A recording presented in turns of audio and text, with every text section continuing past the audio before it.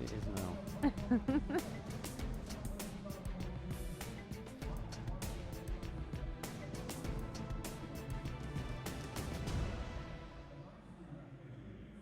Well, a very good morning and welcome back to Oberwart in Burgenland, Austria for day 2 of the Junior European Championships 2015, and a very warm welcome to Sandra Zaghetti. Good morning, Sandra. Good morning, Sheldon. How are you feeling about I'm today's excited. competition? I have to say I'm excited. Enjoy yesterday? Absolutely. We've seen some stunning judo. It wasn't boring at all, and I think we are looking at the draw and our players today. We are looking forward to another set of good judo today. So I'm excited. Well, we've got 8 weight categories to bring to you today. We're going to start by looking at the top 4 seeds in each of those weight categories, and we'll start with the women in the under 63 kilo category. I'll just run through the top 4 seeds, and then Sandra will give you a couple of picks from each weight category. So the number 1 seed in the under 63 category is Lucy Renshaw of Great Britain. The number 2 seed is Elisabet Teletsidou of Greece. The number 3 seed is Diana Zhigaros of Russia, and the number 4 seed is Ljubljana Piovasana of Great Britain. Sandra. For me, it's Elisabet Teletsidou from Greece, and for sure one of the British girls, either Lucy Renshaw or Ljubljana Piovasana, will go through, I believe, to the semi-final or final stage. So these are the 3 names I would be looking out to. Okay, well, you should know them. That's a category in which you've got plenty of experience now. The under 70 kilo category. The number 1 seed is Sanne van Dijk of the Netherlands. The number 2 seed is Alexandra Samadzic of Bosnia-Herzegovina. The number 3 seed is Michaela Polonis of Austria. And the number 4 seed is Alessandra Prosdocimo of Italy. No doubt it's Sanne van Dijk. I just pick one name and I put anything on it. That's she will win today. All right. I mean, you never know, but Sanne van Dijk it I'm is. quite confident with her. In the under 78 kilo category, the number 1 seed is Larissa Grönwald of the Netherlands. The number 2 seed is Sara Rodriguez of Spain. The number 3 seed is Beata Pakut of Poland. And the number 4 seed is Jasmin Lesterhuis of the Netherlands. Beata Pakut from Poland. She won silver medal last year Europeans juniors and bronze at the World Championship. So she got the medals and the experience. I think, yeah, we will have to look out for her today. And in the plus 78 kilo category, Vasilina Krychenko of the Ukraine is the number 1 seed. The number 2 seed is Anna Zaleczna of Poland. The number 3 seed is Katarina Lucia Vukovic of Croatia. And the number 4 seed is Yulia Lyanichenko of Russia. Where are we going with this one then? I've got 2 picking this. One is Vasilina Krychenko from Ukraine, number 1 seeded, and number 3 seeded I picked. That's Katarina Lucia Vukovic from Croatia. So I think that could be the possible final today. All right, we'll take a quick look at the 4 weight categories for men. The under 81 kilo category. Levan Gugova of Georgia is the number 1 seed. Number 2 seed is Frank de Witt of the Netherlands. Number 3 seed is Stuart McWatt of Great Britain. And the number 4 seed is Henri Egotidze of Portugal. Frank de Witt from the Netherlands. He picked up a Grand Prix, a senior Grand Prix bronze medal in Zagreb this year. So he's got experience not in junior but in senior field. So I think that will take him further. And I've been informed to look out for Marco Bubania as well for Austria. So just wait and see. Okay, yeah, Bubania. Yeah, that's a good call, actually. I remember the name. Okay, in the under 90 kilo category, the number 1 seed is Nicolas Sherazadishvili of Spain. Don't be mistaken for that one. The number 2 seed is David Tekic of Germany. The number 3 seed is Piotr Kutsera of Poland. And the number 4 seed, Firudin Darashov of Azerbaijan. Definitely Spanish, Nicolas Sherazadishvili. He's got Junior World Championship silver medal from last year and also won Senior European Open medal. So yes, I think him and David Tekic maybe from Germany can battle for the gold today. All right, in the under 100 kilo category, the number 1 seed is Niyaz Ilyasov of Russia. The number 2 seed is Dominik Schönefeld of Germany. The number 3 seed is Slobodan Joda of Serbia. The number 4 seed is Anton Zavitsky of Ukraine. This is an easy one. For me, it's definitely Niyaz Ilyasov of Russia. Yeah, firm favourite. Yes, I couldn't pick anyone else right now from this weight category. And in the plus 100 kilo category, Ruslan Shakbazov of Russia. Number 2 seed, Tamerlan Bashayev of Russia. The number 3 seed is Žarko Kulum of Serbia. And the number 4 seed, Sergei Zviriev of Ukraine. In this final weight class, I'm looking for a Russian final. So that's Ruslan Shakbazov, number 1 seeded, and number 2 seeded Tamerlan Bashev. That's my pick for the day in the over 100 kilogram category. Right, well, you at home have the choice of the tatami that you want to watch. We've got 4 tatami here. Click 1 to watch 1, 2, 2, 3, 3, 4, 4, or click on our commentated channel to stay with us, and we're going to jump from one mat to another. Now, where are we going to start this morning? That's a good question. Well, I don't think we're going to start on mat number 2. So, maybe we've got a good choice. One? Right. The opening contest then on mat number 1 in the under 100 kilo category. I'm going to take it from these sheets, if you don't mind. No problem. Daniel Herbst of Germany faces Rafał Kozłowski of Poland. It's Herbst in the white judogi, Kozłowski in blue. Sit back and enjoy the action.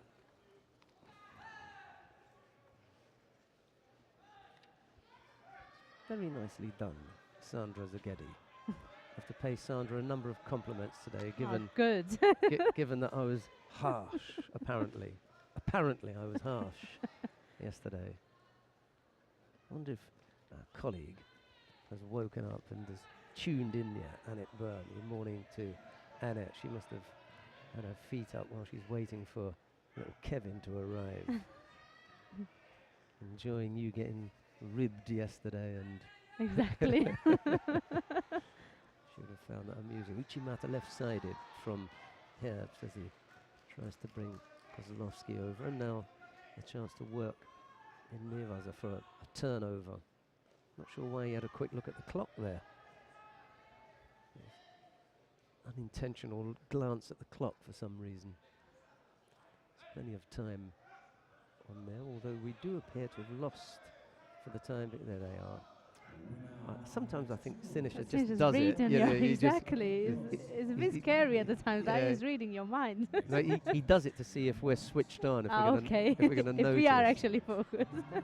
Well, we've already had our first coffee for the morning, so we are on the ball. The first fight's over, by the way. That didn't last long. The Lithuanian on that too. Was it the Hungarian that did him up? Or maybe the Hungarian got done.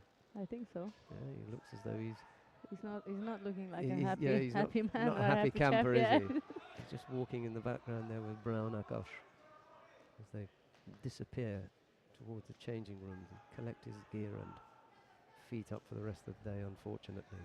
Early shower. Herbst has picked up the single Shido. Kozłowski, Shido less at the moment, although he's a little bit bent over and defensive at the moment.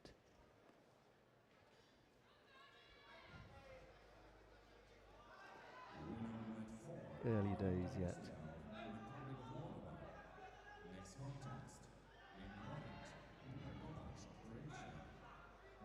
Just for our information for our audience, I'll tell you the mat division of today in case you are not aware of that or looking out for some categories which have not been displayed yet. So mat 1 will deliver under 100 kilogram and under 70 kilogram category. On mat 2 we will have the under 90s and under 78. Mat 3 will bring under 81 and over 78, and mat 4 is the under 63s and over 100 kilogram category. So that's our lineup for today.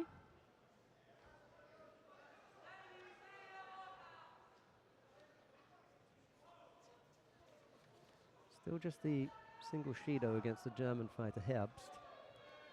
Although that's going to change now, I think, for a gripping infringement. He picks up a second. He's looked a little bit untidy, I'm afraid, which is unusual for German fighters. They tend to be well prepared. That's right. He just looks a little bit ragged.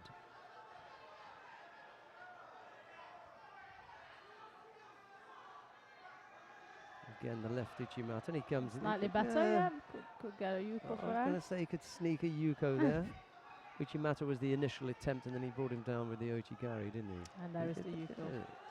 There he is. I wonder if we'll get Michelle Goshin up here. She was a heavyweight last year. She's injured. But I did see her in the venue.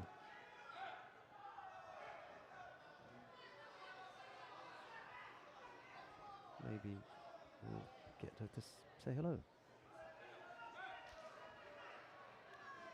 Herb's managed to come up with the score. We'll try and coast the rest of the way, I think. You see that it's just become really defensive now, sticking out the left arm, keeping the right side away, and he has another look at the clock. And he's looking at the clock. He was looking at the clock after 15 seconds. So there's the replay from the combination of the Uchimata into an Ochigari. He's picked up a third penalty as well. He hasn't been the happiest of fighters. No.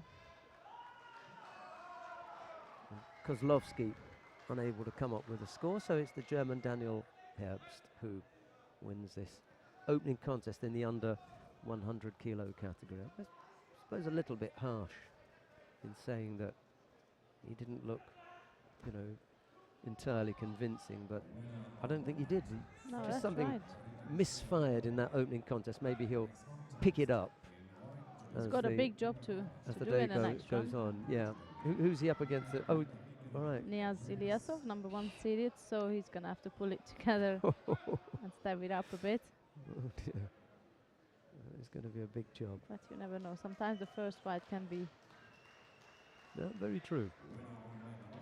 like, very true. as they say, a warm-up one. Get the nerves and everything out, and then might be a different person coming back in the next round. We shall see. But now we have next one coming up is Boton Kons of Romania versus Lazar Jakovic of Montenegro. That's still the under 100 kilogram category. Look, one coffee may not have been enough, I'm afraid. May have to get a second one. Not a bad idea, Sheldon. We'll wait until they bring it up, I think. All right, we're underway with the second contest in this opening round in the under 100 kilo category.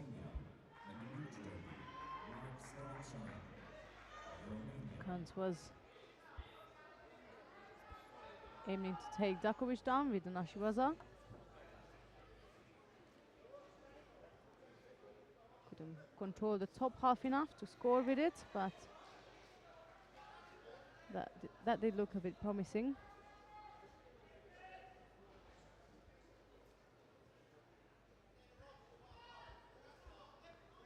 He's Kons again, seeking for a top right-handed grip. Dakovic is well aware of that, so he's trying to take the arm off. It was too late now. Kons got the grip on the top right.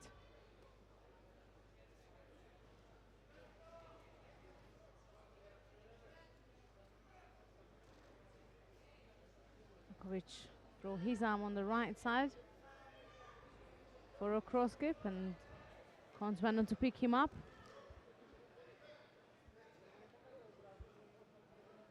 That's a penalty for Dakovic so far.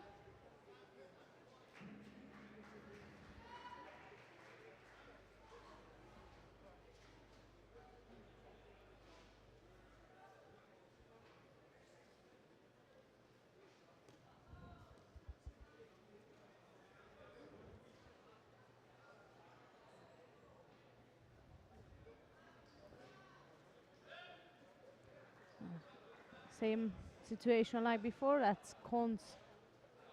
He's got the more dominant grip, and Dakovic is hanging on to that right sleeve of Kons, trying to get rid of that arm. There he's trying to go with Ochigari.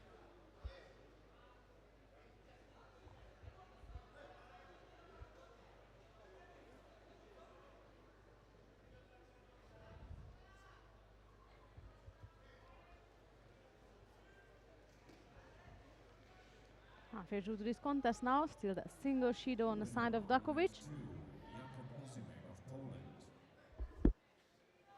Next contest in white judo, Daniel Muketa of Belarus, and the blue Now judo, second penalty has been given to of Bulgaria. the Montenegro fighter. And there is Conte again putting his attack right across on the right side. Dakovic was trying to counter him.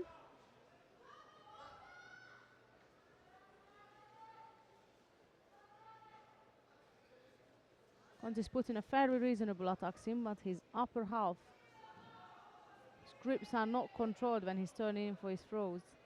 And that's what causes either almost getting countered or just getting dropped off his opponent.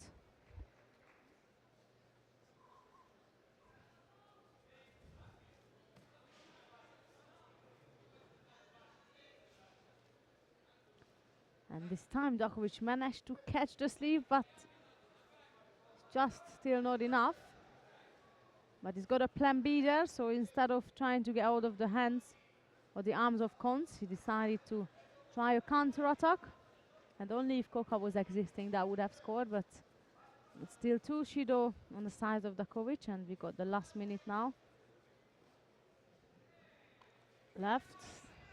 Dakovic initiated an attack as Sumigashi, and he got caught right underneath Konz into a Saikomi Vaza. Next contest in white judo, of France, And I think that will be it Becca Gviniashvili of Germany. for this contest. So we are moving down to mat 2 as number 4 seeded. Firudin Dadashov will be coming up on mat 2 soon. There is the replay before we switch. That was Dakovic initiating attack. He got stuck underneath Konz, and there is the Osaikomi. And the winner in the opening round for Konz.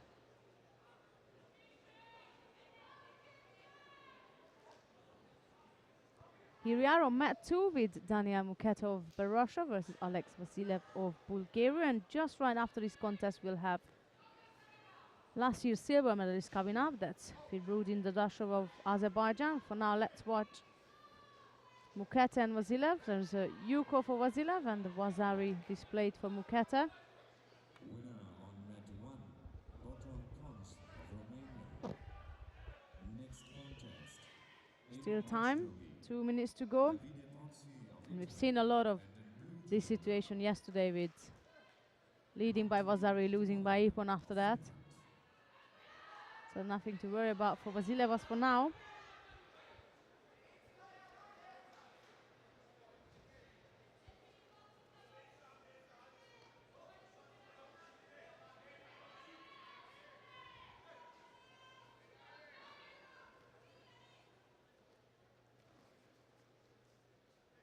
Was another attack initiated by the Bulgarian fighter.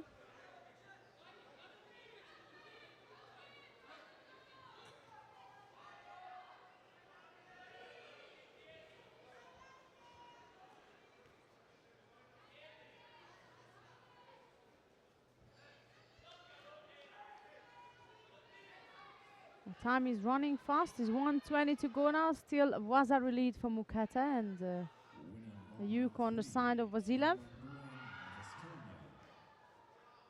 Next contest on mat 3 in white Vasilev judo, is seeking Timko of to Germany. go on the right, and all Muketa is doing is just keeping a distance. Latvia. And just as I said that, he dropped underneath with the left-sided Morota. There is. And that's the replay of the score, of the Yuko score by Vasilev. Nice right-handed Ochigari. Once again, Muketa is trying to keep a great distance. You can see he's got a stiff arm with the left hand. He just wants to make sure that this is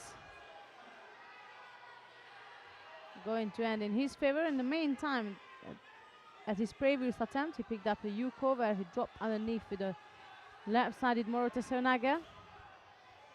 That was the birth of a Yuko, so that's a Vazari Yuko lead for Muketa, and 30 seconds left to go.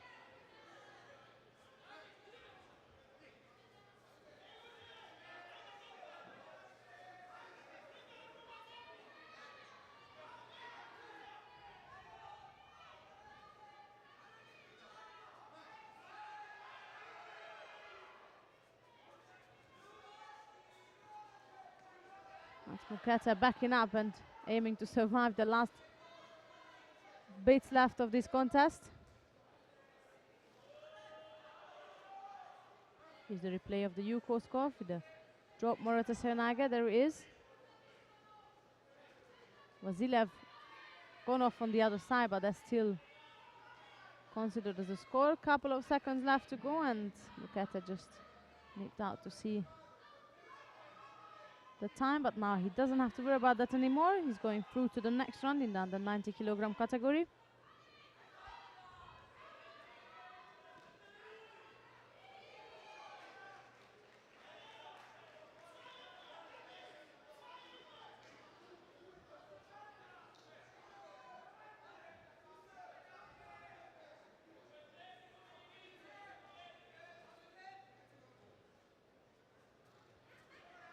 And his next contest will be against Jakub Ozimek of Poland, who just won his previous contest.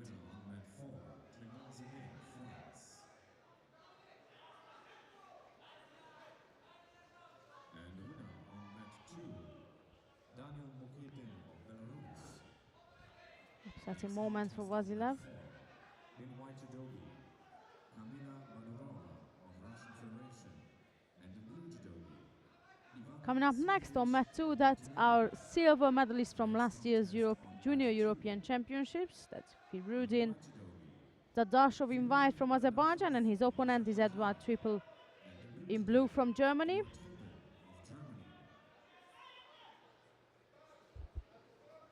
So let's see what Dadashov's got for us today. Mounting off calmly with the left hand stick inside, drops underneath of Triple.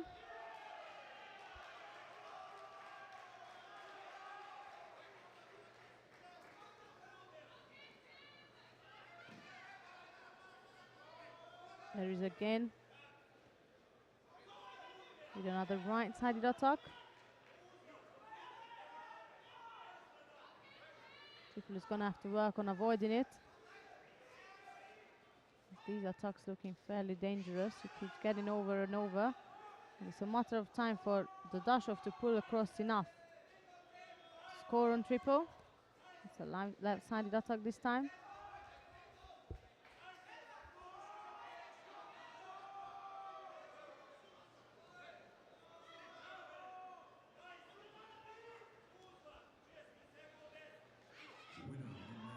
Triple picked up a penalty. And here is a stunning Vasari from Triple. Did not expect that, but instead of struggling with the left arm of Dadashov, as I see at the first minute of the contest, he decided to actually use that grip. He couldn't break it, so he used it and gone for a left-sided Makikomi. Scored for Vasari. There is. He couldn't deal with getting the hand off and getting the sleeve. He thought, right, then I'm going in. So that was a lead for Triple. And instead of Vasari, which has just been upgraded to a Nippon, so pardon me, that's the second Vasari. We just missed because of the replay. We couldn't catch the action, but let's see then the second Vasari. We won't see that. So we had one. That should be enough. But anyway, so Vasari was a Nippon win, and Dadashov, number 4 seeded, is out of the competition today. winner on mat 2, Eduard Triple of Germany. Next contest, in white judogi, Oliver Nelma. Here's the replay of the first Vasari. Beautiful left-sided Makikomi. Right, coming up next is Oliver Nelmark of Denmark versus Ivan Djukanovic of Serbia. That will be Nelmark in white and Djukanovic in blue. Next contest, in white judogi, Becca of Georgia. And in blue judogi, im blauen Judoanzug, Gviniashvili aus Österreich.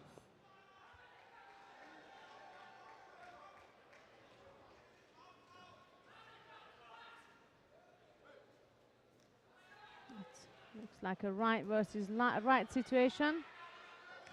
I'm not sure if Djukanovic got caught right there. That he did. You could see, you could tell. But Närmark puts on the Ashiwaza attempt. You could tell that he got caught in a Shimewaza. You could tell that he will get caught because his neck was so wide out and his hands were nowhere nearby defending. So that's a quick thing for Oliver Närmark. He's going to go through to the next round. Next contest in white judo, Becca Gviniashvili of Georgia.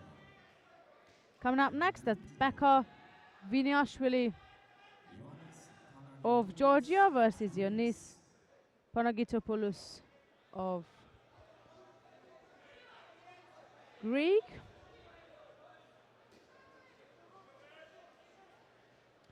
So he is an experienced fighter, both in the seniors and juniors.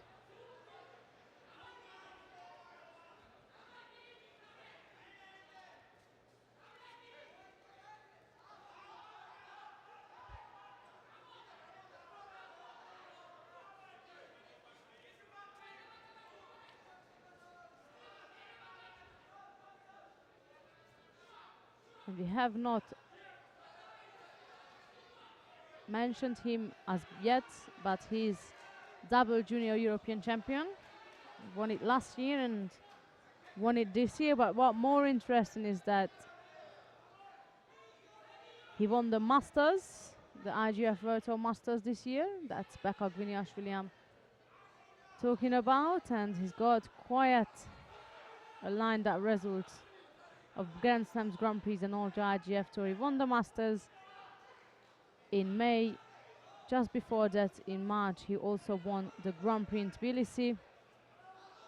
A couple of weeks before that, he picked up a bronze medal at the Düsseldorf Grand Prix, and there's a long list of achievements in senior. So junior is almost not to just mention it, but he's really up on the top, both in junior and senior. And let's see what we got for us for today.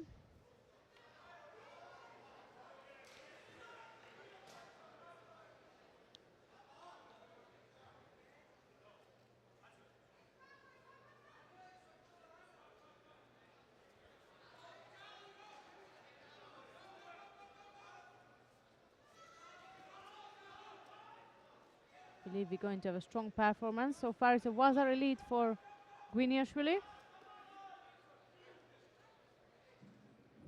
And that's 2 penalties on the side of the Greek fighter. Almost got counter there. Next contest in white judogi, Adela Yakubova of Slovakia, and in blue judogi, Alexander Barton of Finland.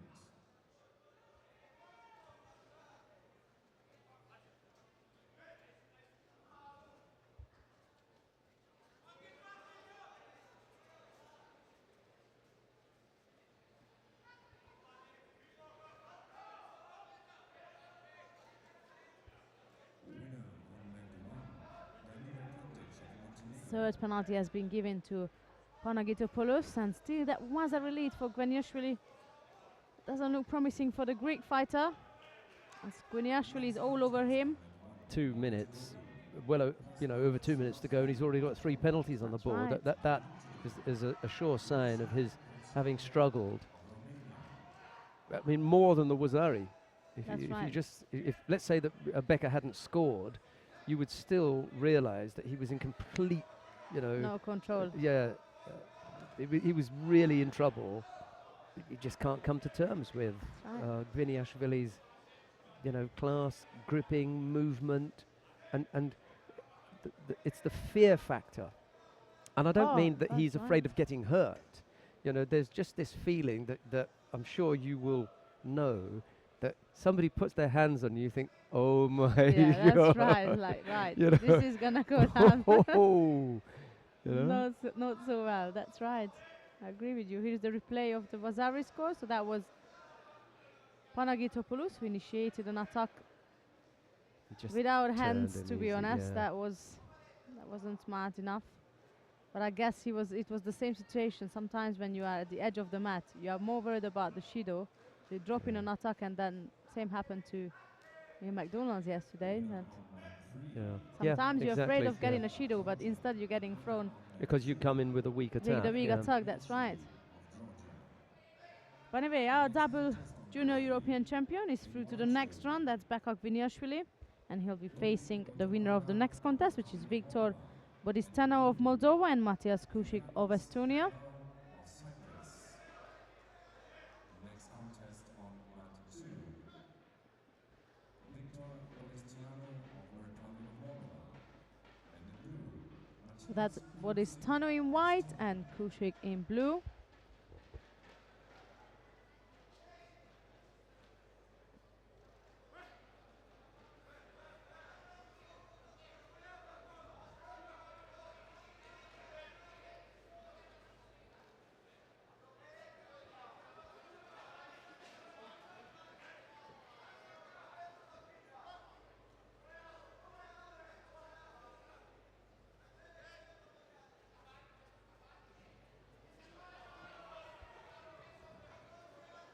It's like a more dominant grip from Bodistano. But that's Kušik is the one who is turning in on the left side with an Uchimata attempt.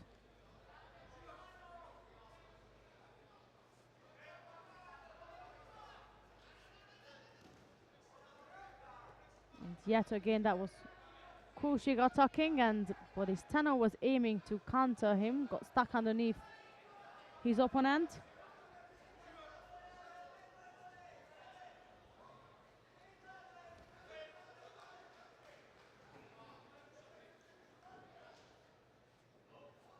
It does look like Bodistano has got a stronger grip, but then again it's always Kušik who is going for the attack. And those attacks aren't bad at all.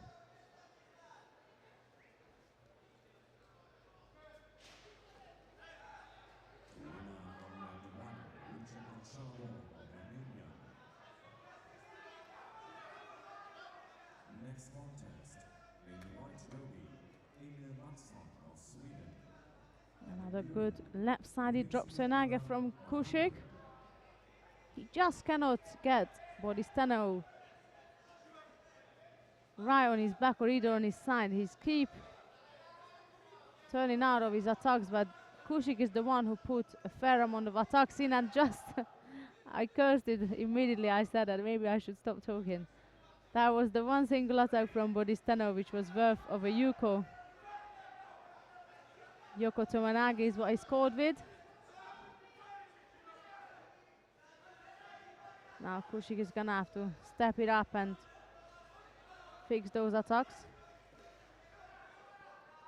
Still a long time left, and Bodistano has decided to just put his arm inside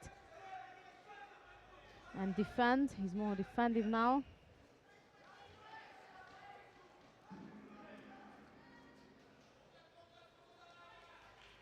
Halfway through to the contest.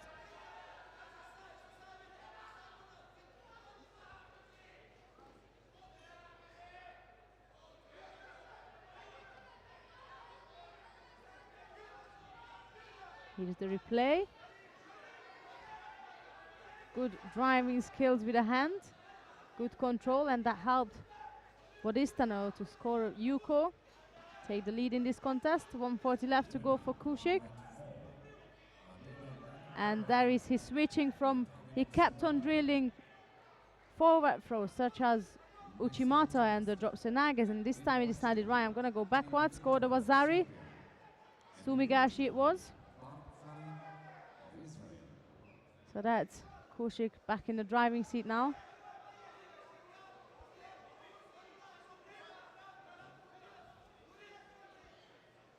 Quick medical attention needed for the Moldova player. And I just nipped the mat free. His teammate is fighting as well. That's Dorin Gotonogaga.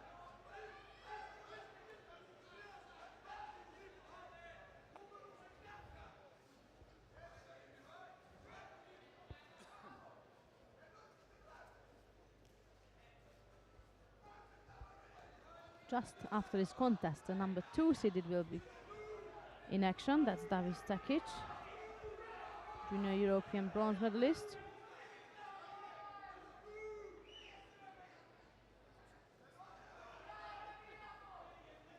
Here's the replay of the sumigashi. That was a verve for Wazari. 1:20 odd seconds left to go.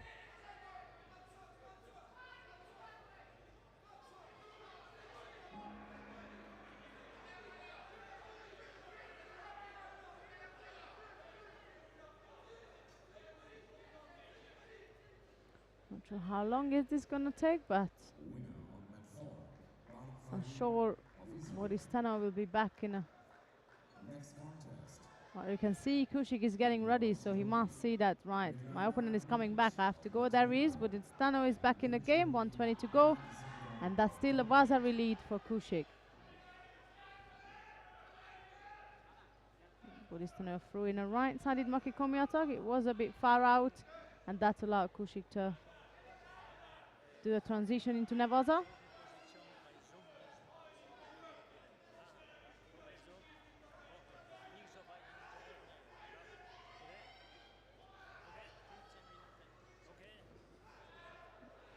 Drops an angle on the left side from Kushik. Under a minute now.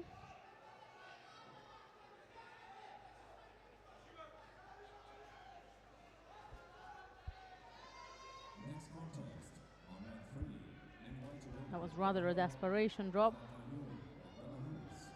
Picking up Bushido for that.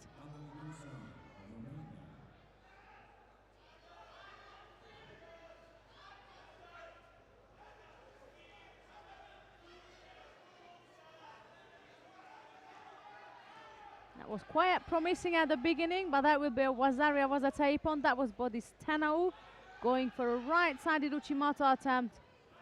Of course, you've got 20 odd seconds left to go. You're going to have to throw an attack in, and that was just not strong enough. Kushik countered him, so that's a Wazari Wazatapon. And that's Martis Kushik who is going through to the next round. And he will have a big job facing double junior European champion, Becca Gviniashvili.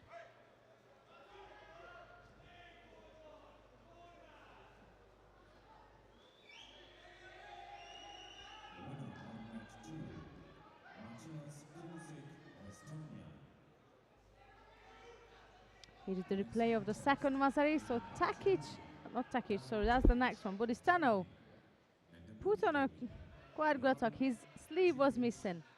The sleeve was missing, and with one hand it is difficult to throw. But there is Kushik going through. Right, next one up is number 2 seeded David Takic of Germany, and he'll be facing Mladen Dinovic of Serbia. That's Takic in white and Dinovic in blue.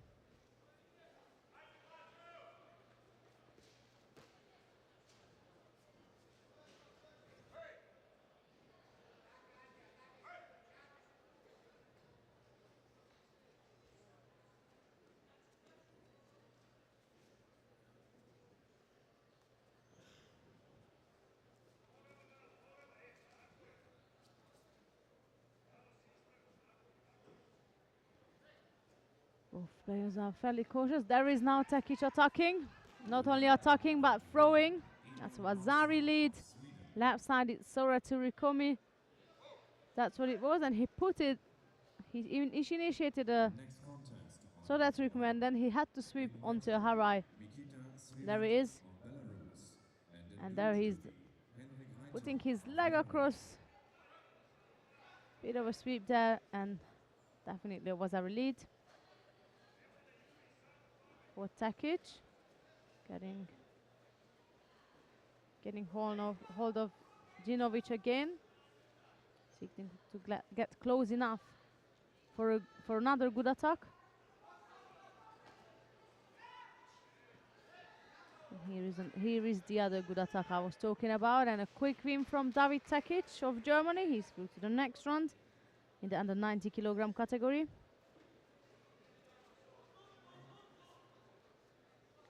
Looking very sharp and very promising for today.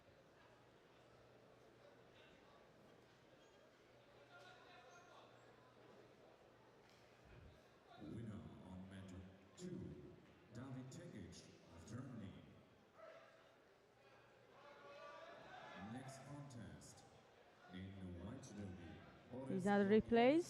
of Bulgaria. And in blue, Thomas Bjerregaard of Denmark.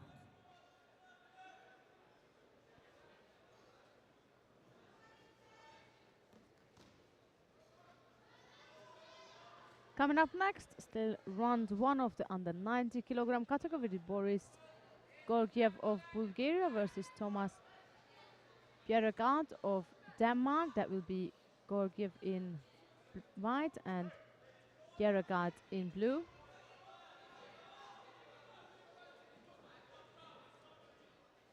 Bjerregaard's teammates have done a quick and a good job in the first round. That was now Mark.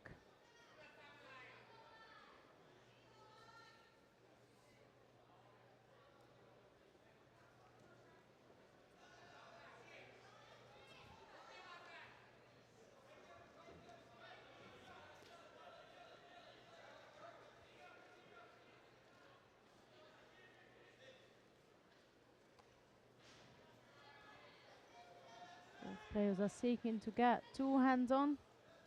One is into the right, the other one is onto the left side. Once they got the sleeve, I believe, going to shoot an attack out.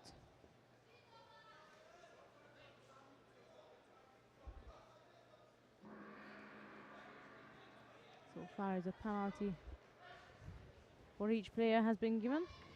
Until they get hold of that sleeve, there is now Grigoriev switching to the other side. Until they get a hold of that sleeve, none of them will put in any big attacks. That was now Bjerregaard getting hold of the sleeve, going for an Uchimata. And Georgiev countered him. Winner on mat 3, of Belarus. Georgiev working Next to get that. in white judo, Alessandro Oh, it's on. Osaikomi is on, and that Yuko has been given for the counter attack. That was Bjerregaard going for Uchimata. Georgiev countered him just with 1 second to go until the end of the Osaikomi Waza. The Danish fighter managed to escape. The leg is trapped. I wonder if Georgiev is gonna get his leg out. He lost control over the top. Was a lead for the Bulgarian, and 2 minutes to go.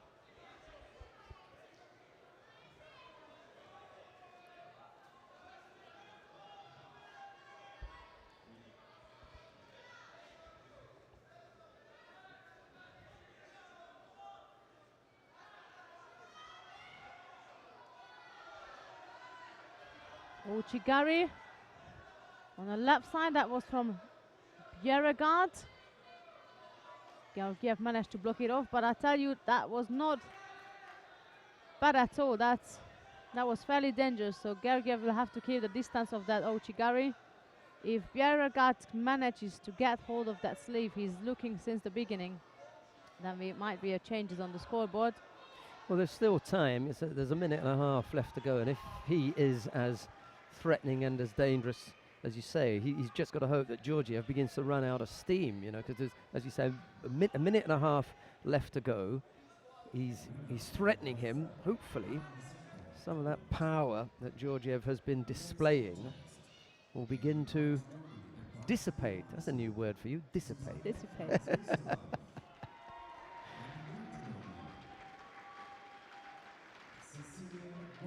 That's Yes, I mean, sometimes when you lead and you just start backing up, and that's my immediate opportunity for Bjerregaard. I mean, that was that it didn't come off a throw, it came off a hold down.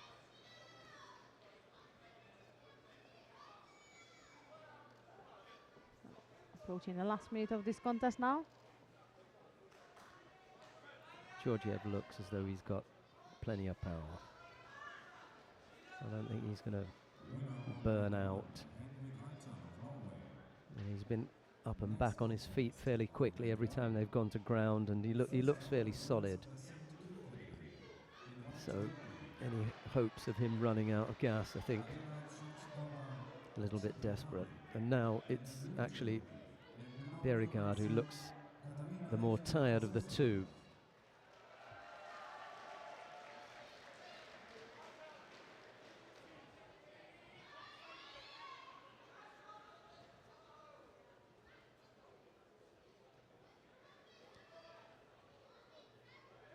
Seconds left to go, and as you said, that again is Georgiev who puts the attack in.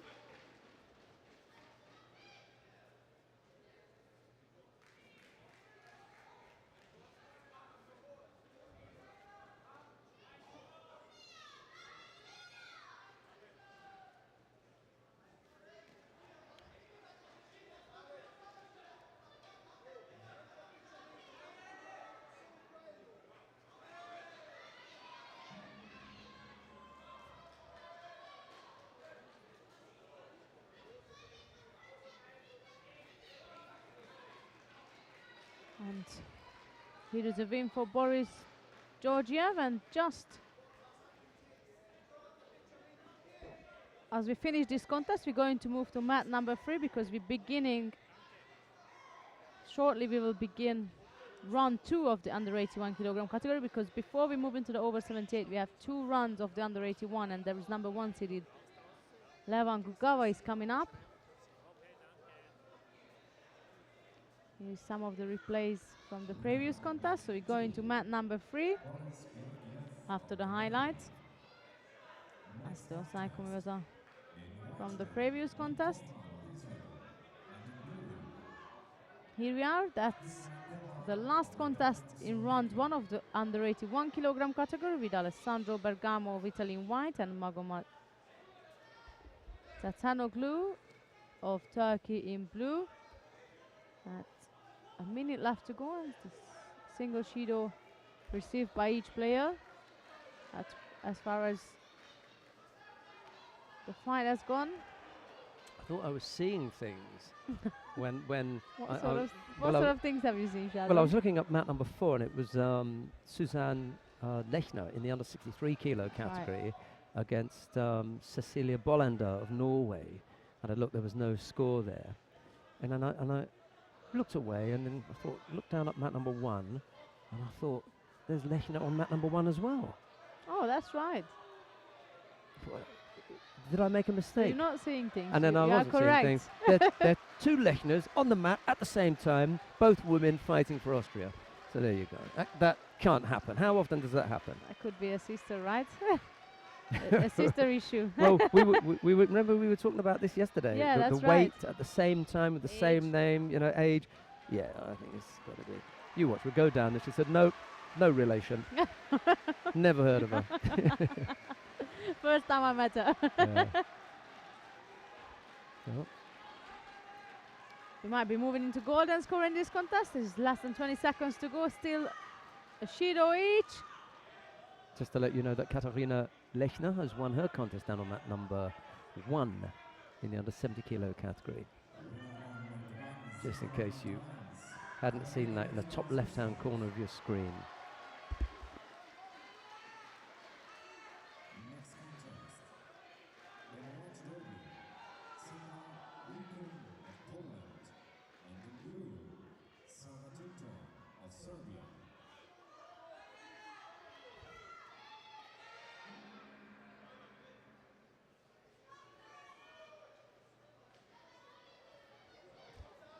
So this is it. That will be a golden score here between of Bergamo and Ikanoglu.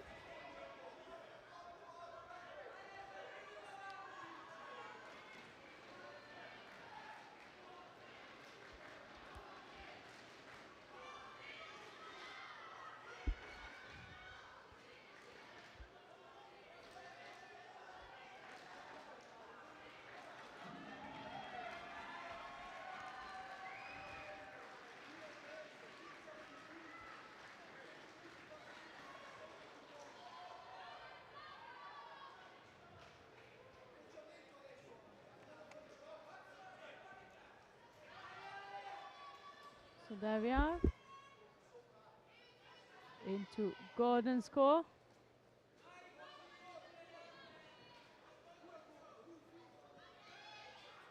And Susanna Lechner on mat 4 also won her contest.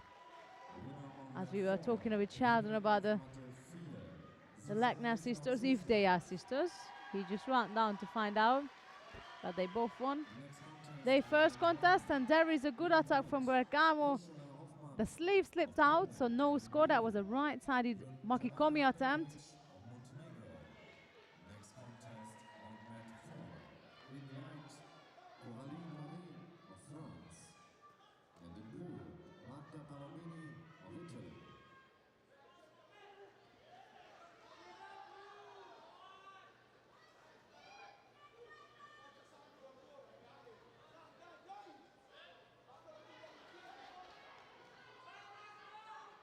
Approaching the first minute of this golden score contest.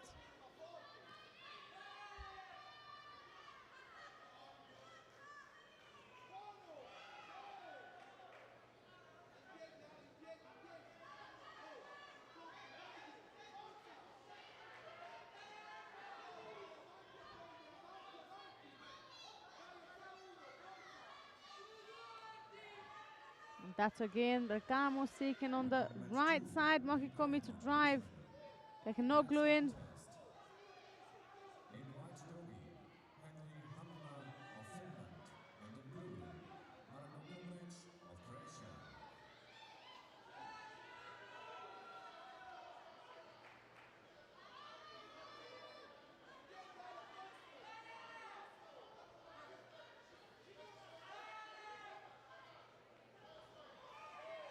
And there is the decision from the referee that Magoma Tekenoglu, who receives a penalty in over a minute in the golden score. So that will be Alessandro Bergamo of Italy, who is going through to the next round.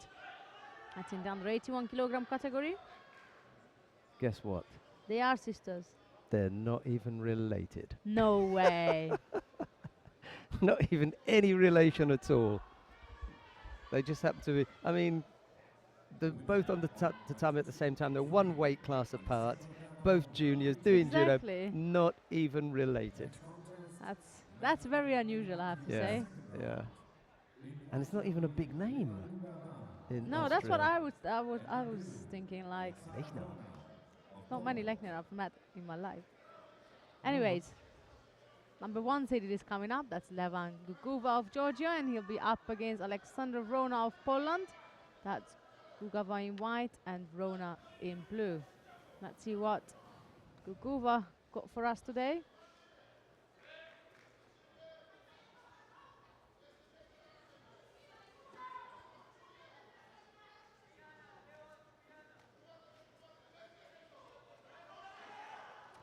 He's got a nice Uchimata attempt on the left side.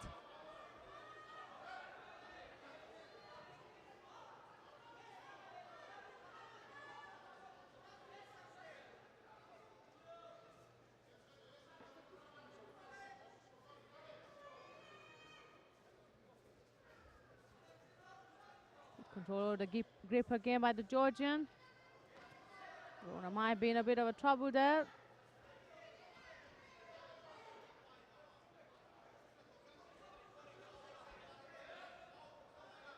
Judo for both players. Besides that one Uchimata we've seen at the beginning, there's not much attacks has been initiated by neither of the players. But there is now Gugava trying to get hold of, get close to Vrona. Tapping in with the Uchimata.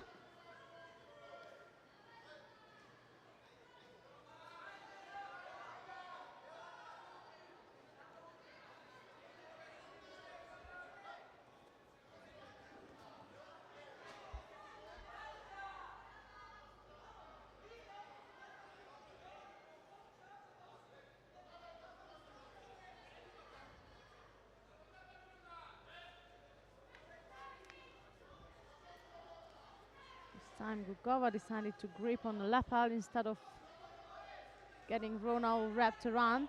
But there is he again going over the top. Trying to get Vrona to wrapped up and going for the Uchimata. Beautiful attack again. But Gugava is rather holding on to the lapel than the sleeve with his right hand.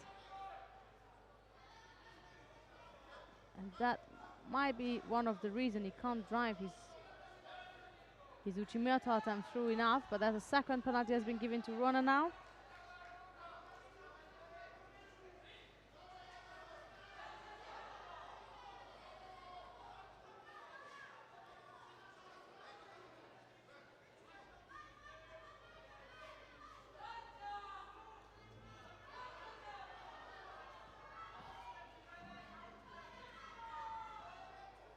Gava just looks very solid in comparison to Rona.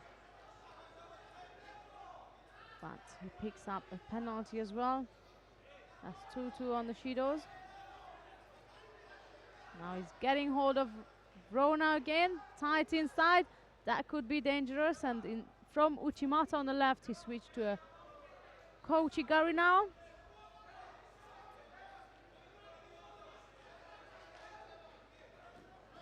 Winner on mat 1, Joanna Prekovic of Montenegro. And the winner on mat 4 is Coralie Marie of France. Next contest, mat 1. Approaching the last minute of this contest.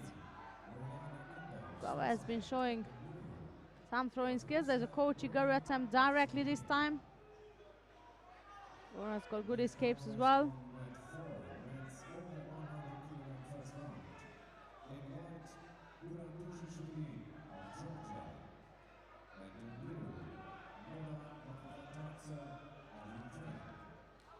Third penalty for Rona with a minute to go.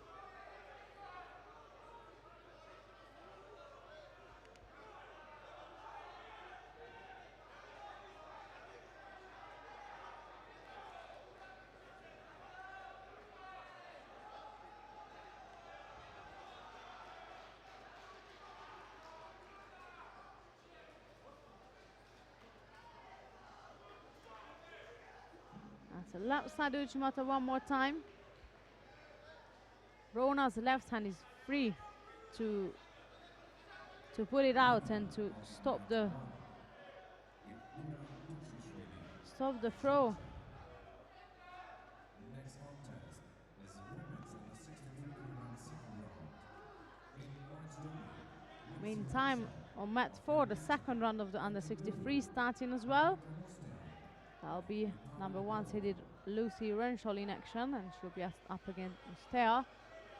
But we stay in here and let's see how Gava is getting on with the finishing last 16 seconds. And then if the girls are still in action, we're going to move down to mat 4. But for now, 15 seconds to go. Still 2 to 3 Shidos. next contest are mat 2.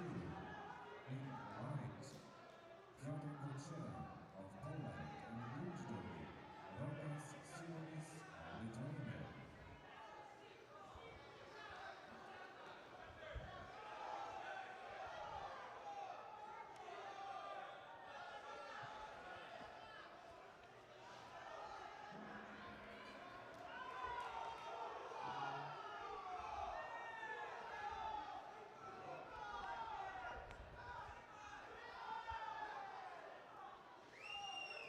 Well, time has run out then on mat number 3.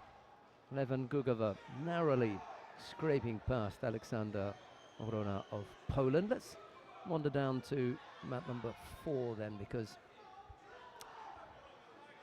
Sandra Zaghetti was talking about Lucy Renshaw. She's one of the seeded players in the under 63 kilo category. It's the number 1 seed then, Lucy Renshaw of Great Britain. Her opening contest against Margarita Mustea of Moldavia. Renshaw in the white judogi, Mustea in blue, and here is Sandra Zaghetti again.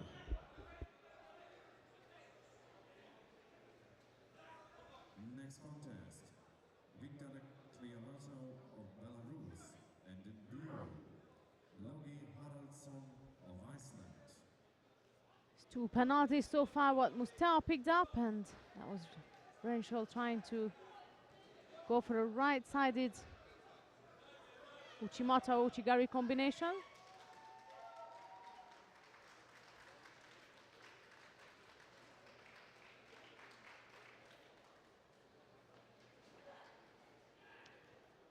she's coming back with Ochigari. Wazari score for the British fighter.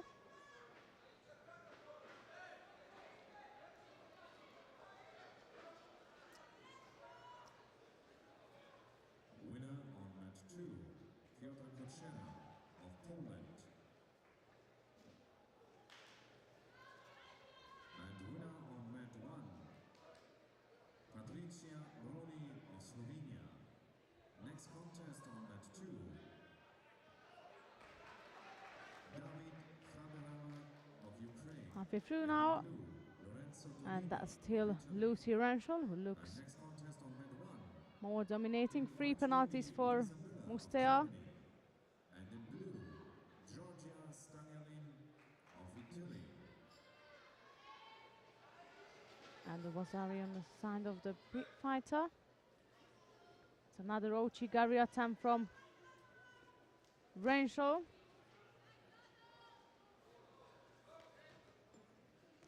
Mustea might be in a danger. She had her hands on one side. That was Mustea trying to go backwards with the Kosotogake Tenetsu. That's exactly what I said, but she did have a one-sided grip, and unfortunately over 3 seconds that means you get a penalty regardless whether you have 1, 2 or 3 already. So that's a winning opening contest for Lucy Renshaw, and she's straight directly through to the quarterfinals of the under 63 kilogram category.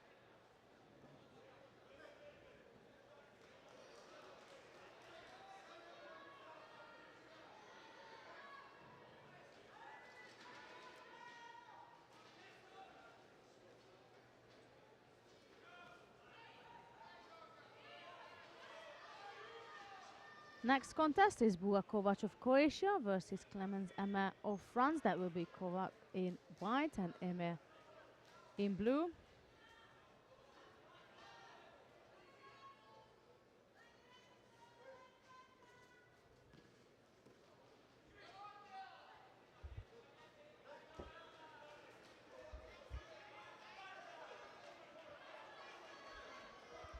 Both players had their first contest in the first round. Kovac defeated Riken of Greek and Emma overcome Brauninger of Germany, and here they are battling for the spot in the quarterfinal.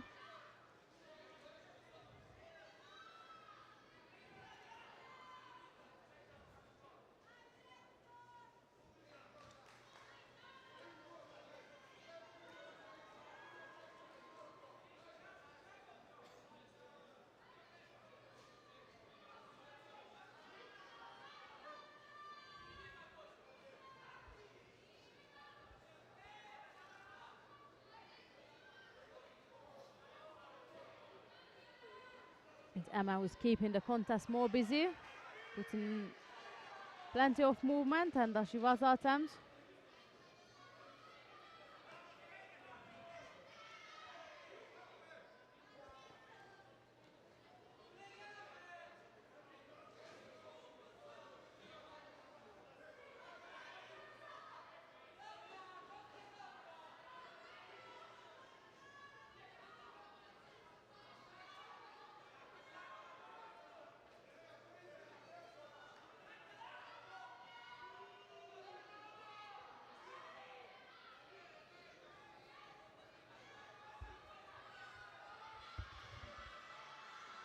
But again, Emma putting Kovac under pressure. He just slightly stepped out of the contest area, but that was enough to pick up the penalty which comes with it. Kovac now taking a top right-sided grip. That's Emma putting in a not so effective attack. Winner on match 1, Isabella of Germany. Next contest, men's under 100 kilogram second round. Kovac is, In white derby, Nias Ilyasov of instead of Russia going for Federation. Uchimata, she decided to try an Osotogari, coming back for Makikomi. She didn't manage to score, but she did manage to get Emma under pressure enough so that she picks up a a penalty for passivity, so we're back where we started from. Under 2 minutes to go now. Ooh, I've just seen a beautiful ippon. I believe that was on mat 2. Some stunning also to Gary by Ukrainian fighter.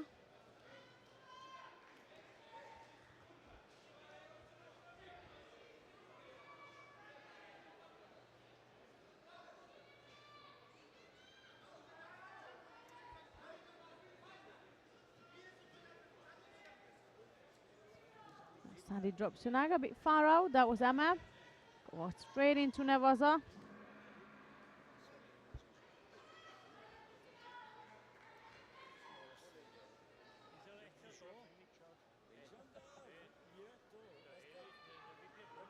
That's now Niaz Ilyasov, number 1 seeded in the under 100 kilogram category, who's in action on mat 1.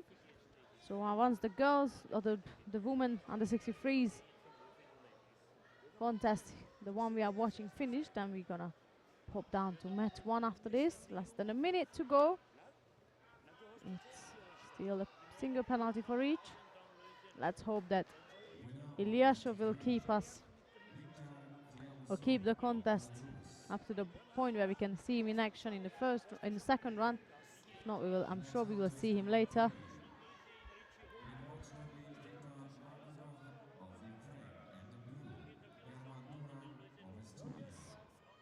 Double the penalties now.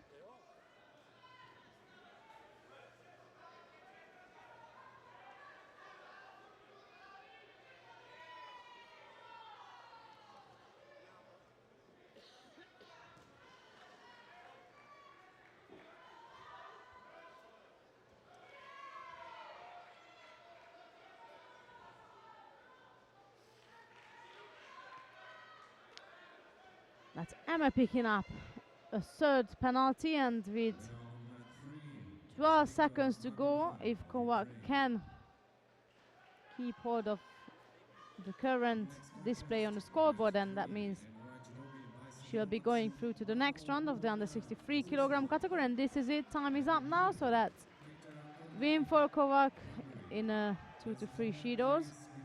But let's quickly go down to mat 1. We have number 1 seeded Niaz Ilyasov, and I can see that has received 3 penalties by now. There is number 1 seeded Niaz Ilyasov of Russia in white and Daniel Herbst of Germany in blue. He's going to get another now. I'm surprised that they gave it to Ilyasov.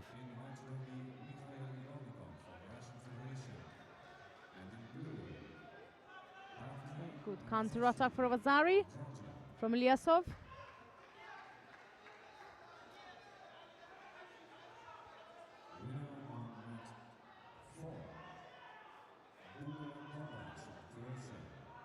In the meantime is Marco Bubana on mat 3.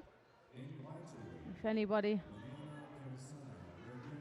wish to watch, we've been informed that he could be the surprise of the day, so we'll keep an eye on him for sure, but for now it's a Vazari lead.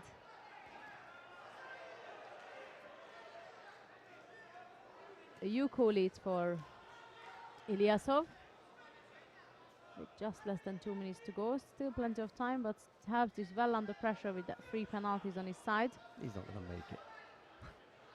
I mean, he showed in the first contest that he was struggling to keep things tight.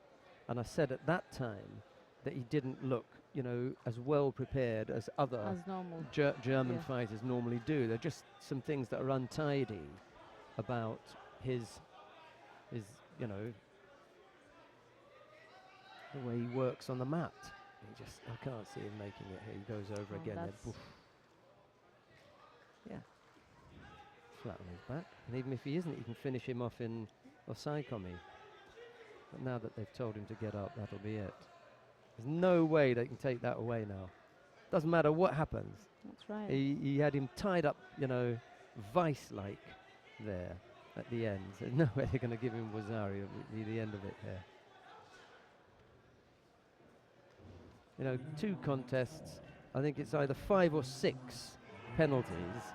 You know. Oh, there, that's right. He's got to tidy that up. You know. If he stays off the penalties, he's got a much better chance of putting the pressure on his opponent, Ilyasov, and that's the top man. You know, fights the number one seed. He runs him reasonably close. Yeah, Yuko. That was a good score for Yuko. Gave Wazari initially, but it was Yuko. Ljubljana Piovasana won her contest, her opening contest, so she's through to the next round. Right, on the mat now. Who have we got now? Sandy. We got Joseph Terhek of France in white versus Boton Konto in blue, and he's from Romania. That's the second round, still in the under 100.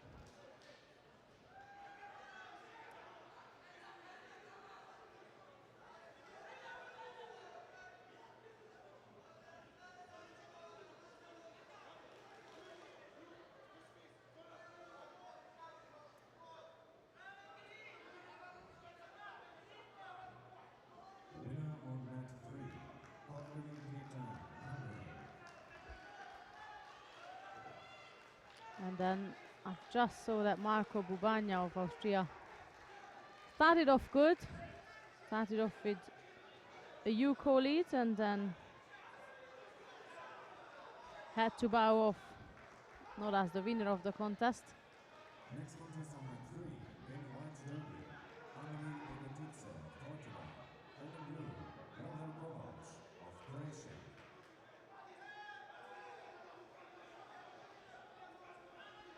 Who was the German girl yesterday that had that penalty problem as well? Wasn't there one?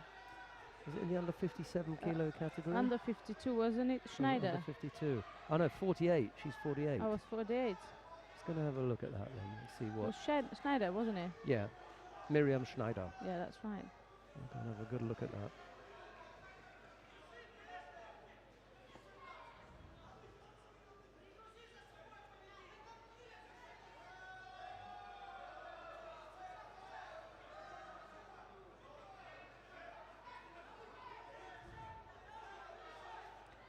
And now we are a step away from having an all-Brit affair in the under 63 kilogram category in the semi-finals of the top half of the draw. If both Renshol and Vezana will win the quarterfinals, then they get a team battle there. So what's happened to Schneider? No, I'm just yesterday. I was just thinking Yeah. how many penalties she picked up in Quite a few, in her. isn't it? Well, she had 5 fights, and she ended up with 1, 3, 4, 6, 7 penalties, and in each of the contests she didn't. Well, it's not that you need them, but there were things that could have avoided. Yeah, that's right.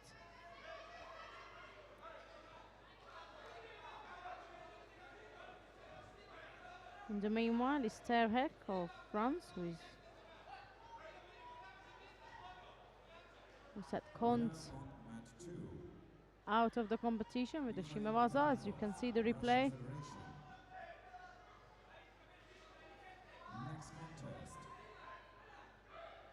In white judo, And as the end for Kont for today, and Joseph Terhek will be up against Niaz Ilyasov of Russia in the quarterfinals. winner on mat 1, Joseph Tarek of France.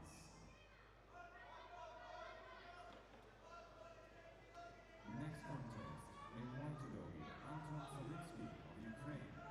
Coming up next, still the under 100 kilogram category, Anton Savitsky of Ukraine versus Otto Krister Imala of Estonia. So that will be Savitsky in white and Imala in blue.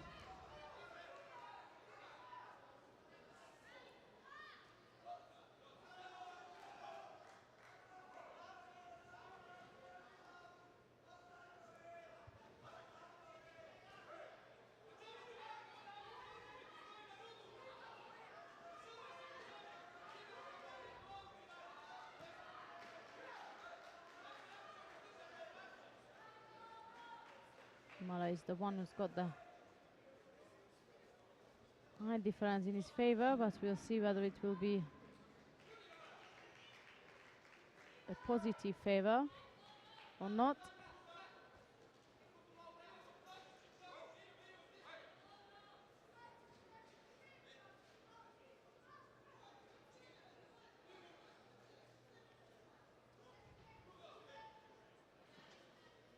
Winner on mat 2, Igor Blondal of Iceland. Next contest. In the women's under 78 kilogram first round. In white, Clara Poticaro of Slovenia. And in blue, Kamila Not much Pasternak happened so of far Poland. except a penalty received by Mala. Winner on mat 4, Adela Jakubkova of Republic of Slovakia. Next contest. In white judogi, Elizabeth Telsidor of Greece. And in blue, Bar Farin of Israel.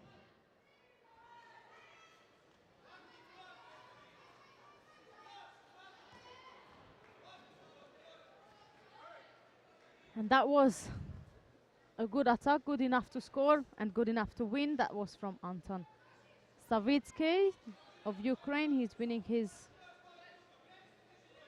contest in the second round of the under 100 kilogram category and put himself through to the quarterfinal test stage, and I'm sure we'll have a replay of the throw in a minute. Winner on mat 1, There it is. Anton Savitsky of Ukraine. Next contest. In white judogi, Greatly Oleg executed. Abayev of Russian Right-sided Federation. Harai Goshi to end the contest with. You could see when he pulled the sleeve across. First, when he started the throw or initiated the attack, his sleeve wasn't, or the sleeve wasn't controlling him. But once he pulled it off and across his body, that was it. Imola was going to fall. But let's see who is going to be the opponent of Savitsky. That will be deciding between Oleg Abayev of Russia and Davide Pozzi of Italy. That's Abayev in white and Pozzi in blue. Winner on mat 3, Andrei Egotidze of Portugal.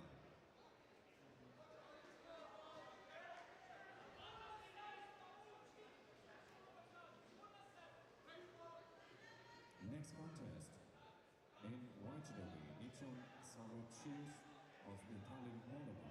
And in blue, Thomas Snijders of Netherlands.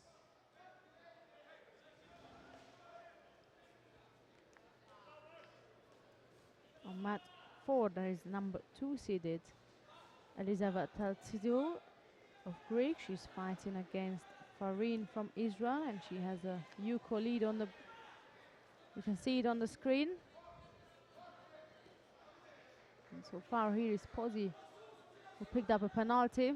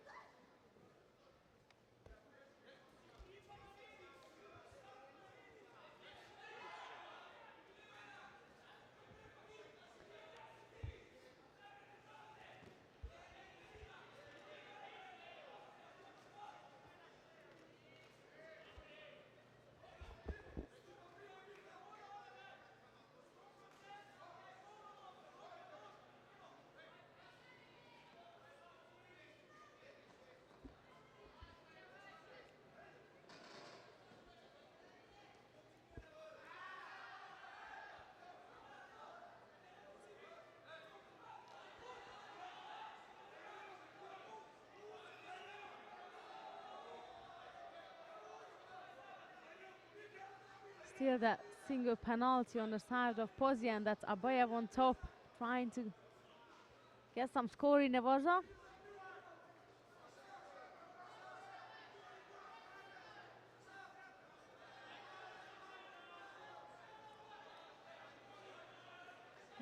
He's trying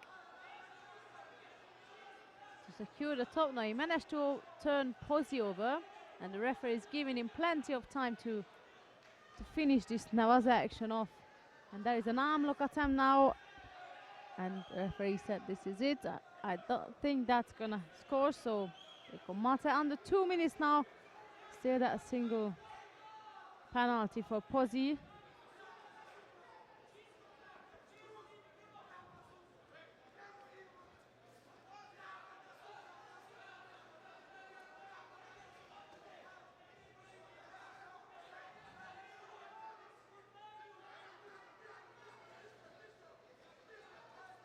Italian gone to get a quick medical. Sure. He will be back shortly.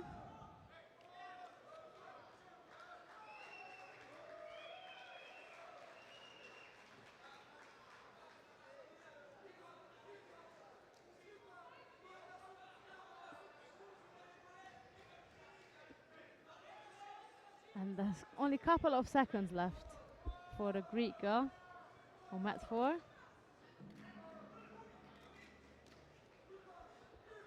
Before she can claim her opening winning contest. It's the number 2 seeded of the under 63s, Judo.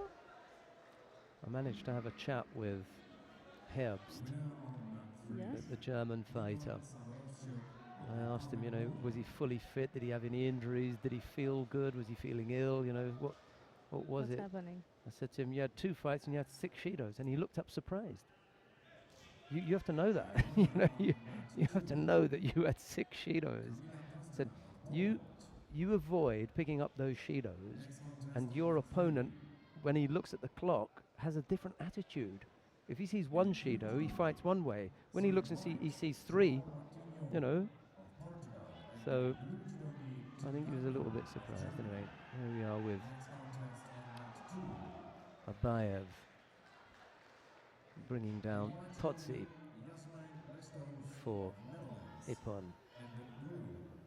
I would love to see the replay of that. Well, I'm sure that Sinisha will. he's on top of that, as he usually is, so I don't think you've got any problems there. Sort that out. Hilda Drexa was looking for you, by the way. She said she will join us in 10 minutes. She said she'll pop back and pop by and join us. Very good. Next contest on mat 4. Netherlands. In white judogi and in blue. That's the replay of the Ippon by Abayev.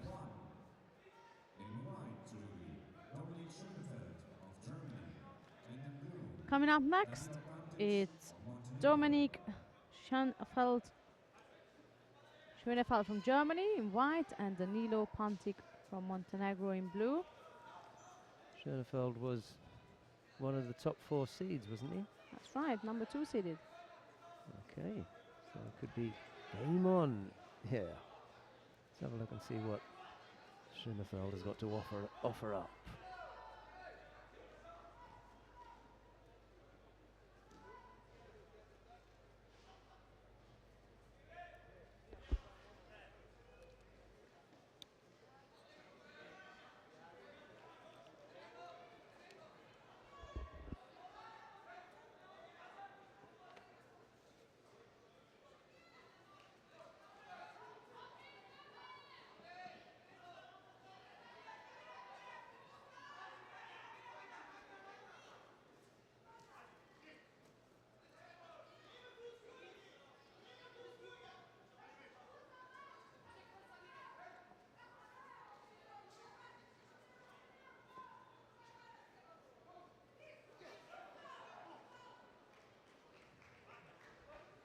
Trying to set something up here. Dominic Schoenfeld.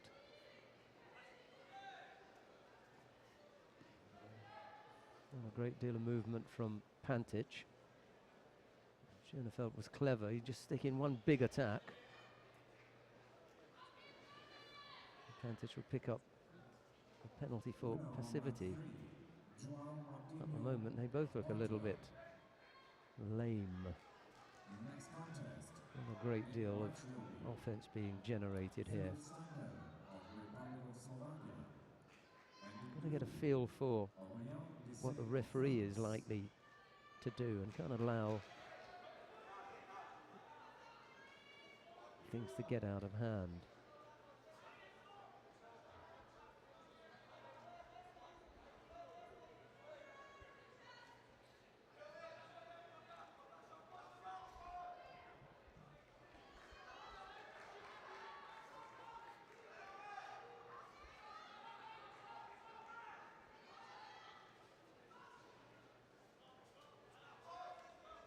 Well, he's given both fighters every opportunity to get on with it.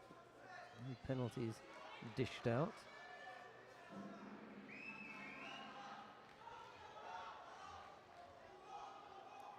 And now horror of horrors. Schoenfeld countered. He's in Osaikomi briefly. Went up to 8 seconds and he just escaped giving up the score there. Yeah, just escaped giving up the score.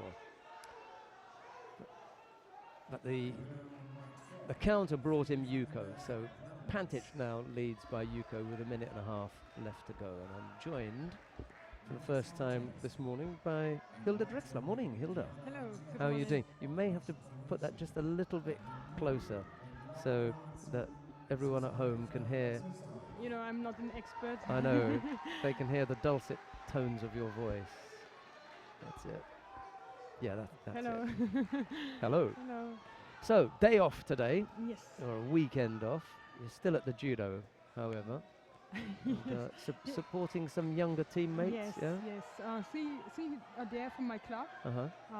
One girl who fought yesterday, and 2 boys, but they already lost, unfortunately. I think one of was Marco one of them. Yes, of course. Marco we had Boban, some hopes for him because he's shown some quality. Yeah, he's really a good fighter. Yeah. Good movement. But I think there's a lot of things going on now at the moment. Right. You know, some troubles in school and How old is he? some other 19. I think he's 19. Okay. Right. Well, we'll get round to the other members of the team. I just want to keep an eye on see what's happening with Schoenfeld because he trails here by Yuko with a little over a minute left to go, and he's been a bit lackluster. We were talking about that very technique yesterday with Surigoshi, and you don't see it a lot because you need Power. a bit of power to bring it off. It's almost like 2 techniques in one, you know. So over he goes for Wazario, and Pantic actually has fought this really well. He's been very, very careful, very, very watchful, and he goes up and then onto the hip. Yeah. Pauling is also very good in doing this. Yeah. I remember her throwing Laura Vargas Koch Oh, in oh the yeah. finals. Yeah. Even Vargas Koch had a smile on her face. He couldn't believe the power, you know, of the girl. He's gone over again, and Pantic this time, I think, will finish him off. Given that he only needs, you know, the 15 seconds to finish him off. Are you healthy? You Yes. well? Everything's okay. Yeah, I'm quite fine. I just came back from holidays Where did you go? Just out of interest. to Tel Aviv, Israel. Oh, okay. Yeah, you're I- busy over there. Yeah. Yes, Alice Okay. Schlesinger and her coach got married, so I was invited to Right. the wedding. It was great. Yeah, really I great. didn't get an invite, by the way. Yeah, but yeah, I think there the Schlesinger family made a mistake. Yeah, So I'm going to point that out. Yeah. to them. I mean, I know them so well. and it was 430 guests, so Yeah. the one wouldn't have mattered. So Yeah, exactly. One more. Well, you know, come and on. you could comment this whole That's wedding right. thing, Yeah. I could have brought my little camera and filmed it for them. Schoenfeld loses out to Danilo Pantic. Comprehensive drubbing there from the Montenegrin. He was in good control of that after the 2nd minute. Always looked as though Schoenfeld was going to come off second best there. He was in good condition as well, the German. I thought, you know, that Yeah. not physically well prepared, but All Germans are, I think. yeah. All This Germans. morning, Herbst, I went and spoke to Herbst and I said, were you sick or something? What happened to you? You know, 6 Shidos in 2 fights, and one of them was against the #1 seed, whom you know, who had a look at the board and decided, well, I don't need to do a lot here. He's giving me the contest. I said, if you don't give him those 3 shidos, he has to fight differently, and you know, you've got a good chance. And what was the answer? Yeah, he was nodding. You know, I don't think he was happy to see me, but right. I'm not sure if we're going to stay here because, well, Gigaros has just won down on mat number 4, and she was one of the picks this morning. Where was that then? Where did we see her name? Oh, in the under 63 kilo category. She's the number 3 seed. So it could be that we may go down there. And given that you are here as our guest, and we're absolutely delighted to have you. It's not the first time that you've been up here, is it? It's the second time actually. Is that all? Yes, first time was in Oberwart 2 years ago. And you know, I remember sweating so much because I was really nervous. really nervous. No. Yes, and somehow you once again lured me into this, and here I am. Yeah, and here you are again, yeah. Well, I've got a reputation for that. Now, I think we're going to stick here. Maybe it's your British charm, or I don't know. Could be. It could be your easygoing nature. Anyway, I'm going to have to read this off the sheet because his name is so long. We can't get it all on one list. Let's see what it is that we've got. We're still in round 2 of the under 100 kilo category. Danilo Pantic of Montenegro is going to face the winner of this contest. It's Sergio Trillo Valerio of Spain. And he's up against the Romanian Luca Cunșabo. So it's Trillo Valero in white and Cunșabo in blue. Those are the 2 fighters on the mat at the moment. There's no score. The Spaniard has picked up the single shido, and there's 2.5 minutes left to go. We're chatting with Hilda Drexler as well, who is fit and healthy, she says, and looking forward to her next competition, which is? In Uzbekistan. All right, we're going to see you in Tashkent. Yeah, we look forward to that. Back on the Judo World Tour then, for you. Yeah, so we have a trainings camp after this competition here. We have a trainings camp in Oberwart. And yeah, then one week or maybe just 3 days at home, and then going to Uzbekistan. Let's see, after we had quite a long time of rest after the World Championships. Not used to this. So let's see. That length of time off. Yeah. But it was really nice. I have finally gained some weight because, you know, my coaches, they want me to. I'm a quite light 63 fighter, and I desperately tried 1 year to gain weight, and they desperately made me, you know, forced me. And 1 week with the Schlesinger family. That was it. Yeah, that's the key then. That's yeah. the key. Did you enjoy your time out there? I really enjoyed it. It's just such a kind and generous family. I really enjoyed it. Sounds as though it was a good gig to go to. I'm looking forward to go back. Now, Frank de Witt is on the mat at the moment. He's on mat number 2, and that's in the under 81 kilo category. He's the number 2 seed. So maybe we could go and have a look at mat number 2. Let's go and have a look at 2. I beg your pardon, you're quite right. Oh, mat number 3. Mat number 3. Romanian Yeah, it was our technician who corrected me there. Is mat number 3. Sinishavir is a top man. He gets very little wrong. So mat number 3. Frank de Witt in the white judogi. Koba Meglishvili of Georgia in blue. The Georgian has picked up the single shido, and it's the Georgian who is doing the attacking there. You know, I'm not so firm when it goes to the young ones. I don't know many of them, but David is a name for me.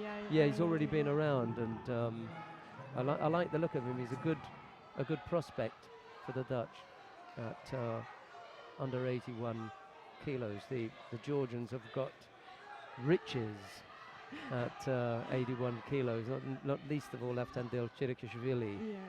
And we were chatting about Zubaydah Rekviashvili having moved up from 73 to 81 and just being a little bit like you know, just too light for that Yeah, weight, yeah. you know. I think he's not quite sure whether to stay up or down. And He can't make 73 any longer. Yeah, He just can't make yeah. it. I mean, if somebody said go to 57, never. you couldn't do it. No, I You couldn't know, do it'd it. kill you. Yeah.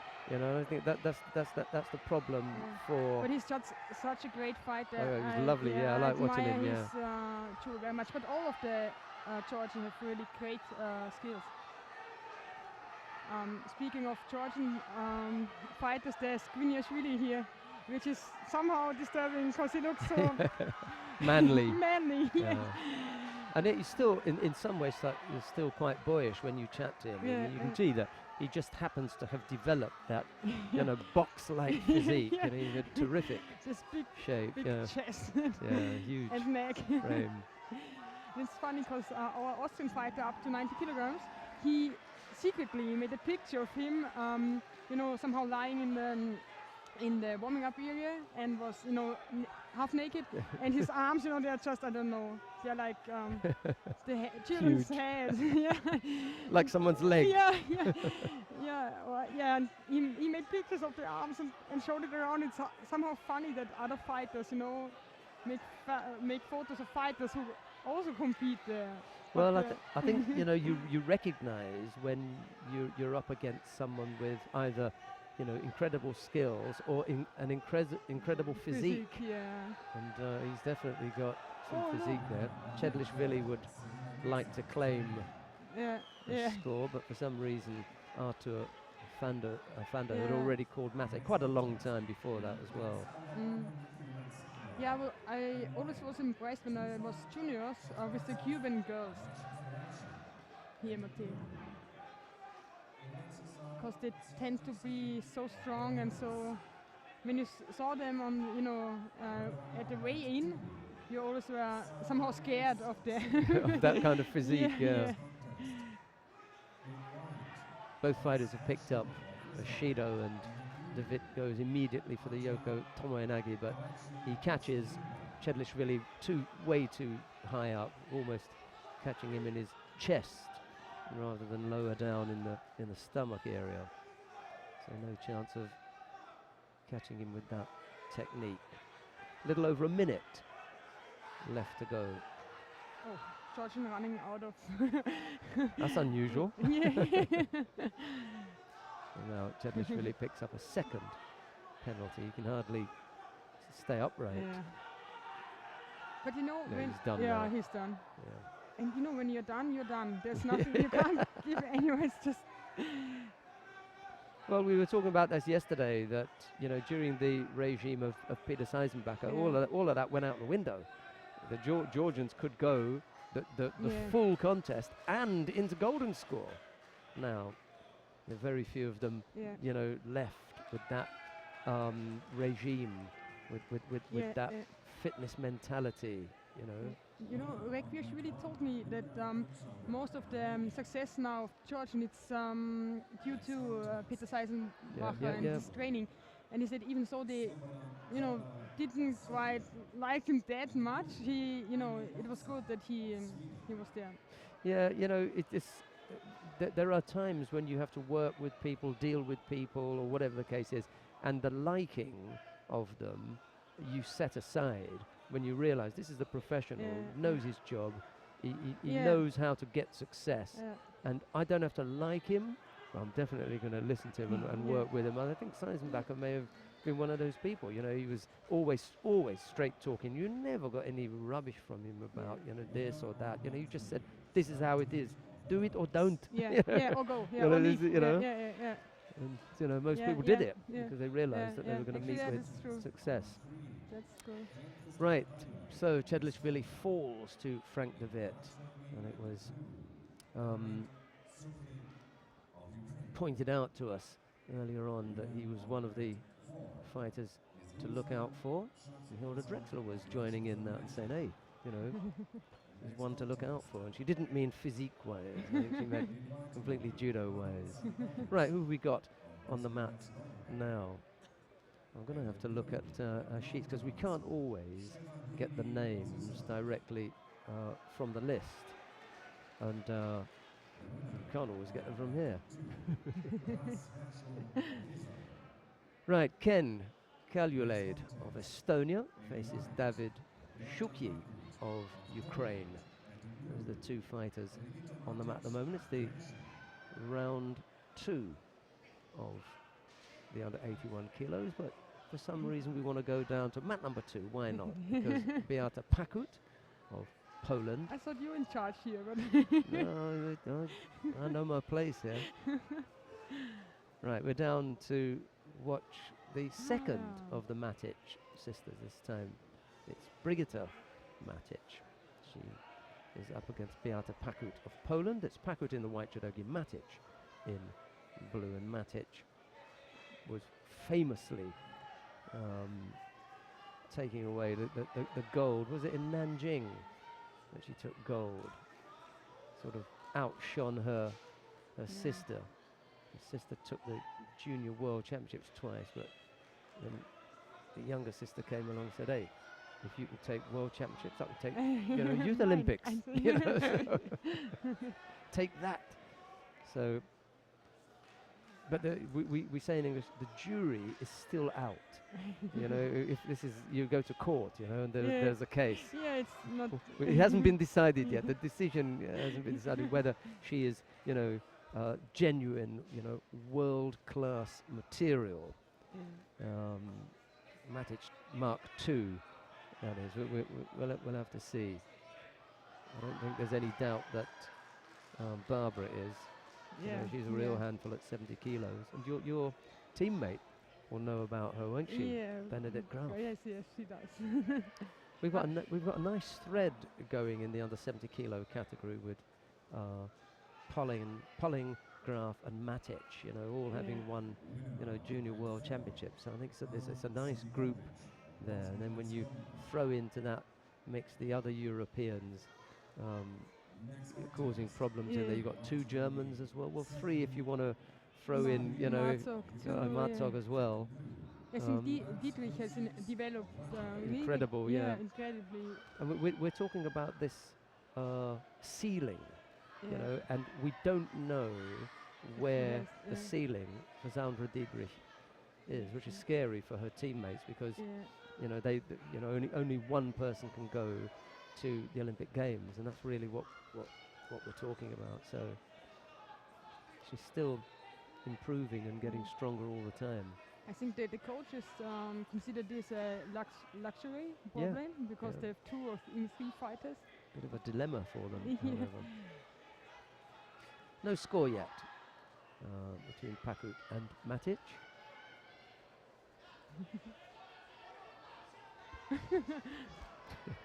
Sandra Zaghetti trying to squeeze back into her spot, but we're not quite ready for Sandra's return yet. I start feeling comfortable now. Exactly, yeah. Take a break, son. Have an early lunch, maybe. I like it when the sisters or brothers around in the, judo circuit. I like this somehow dynasty thing. Like the Kneto sisters. Yeah, Astrid and Priscilla, who are really, really good. We were going to ask you about Lechner, but we found out this morning that not related. No, not related. Not related. Momentarily in Osai Komi. One of the German girls in the background there, watching on, interested. So it's not the strongest of German teams, is it? We had Miriam Schneider yesterday. Yeah, she was good. Yeah, and then she missed out on a couple of fights simply because of the penalties she was picking up. I was going to have a word with the coach and say, look, tell him what to do. Well, not really what to do. Ask him. I mean, does he have the same feeling? Because the shape of the contest changes for your opponent when they can look over at the scoreboard and see 3 Shidos. Yeah. All right. I think today's 1 Shido is... changes the nature of it, Pakut has picked up the single Shido, and at the moment, Matic has the advantage. We've tried to change the way that we describe the way that someone is leading in a contest, and we don't like to say that she leads by Shido, because it's a negative thing. So what we tend to say now is, and thanks to Thomas Kowalski. Kowalski was the one who kind of introduced that and said, maybe you can say that the other fighter has the advantage. Yeah, And at the moment, that's nice. yeah, Matic has the advantage. She hasn't scored, but she has the advantage, given that Pakut has committed the single error. So, now that you've been introduced to that, Now I'm familiar with the language here. see, you were saying that your language skills in English aren't that good, but to use that term, to be familiar with, that's also nicely put. Thank you. Last couple of seconds, and one big effort there from Pakut on the left side, doesn't come off, and Matic can just move round, cover any eventuality of Pakut getting back to her feet in time for an attack, and that, I'm afraid, for the Polish fighter, is that. All right, it may not have been the most convincing of wins, but Matic isn't going to worry about that. Is she? Yeah. She's through to the next round. Which And is nobody will ask afterwards. yeah, how? How did you do it? Hey, Yeah. I won. So, Brigitte Matic through to the next round. I wonder if we can go down to mat number 4 to have a look at the plus 100 kilo category. There you go. There's the big fellas on the mat now. Messi Katanga. I'm going to And ask. big there. Yeah, I'm going to ask Sandra Zagedi about that name, because she's pretty good with Hungarian names, so she can just come over here and I can try it, but fill us in. Oh, I'm not quite you sure. can try, but here's Sandra to tell us that name.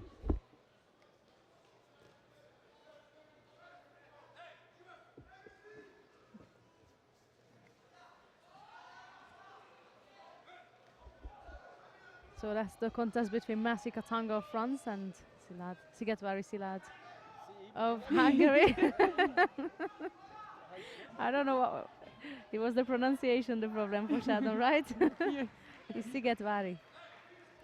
Yeah, that's right. You're getting better and better, Sheldon, at this. It's like my name, yes, SZ and SZ. Szilárd. Not that bad. You're not far off. I can go now, right? Thanks for coming. You know, we can practice the name of my teammate. Which one is that now? Unterwurzacher. Oh, that's easy. Okay, then tell me. Unterwurzacher. Yeah. Das ist für mich ganz einfach. I don't know if people know that Sheldon could easily talk in German too. No, not at all. Well, don't tell Unterwurzacher. That's our secret. She's always angry because I speak to Bernadette Graf in German. And then Bernadette is always making fun of her. Just enough Tewaza there, I think, from Katanga to claim the score, which he does.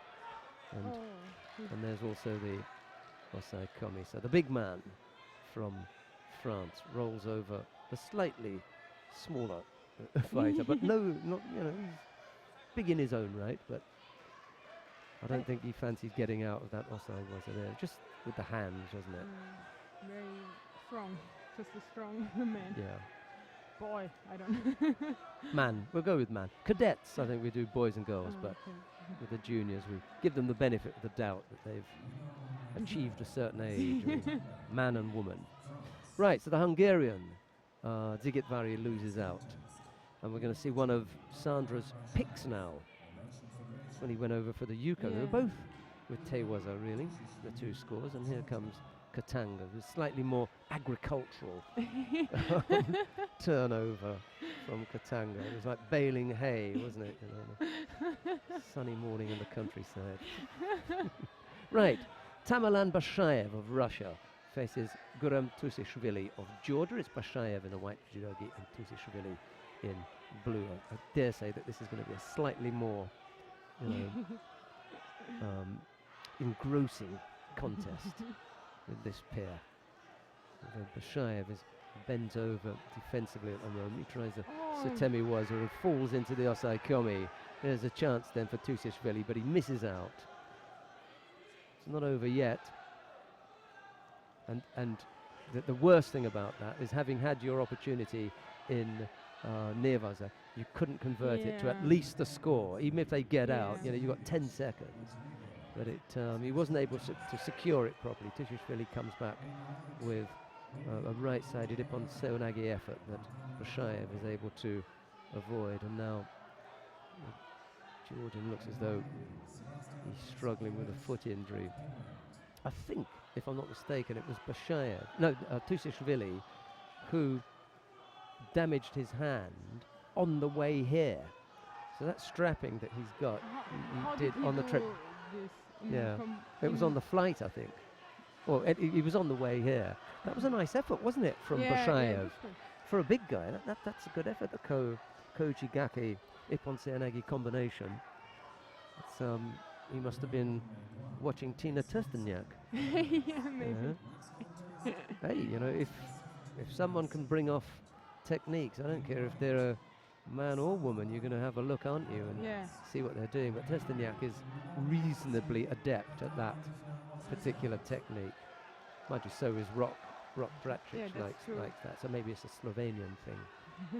At least for the pair of them. No score yet, 2:20 odd left to go, and I'm squeezing out Hilda Drexler here, who can't get a word in. But no, I'm just, it's really fast to command the fight. Yeah, if you attempt to verbalize everything that's going on, then it is. And he could have come off the other side there, almost. But again, that's not a big man's technique. No. If that had been, you know, An Baul from, you know, South Korea, then he would have, you know, gone over. Or An Chang Rim, you know, that the Koreans were really good at that. But I saw one of the girls yesterday trying it as well, and I think it's more a man technique. I haven't seen it so much. And specific to those lighter weights as well. Yeah. Tushishvili picks up a penalty for passivity. Not surprising, given that Bashayev has been, you know, putting the foot on the pedal and pressing for a score. Wants to get the left hand on him. As soon as he does, he attempts a little low right-sided Murata Seoinage. He doesn't get his body in the right position, unfortunately, and he doesn't move the Georgian. Minute 35 to go. Time's gone really quickly, hasn't it? Yes. You're all the time watching because it's movement, you know, and it's... Now Bashayev has picked up a penalty. I think they called it for a false attack. Actually, was their attempt there from Tushishvili. It doesn't come off. But it's nice because there's always something happening. One and then the other, one and then the other. But I like you know, both Russians and Georgians for the judo. So see, that's different there. That is not a false attack. He just missed. Yeah. You know, Tushishvili was on the move. Bashayev was still in the position attacking him where it was. That was beautifully done. Really, and this time he's going to hold him. The steam has been taken out of Bashayev with that Wazari, and now the Osai Kami, he's not going to lose it from here. That was really well done. That reminded me of the Ukrainian Iachiv Kamo, that kind of movement. He's got really good movement, the Ukrainian, and I think, you know, he's going onward and upward. He was the junior European champion last year. I think it's also not a common technique in no. For a big man, that kind of execution with the speed. Here we go. Drops right underneath him, and he's a short guy. Look. Yeah, and coming out. Yeah, that was nice. I think Borbana as well used to be able to come up with that kind of stuff, but you know, he's gone off the boil recently. You know, in Israel I saw Arek Sevi, and I was always impressed by his skills. And he also was a big guy. That's right. 100 kilograms. That's right. Yeah, good movement. Yeah, the sweeps. He had a lot of good foot sweeps. Ashiwaza, he was really good in.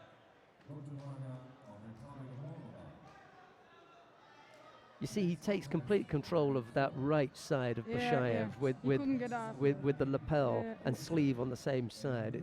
It's underneath for the Murata Seoinage, but it comes off that one side, and there's nothing that Bashayev can do to get off it. And the other thing is that he managed to get his feet in perfect position. It was right underneath, down nice and low, and could drive. And he executed that really well. Who have we got now on the mat then? From Israel, Vyacheslav Obedin. And the Italian, I'm going to have to look for the given name because I haven't got that here. It must be this way round. Moreno, anyway, is in blue.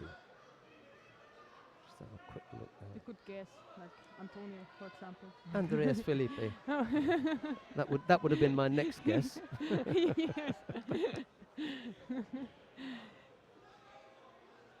Saikomi as well.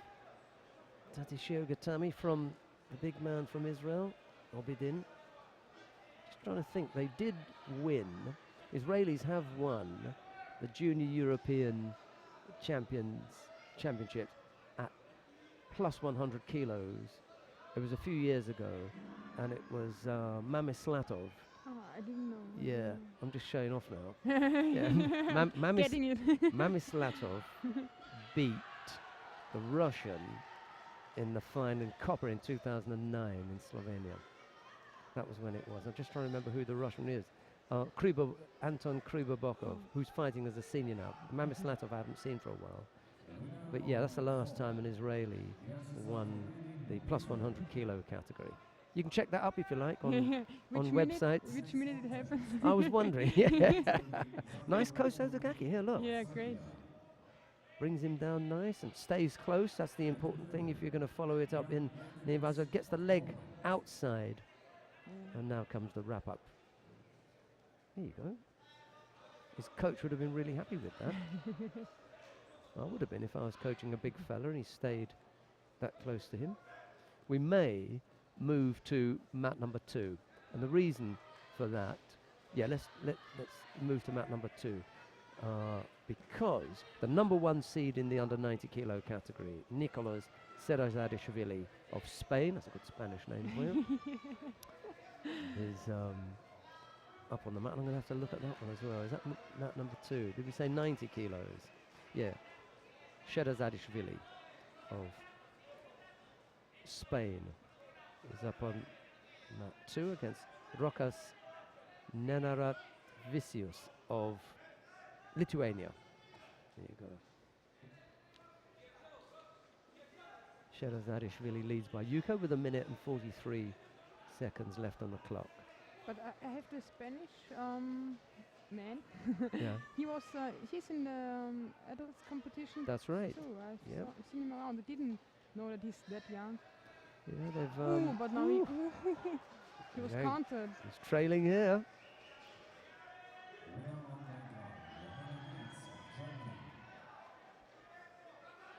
Nenatovic coming back with his own score. The Lithuanian now leads with a little over 1 minute left to go. Serrazadishvili was thinking about Uchimata Makikomi, but the thought was stalled when Nenatovic took that over.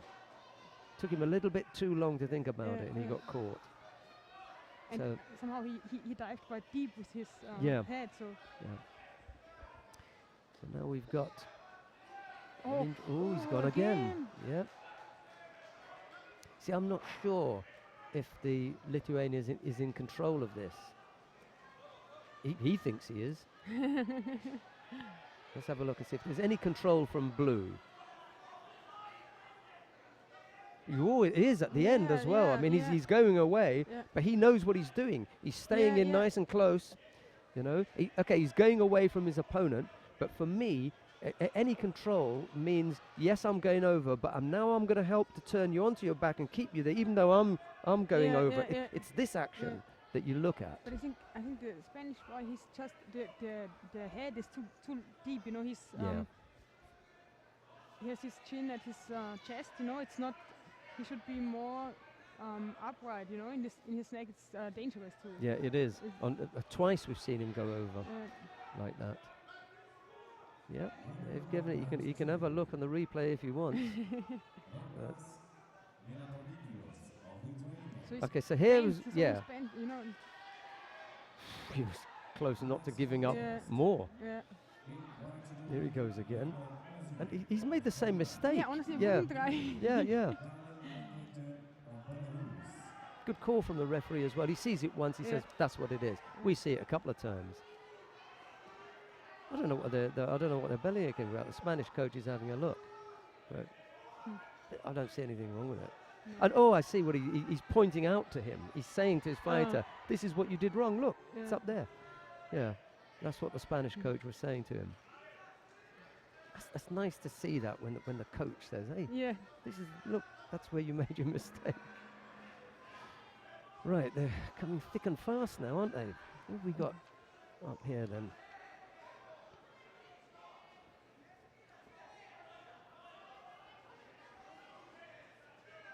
Have to follow the sheets that have been filled out by Sandra Zagedi.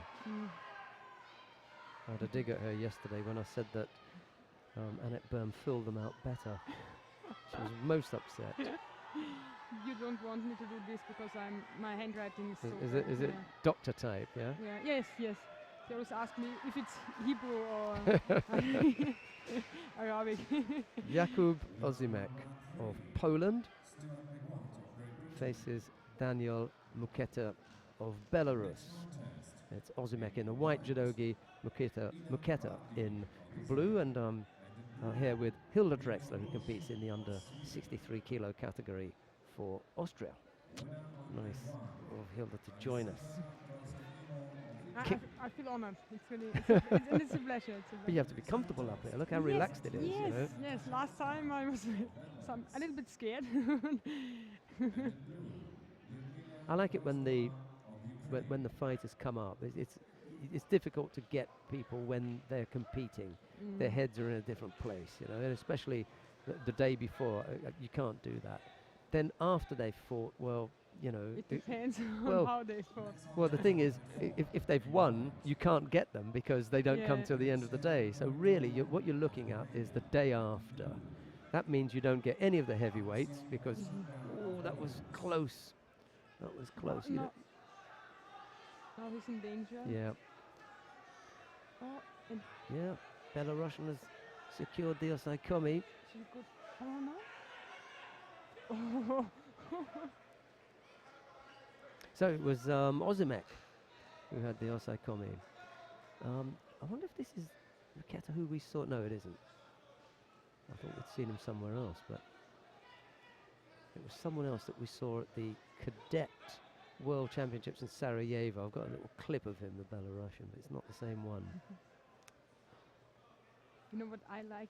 It's nothing to do with this fight, but there's so many former athletes who are now coaches here, and it's really nice to see them. There was one fight, a girl from Portuguese against a Hungarian girl, and the coaches were Joao Pina and Akos Brown. And yeah.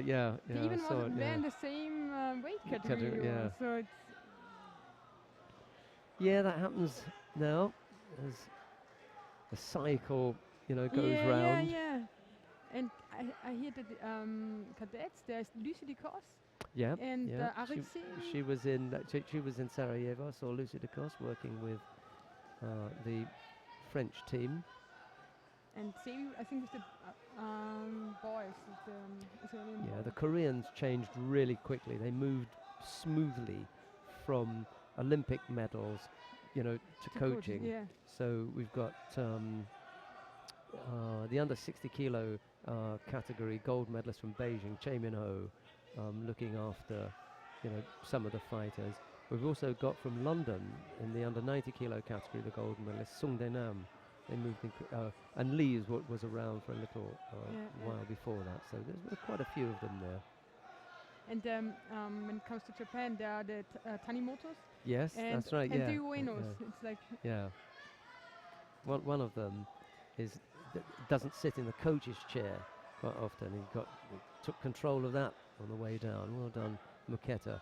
He's come back strongly there, and he hasn't moved, has he, Ozimek? Oh. And it wasn't Wazari who was Ippon. I was okay with Wazari. Yeah, totally. Yeah. I wouldn't have changed it. Yeah. But I don't, and I won't doubt. There's another look,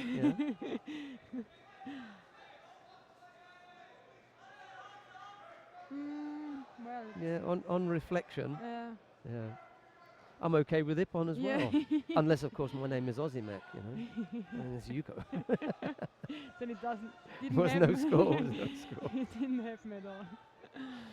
Right, so Daniel Muketa of Belarus makes his way into the next round. I'm just having a quick look at the other mats to see what's coming up. We'll have Alexandra Samadzic in the under 70 kilo category shortly. And then Lucy Renshaw of Great Britain. She's the #1 seed in the under 63 category. She's going to be down on mat number 4, so we may wander down there shortly. Let's have another look at this. Just as the Polish fighter thinks he's going to get it, he gets turned. Daniel Muketa of Belarus winning out there. Let's see who we've got coming up next. Eduard Trippel of Germany faces Oliver Nelmark of Denmark. It's Trippel in the white judogi, Nelmark in blue. And we were talking about, you know, the new ones, not, you know, knowing exactly, you know, who's who.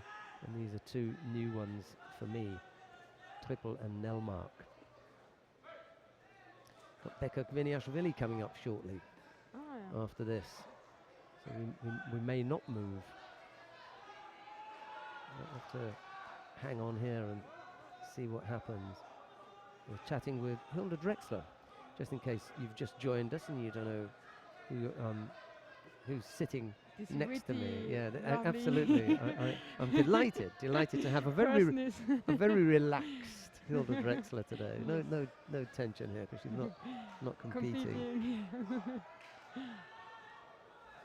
Yeah, and feeling really comfortable here. And we've just mentioned that your next competition is at the Grand Prix in Tashkent.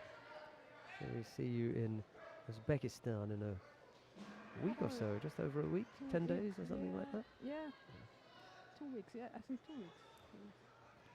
And you can tell us a little bit about Mittersill, because that's one of the most famous camps on I just the can circuit. recommend it. It's just nice.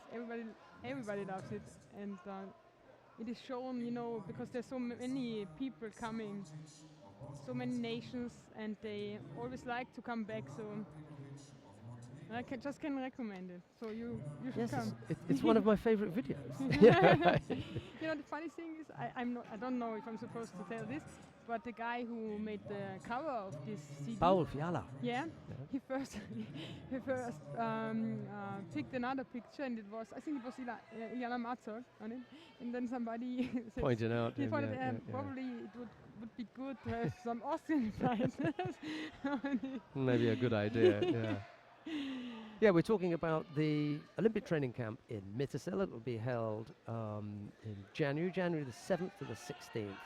So right at the beginning of the new year. So those of you who understand the eligibility to participate in that one can contact the head of the organizing committee, Mr. Adi Gemainer.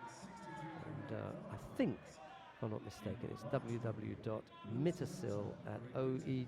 No, it's just email. You can email him at mittersill@oejv.com. That's it. I can give you that if you want, and you can always click on feedback, and I'll let you have that. Or you can just go to the EJU website. We've got that on there, or the Austrian Judo Federation website, and get that. That was a nice finish from Trippel there. There's so many people coming to meet us. It really, I think there were about 500 last year. Now, this year. if you're not one of the famous 500 that Hilda Drexler has just mentioned, there is another judo camp that you can attend. That's later next year. Oh, that was nice. Given a Yuko for that. Now Mark will think himself hard done there. Trippel escapes without giving up the score. And we're talking about the Judo Festival, the EJU Judo Festival, to be held in Porridge, Croatia, between the 20th and 30th of June, so there's plenty of time. There's a veteran European Judo Championships taking place between the 23rd and 26th, maybe not, wasn't in Yuko then. a training camp. Judo kids camp, that's for really young ones. Come along with, you know, mum, dad or whatever. And get your parents on the mat. A youth training camp, that's what, cadets really. And then the judo animation zone, a judo fun zone. And there's lots of information that you can get on that at www.judofestival.com. So if you want to know about that, just go to that website. You find out all about the EJU Judo Festival, which we've had for the last 2 years in Antalya. But we're moving to Porec. You will be there too? I don't know. I didn't get an invitation last So year. if you want to see Sheldon in kimono, I do. And I'm not, I've just been told I'm not getting an invitation. if you want to see Sheldon in a kimono, then you should go to Mittersill.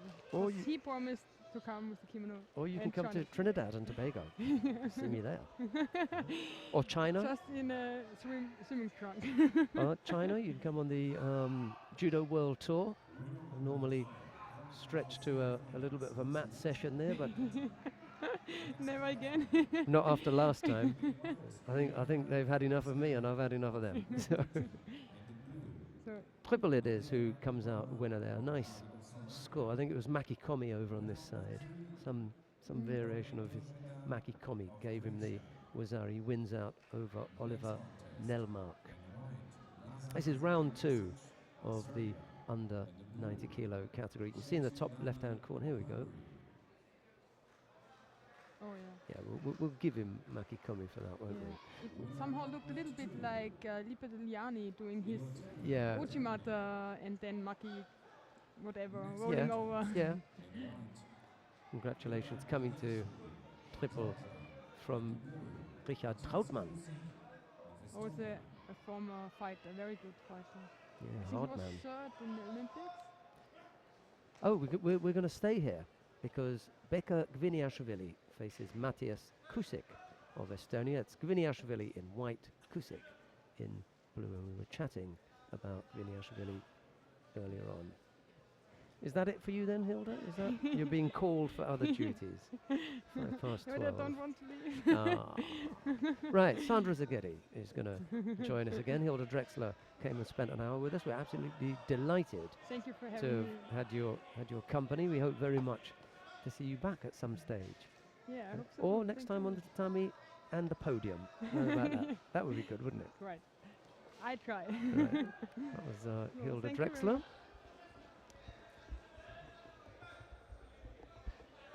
Who's going to go off and do some other duties. I'm not quite sure what they've got for her, the Austrian Judo Federation anyway, but she's off. Very pleasant chat with Hilda Drexler. Right, we're going to be joined again by Sandra Zaghetti. Where's that? She's had her stint sitting with our technical director for this tournament, Sina Chaubert.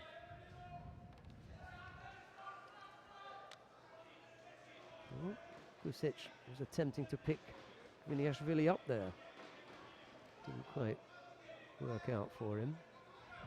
Lucy Renshaw in the under 63 kilo category won her contest. That's right. And now Ljubljana Piovasana is on mat number 4. She's up against Yakubova down on mat number 4. I'm just trying to look down there and see who that was. There's no score in that contest, but you can see that. You can see that in the top right hand corner. Yakubova has picked up the single Shido. We'll concentrate on Gviniashvili and Kusik. 2 penalties picked up by the Estonian, and down on mat number 1, Gershak Sabina has just taken to the mat the Hungarian in the under 70 kilo categories down there on mat number 1. I wonder what happened with Samadzic. Did she win her contest? That's the under. She did? Yeah, by Wazari. Okay, 70, thanks yeah, very much that's for that. Yeah, she's really promising youngster from Bosnia. She just needs to hold on to that weight for a while if she can, 70 kilos, because she's young and growing, and it's just the possibility that things may, get tricky for her. She begins to grow. If you just stick at 70, I think she'll be a real prospect there. Gviniashvili has picked up Wazari and leads with a little, well, just over 2 minutes left to go. Here we go again.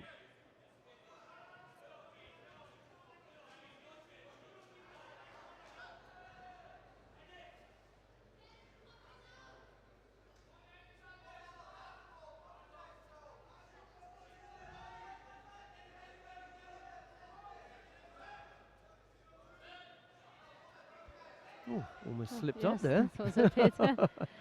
Oh, another was a good bit. effort from Gusic. The Estonian hasn't been overawed, has he, at all? Put in a couple of good attacks. Gviniashvili just pushing out that left arm a little bit and guarding himself.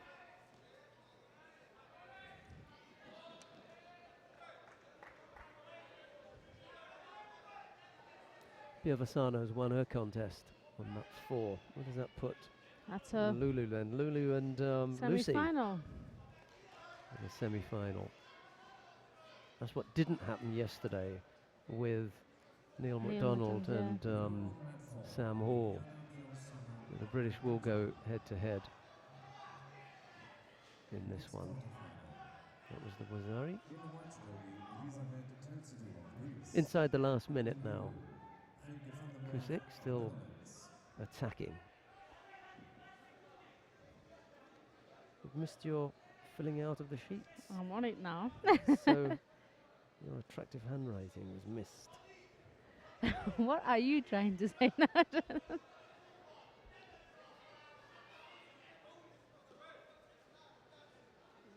40 seconds left to go.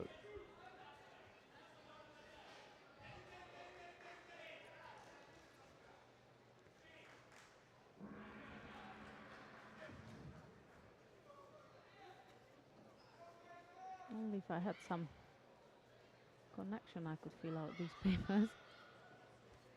Whoa, Yep. that was effortless, right? It was The power. Finished that off. Took control, and then Gusic never looked like turning off it as Gviniashvili guided yes, him to the tatami and onto his back.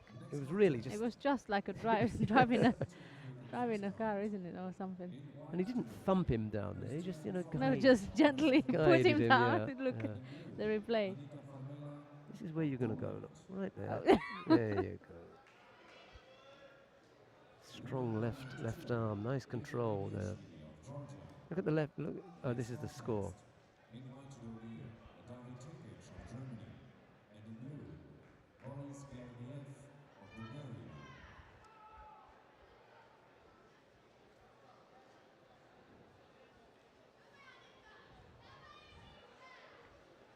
Up next, David Tekic of Germany faces Boris Georgiev of Bulgaria. It's Tekic in the white judo gi and Georgiev in blue. I'm not sure if you've seen Takic's first fight, but that looked pretty promising to me. Yeah, he's a good Oh, boy. he's We've really seen him in explosive. Dusseldorf, I think, at the Grand Prix there. I think he's had an outing in Dusseldorf.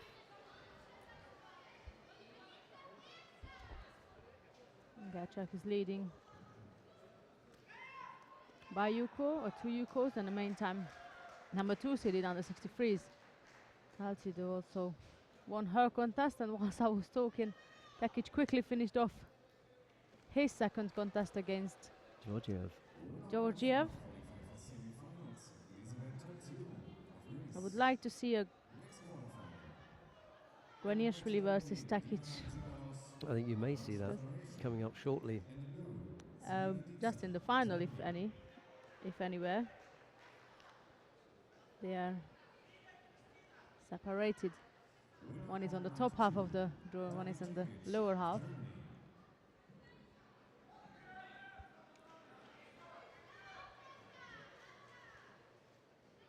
It's a nice combination. I've studied Uchimata into Kochi. See, Gary? the key for fighters is when they miss with the first, technique, is yes. to have the ability to come up with a second. Beautiful. That's what really finishes him off there. Lee Kochman of Israel faces Henry Hanula of Finland. It's Kochman in the white judogi, Hanula in blue, and I think we'll stay here because Diana Zhigaros of Russia is down on mat number 4 against Selina Dietzer of Germany, but not sure where they are in the rankings. Kochman throws beautifully there with Morote Tseonagi right-sided. Zigaros is the number 3 seeded.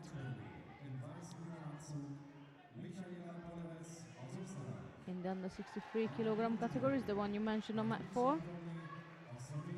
No score in that, but Kochman leads by Wazari here.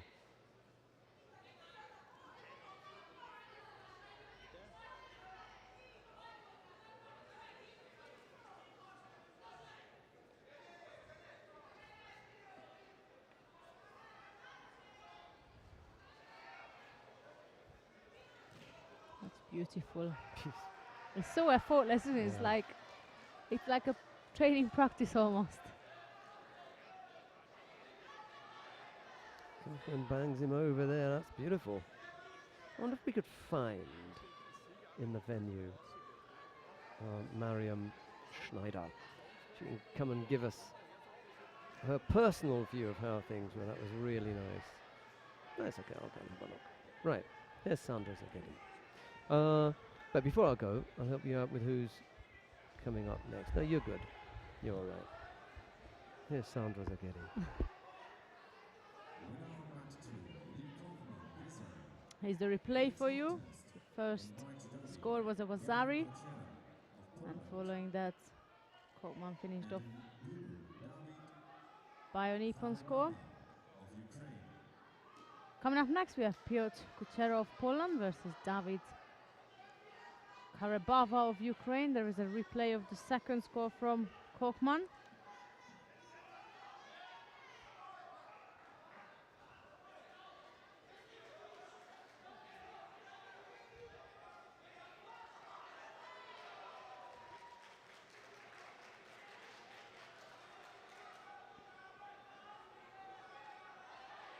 So that's Kucher in white and Karabava in blue.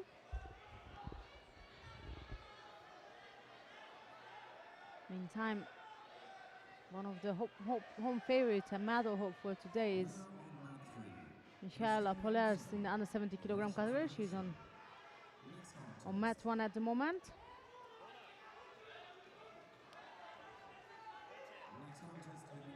She's up against Broly of Slovenia.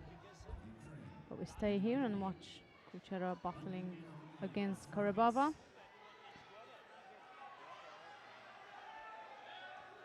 Sadi Ruchimata attempt from the Polish fighter.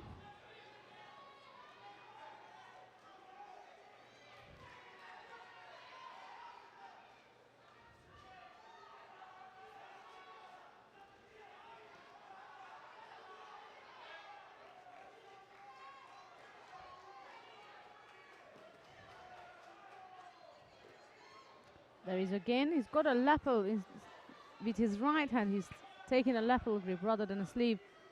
That again, we've seen that today. It gives the opportunity for the opponent to put their hand out to defend it, defend the attack.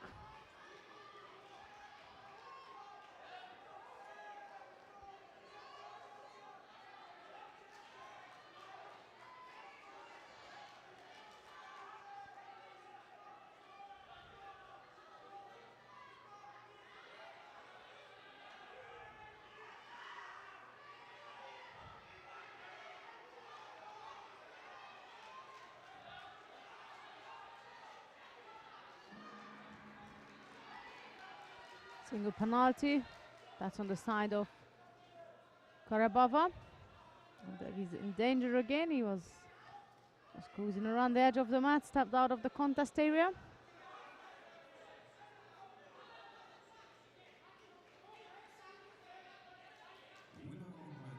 He needs to get a quick medical.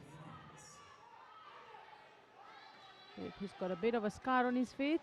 That will be quickly fixed and then we can get going.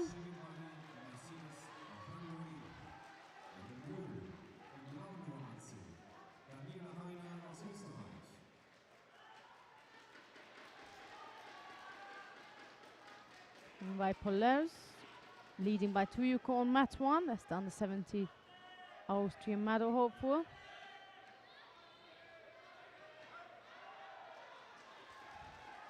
Another Austrian fighter fighting at the moment, Daniela Reiner of Australian Bush. She's against Siget Varimeteros of Hungary. That's mat 3. And we are just waiting for Karbava to get back in action.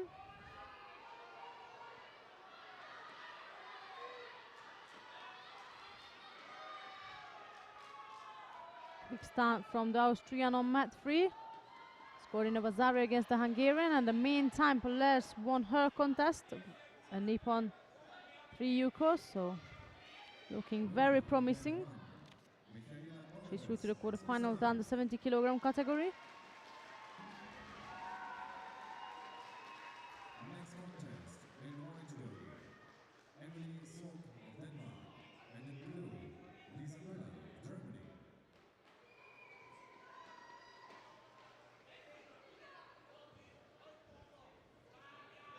I believe in a short matter of time, Karbava will be back.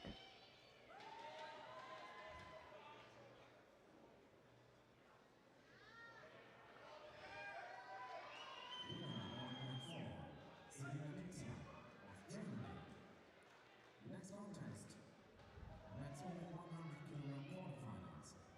In white judo, Ruslan Shahbazov of Russian Federation. Just seeing the scoreboard again on mat 3, and the Vasari Reino hat has been wived off, and instead the Hungarian has got a Yuko lead now. We haven't seen what's been happening there, but what we know is that the Hungarian girl is leading by Yuko, and that's Karbava back in action now.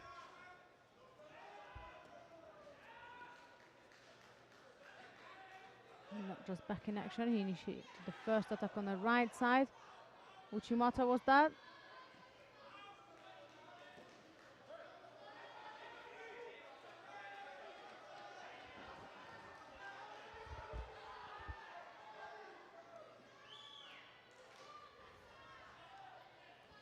Halfway through to this contest now.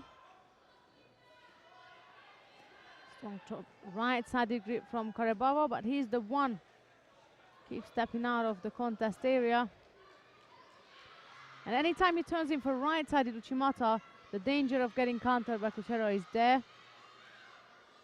Gonna have to tidy up those Uchimata attempts.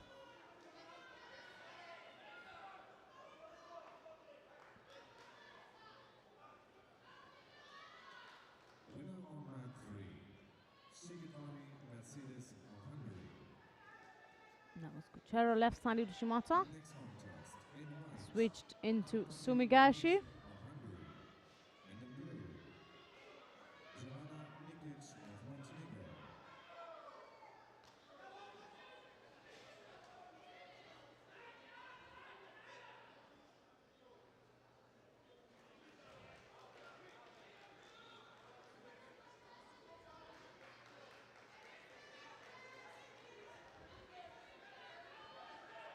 Minute to go.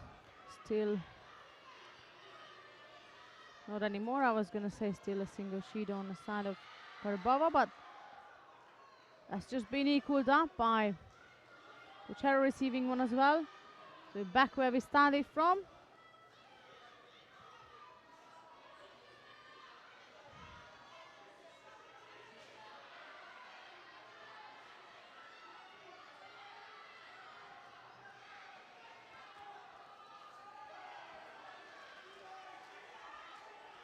Azari, what a Polish fighter, he's not letting it go.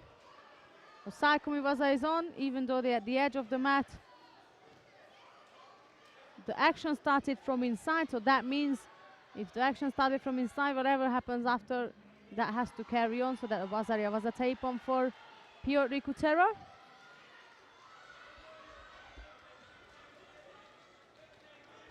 And he's through to the quarterfinal. He's number 3 seeded in the under 90 kilogram category. Here's the replay.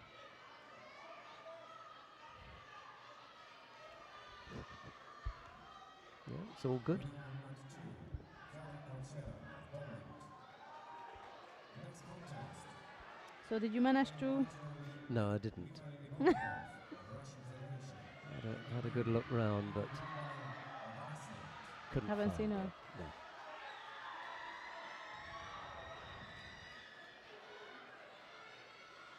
There's another hot property. Mikhail Igorlikov of Russia.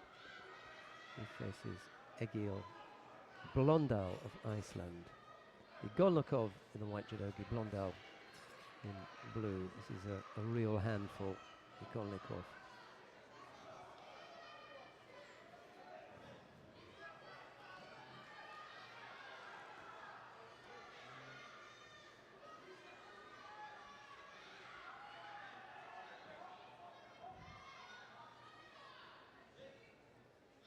Shakbazov of Russia has won his contest down on mat number 4. That takes him into the semi-final. So Sandra's prediction with regard to the heavyweight. Oh, that was nice. We'll get the replay of that one. Sandra's prediction with regard to the heavyweight final is looking good at the moment. Igorlikov with left Uchimata, I think that was. There we go.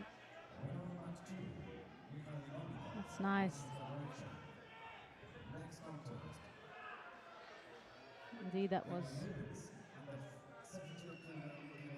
left Uchimata.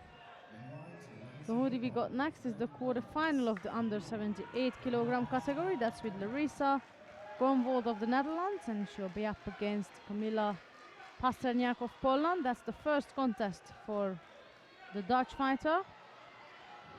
She's number 1 seeded, and Pasterniak defeated Apoteka of Slovenia in the first round.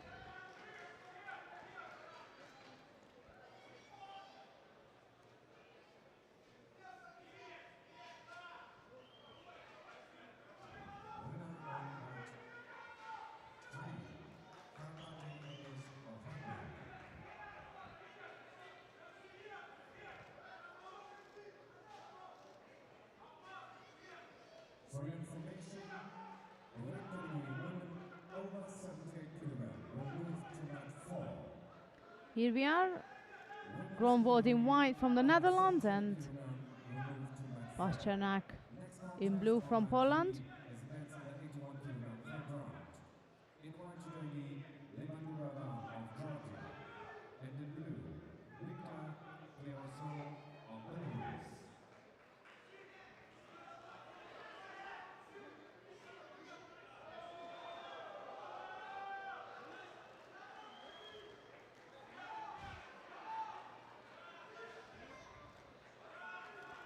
The Dutch team has been producing very good under 78s lately in all sorts of age group, senior, juniors. We got coming up after this contest. We have Jasmine Lesters. So some of those athletes. I'm sorry, she lost her first contest, so we won't see her, but they look promising anyway for the future.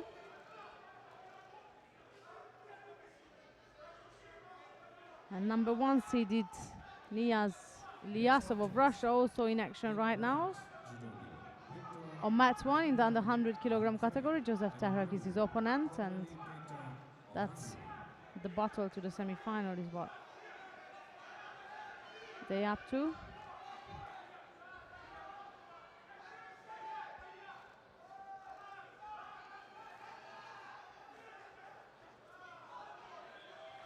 Gromwald's got a stronger, more dominating grip on the right side, and Pasternak struggles with it.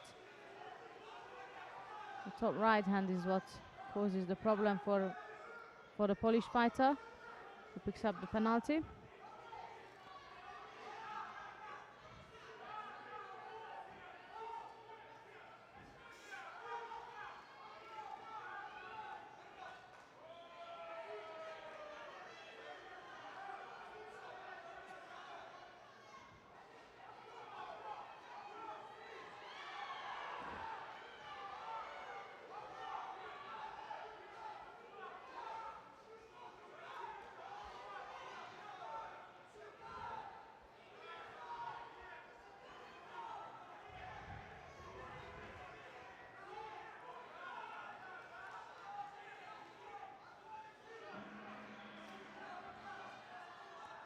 Terhek is leading by Yuko against number 1 seeded Ilyasov of mat 1.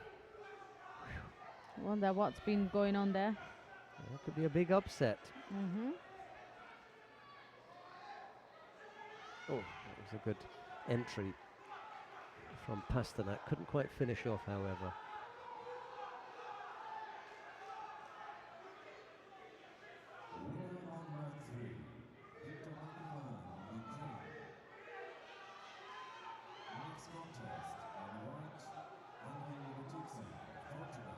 Gugawa is out as well.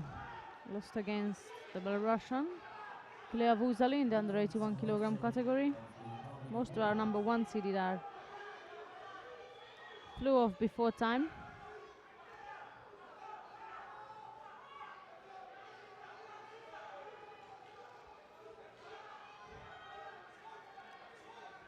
Under 2 minutes now, so we passed halfway through this contest, and that's a second penalty for Pasternak.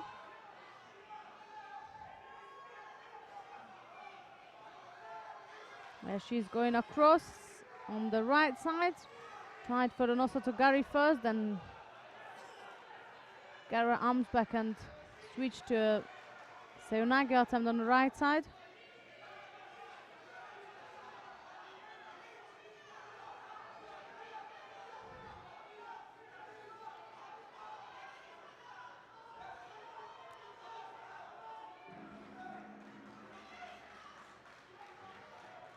It's not a bad Uchimata attack on the right side from Gromval. But the arms is missing. She needs to get more control over the arm if she was going to score with that attack.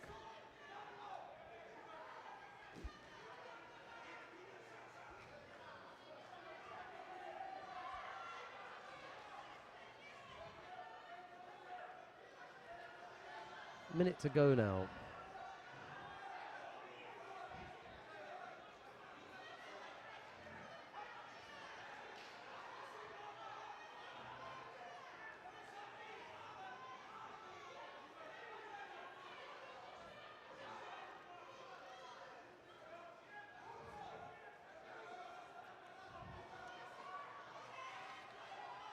It was as close as anyone has come to scoring. Next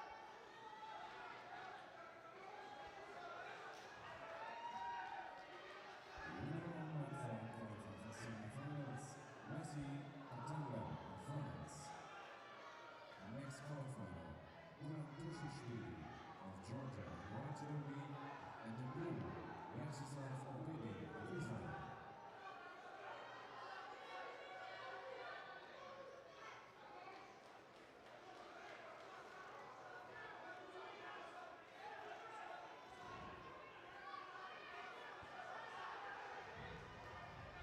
Yeah, Grunwald in Nevaza, able to get Pasternak to tap out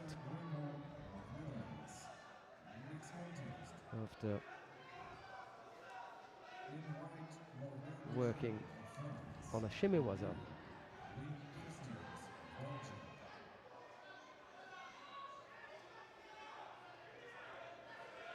We've got 25 seconds left on mat 1.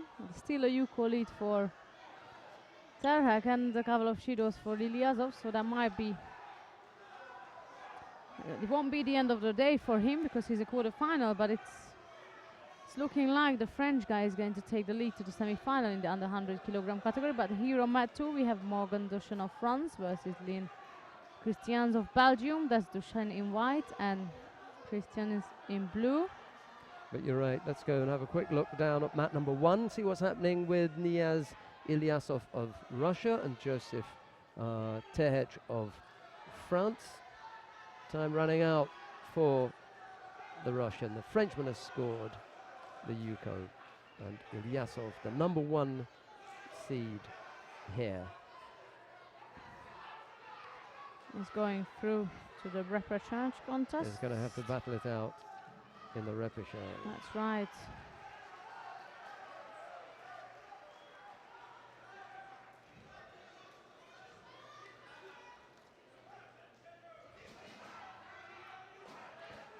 So far regarding the men contest, The only number 1 seed we still have is the over 100 kilogram category. That's Ruslan Shakbazov. The only one is still in the game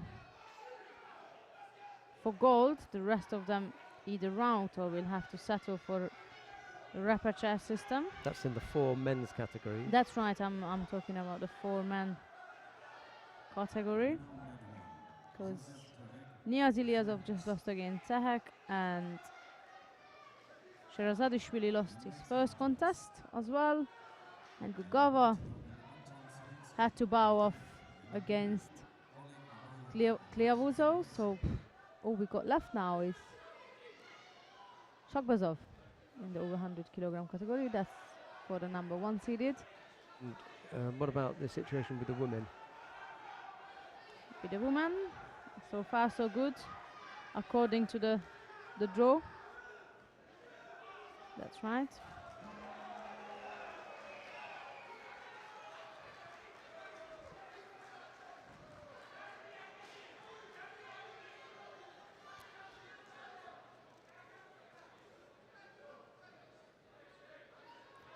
Well, here on mat number 1, we've got Anton Zavitsky of Ukraine. He faces Oleg Abayev of Russia.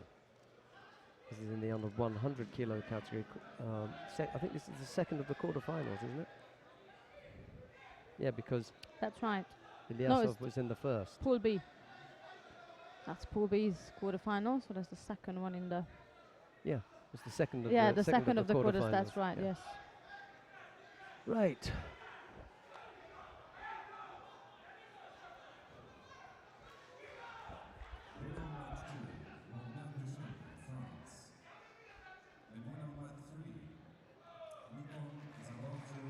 Penalty for each player is going to be given.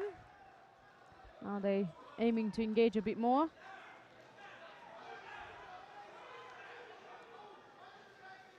And on mat 2, don't know if you noticed that Hershko is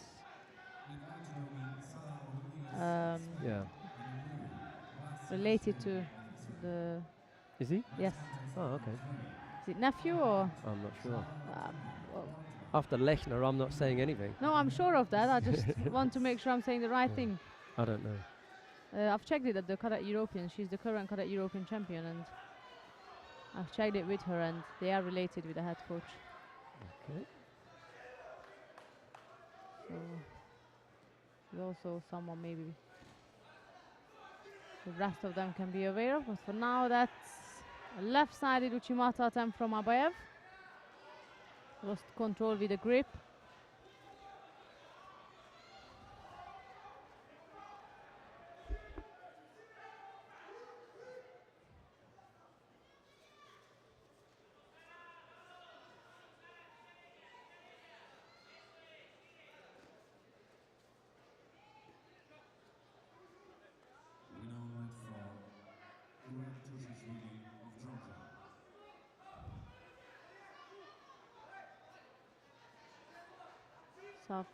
He was aiming for Nogoshi on the right side. We have blocked it out, and the Ukrainian was going to come back with an Ouchigari. Must have felt a danger. He quickly turned out of his attack. Taitoshi attempt.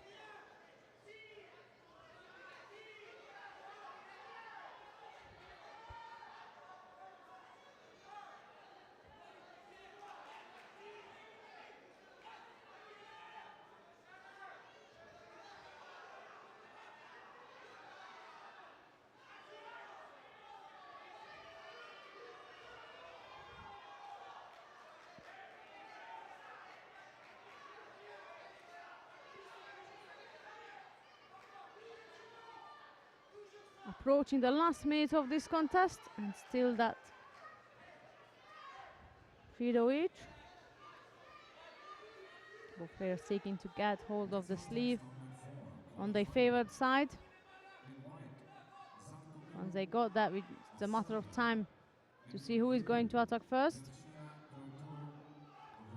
Savsky's taking a grip over the top, going for Koso Togake, and Abayev counters him from that movement. He's looking at the referees. Are you not going to give me anything for that?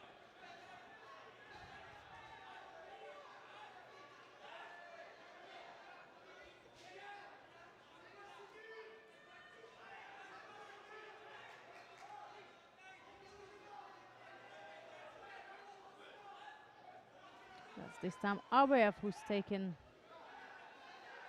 a double leopard grip. One was underneath of the arm of Savsky, and he attacked with a left-sided Uchimata.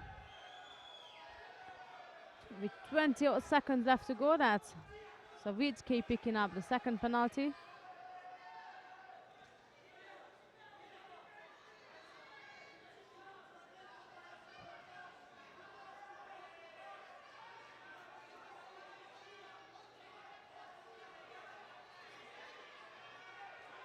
Savitsky dives in on the right side, but the gong just gone off and the time is up, so that's Oleg Abayev who is going through to the semi-final stage of the under 100 kilogram category, and he will be up against French opponent Joseph Chahek, who just defeated Abayev's teammate Ilyasov, so a big job ahead.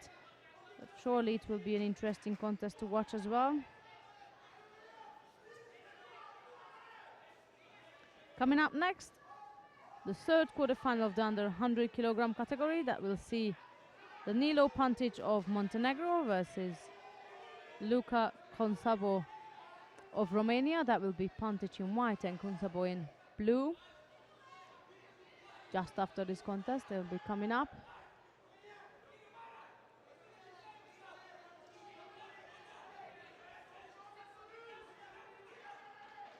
Winner on mat 1, Oleg Abayev of Russian Federation. Next contest, in white, Danilo Pantic of Montenegro. And in blue, Luca Consabo of Romania.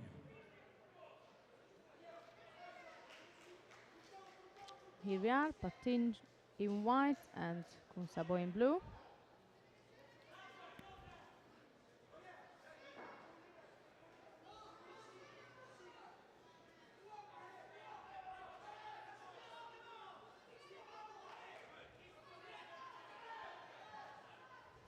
Romanian wasting no time, gets the first grip onto the lapel with his left hand and immediately turns for a right-sided grip. There he's again engaged with the gripping. Pantic is trying to get his hands on, just doesn't know where to get him. Kunsabo was the first one to get his hands on. Now the table turned around and Pantic has the more dominant grip. So Kunsabo decides to take both of them down with the Sutamivaza attempt. He's again throwing his right hand over the top. Not with a strong attack. Pantic managed to counter him.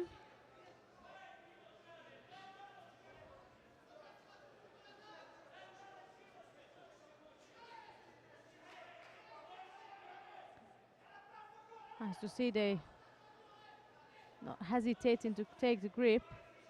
Just going in and see what happens. That's another attack on the right side from the Romanian. Gets countered again by Pantic. Vazari score straight into Osaikomi Vaza.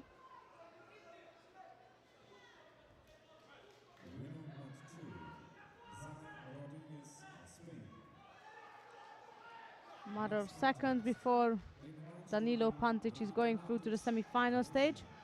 There he is. Vazaria was a tape on.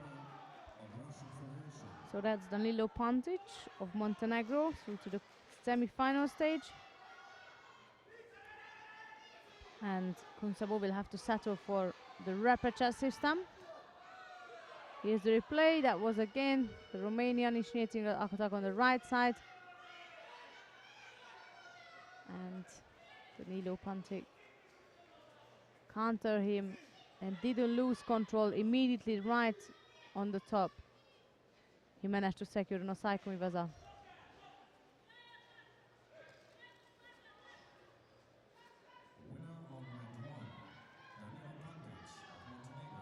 Coming up next, the last and final quarterfinals in the under 100 kilogram category that will see Slobodan Joda of Serbia versus Lex Jensen of the Netherlands.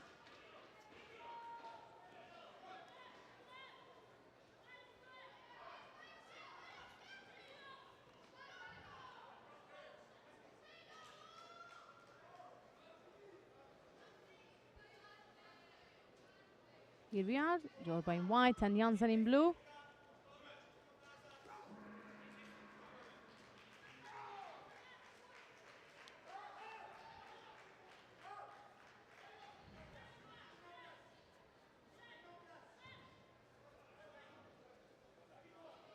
Bit of a juggle and battle there for the grip. Jansen is trying to get down on his back to attack with the Tomoenage. Got Jorba out of balance, but he didn't manage to score.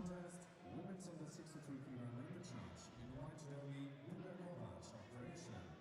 And in blue, Adela Jakubkova of Republic of Slovakia. Jorda takes top deep grip over the top of Jansen's right side, and that looks like a bit of a struggle. Jorda also got a height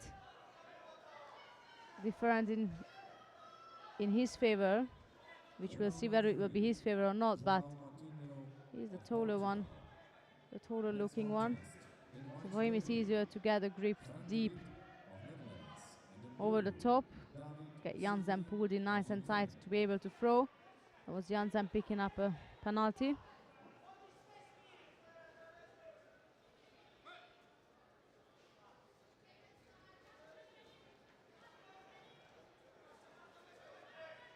Pressure from Jansen.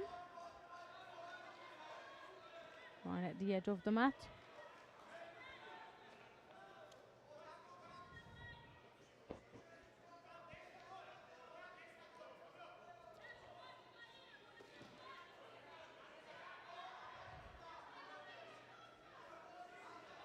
Another attack from the Serbian. It wasn't as strong as his previous attempt.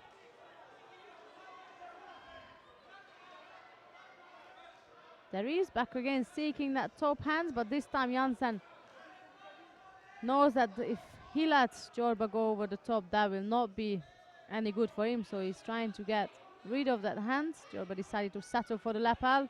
Jansen in holding on to that sleeve, trying to pass by the arm. It's a stiff arm by the Serbian, stuck in there. Nice and tight on the left side. There he's again going for it.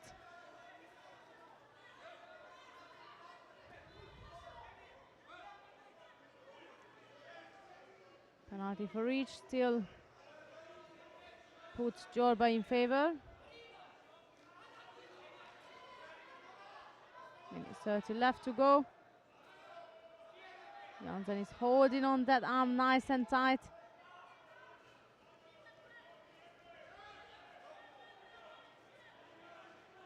There's Jorba in action in Navasa. Doesn't look like.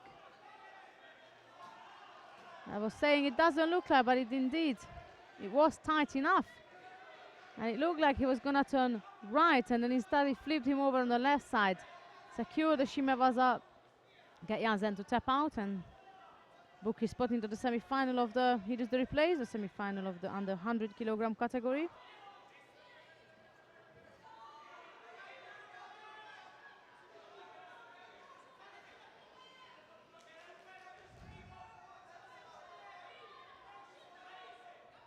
There's the replay of it. So from here it didn't look like, and the minute they start turning, you can see that it's quite tight. The hands of Jansen is all over the place. That means he has got nothing left to defend it with. Right, coming up next, we're back to the women under 70 kilogram category with number 1 seeded Sanne van Dijk of the Netherlands, and she's up against Joanna Blitz from Germany. That's Van Dijk in white and Blitz in blue.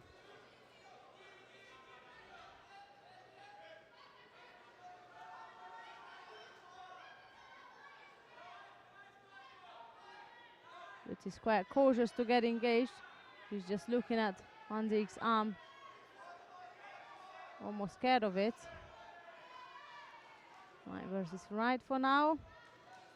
No wonder she was scared of the arm coming across.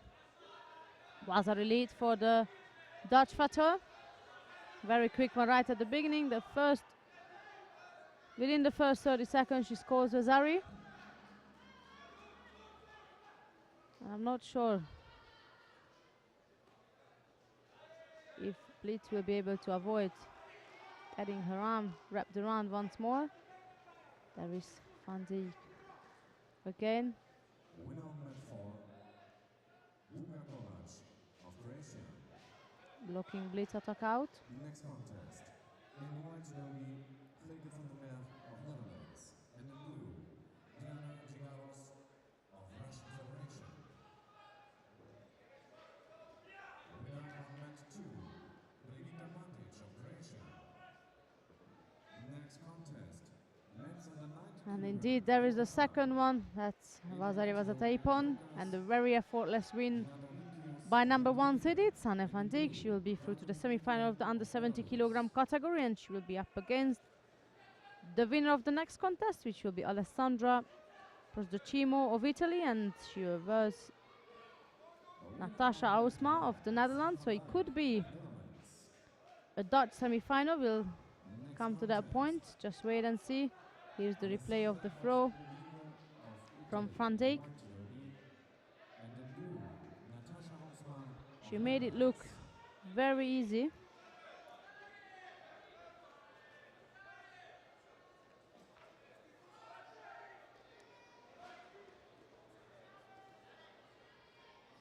So here we have it, Prosdocimo of Italy in white and Osma of the Netherlands in blue. Another quarterfinal.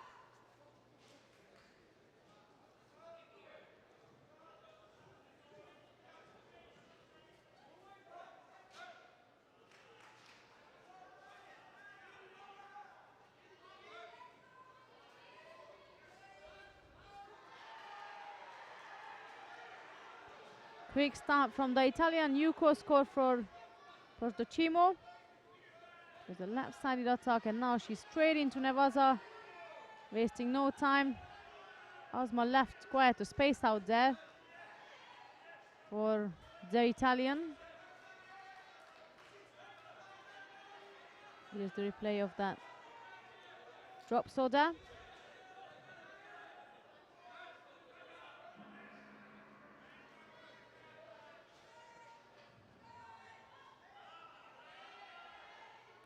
Good control over the grip from the Dutch fighter. Double sleeve is what she's aiming to control.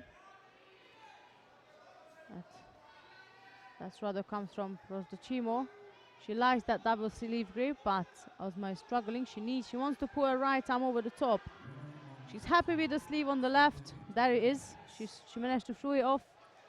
Over the top, and she threw her arm over the top. Prosdocimo knew that would be dangerous, so she dropped down. There's again Osma aiming to get that top right-sided grip,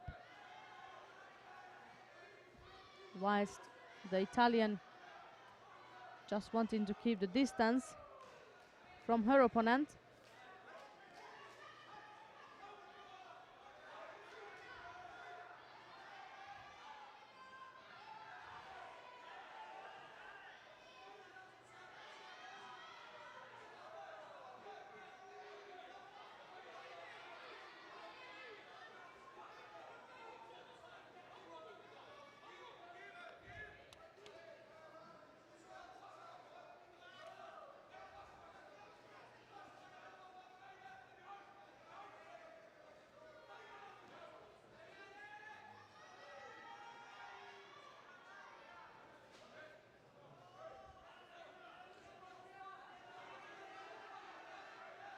Prosdocimo got caught in her eyes. That's second penalty for Osma. And we reached half the time of this contest with Prosdocimo leading by Yuko still. And now again she's the one trying to dominate in Nevasa. She's almost desperate to end this contest. Anyhow, it has to be done, but she just wants to come to the end of it.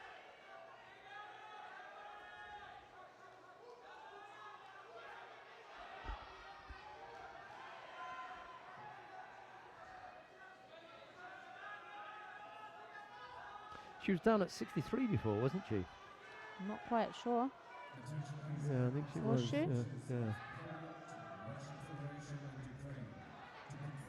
Well, she must have been at some stage.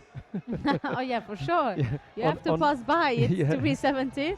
On her way up. That we can agree on.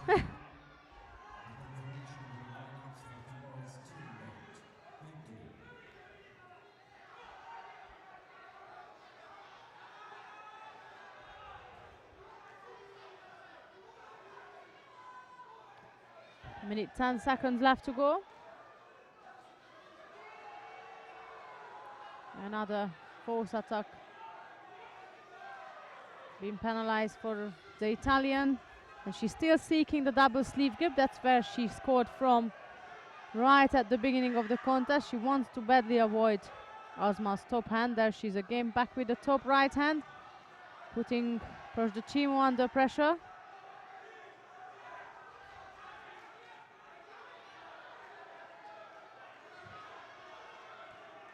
"45 seconds left to go for the Italian to almost survive that top right arm. That's what causes the difficulty. Drop left-sided Seonaga.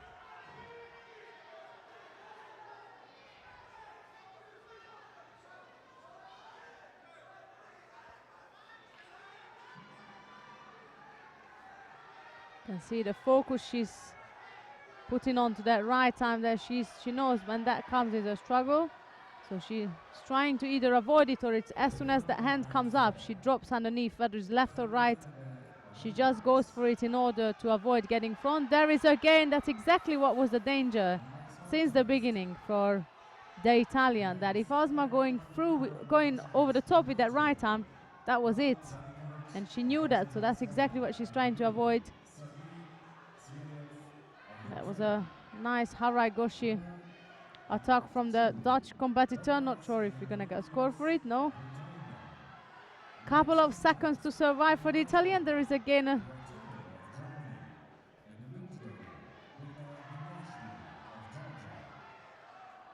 a third penalty for the force attack, and indeed Prozdachimo managed to survive and go through to the semi-final stage of the under 70 kilogram category.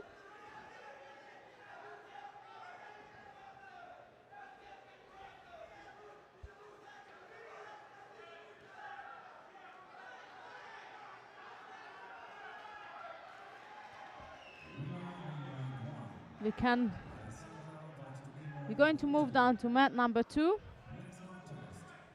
and Sheldon is going to tell you who we got on mat 2. Okay.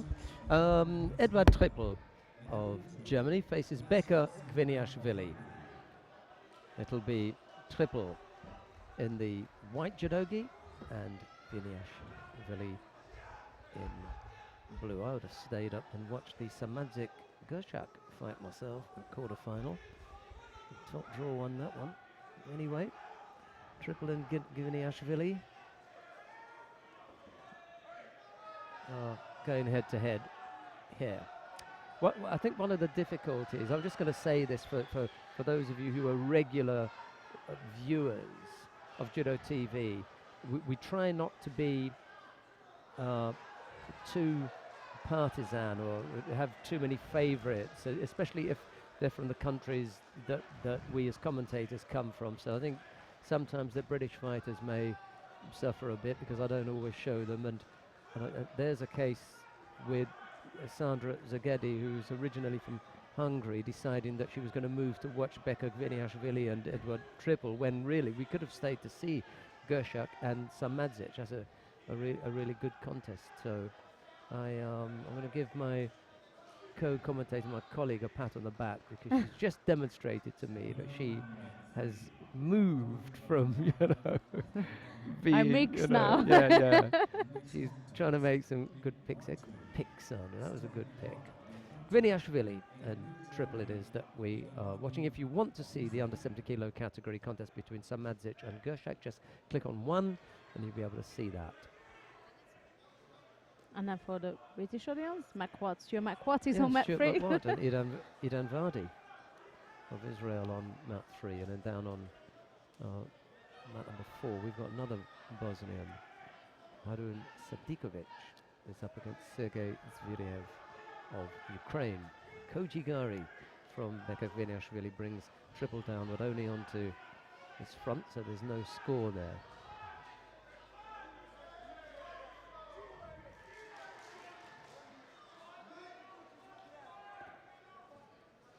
Oof. And again with hands. I'm not entirely convinced He about just that. wrapped him up, didn't he? Yeah, and that's not unlike the previous Yeah, that's contest. right. It was more of a hand. This was, I mean, triple went in with a decent attack with the hips. He sticks that in, and Gviniashvili used that to swing him backwards. Yeah, they're going to say, yep, that's enough of a thumping I think so too. to give that. So we can then. Oh no, we're going to see David Tekish and Lee Kochman now. That'll be a nice head-to-head. Gviniashvili with the hip on there, but we've now got David Tekic of Germany and Lee Kochman of Israel. It'll be Tekic in the white judogi, Kochman in blue, and our little bronze medalist from yesterday. That's right. Russian girl in the third row. I remember at the podium, she just couldn't believe what has happened to her. It was nice to see some emotions.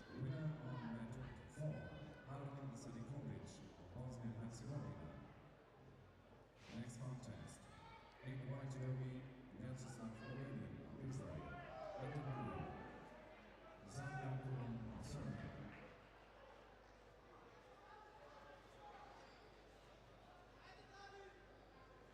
We've seen some powerful throws from Tekic today. Kochman as well. That's right. Nice head-to-head here.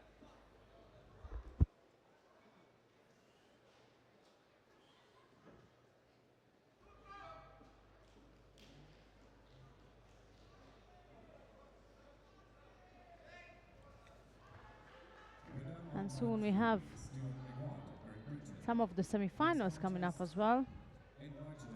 On mat 4 is only a matter of time, and then we'll have some of those popping up. It's a bit of a change in the order, if you notice that. Just in case you're seeking to see some quarterfinals of the plus 78 kilogram category, that's been moved to mat 4.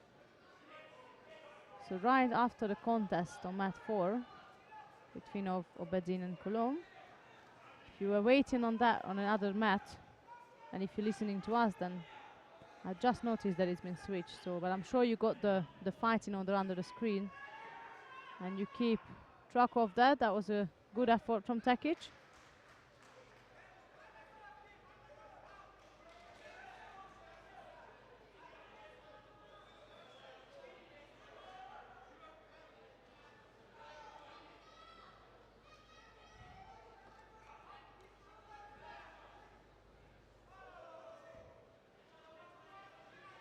Yeah, the Russian girl that we were talking about was Sitora Poimatova. Poimatova ended up with a bronze medal yesterday. She's in the audience today, watching on. Meantime, Gerchak is dominating Samardic on mat 1. That's a Wazariuko lead for the Hungarian. It's difficult to say because we didn't see the contest. That's right. Could have been two lucky scores, especially as they only came in the last minute. Yeah, because there is 50 seconds, there was no score. That's right, we just popped our head at it, didn't we? And then she came up with two scores. So well, she's leading for sure, that I can... No doubt about that. I can say. And she's proved to be the stronger of the two. There's no doubt about that, because she's come up with the two scores. That's right. But whether she dominated the contest or not, I would hate to say. Okay. But she has won. And she was favourite for me to win that. Gershak is another of those fighters who has not hit the ceiling yet. She's got some way to go. And she made a good move, I think, at the right time to move to 70. That's right, I agree with you. She was struggling, and it was kind of a pointless struggle because she's still so young and so tall, and you're only growing up. You're not getting shorter.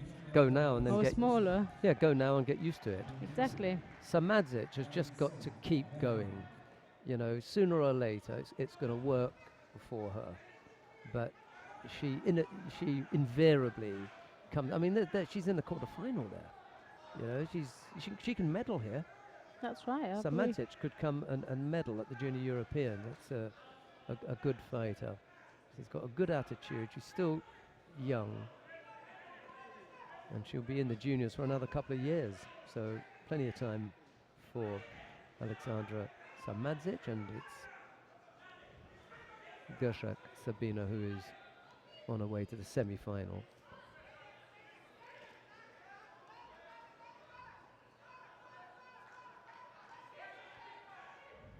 Moldovan team is proving to be strong in the under 81 kilogram category. In both players they enter, they are already in the quarter-final stage.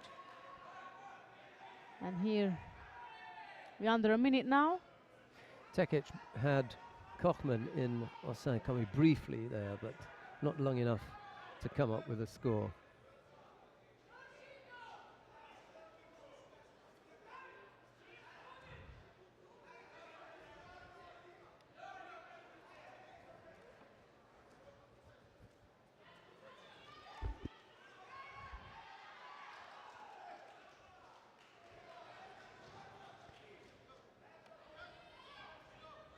It's 20 odd seconds left to go. 2 penalties. Not in favor of Kochman. There is Putin on the last bit of an attack, but you can see the sleeve is dominated by Tekic.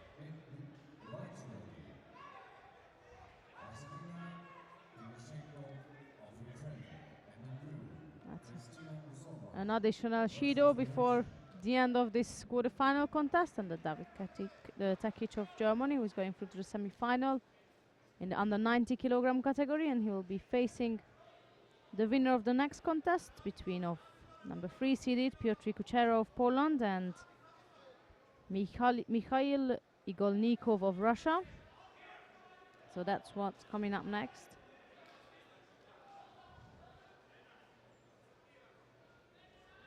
Yeah, we'll stick with the quarterfinals.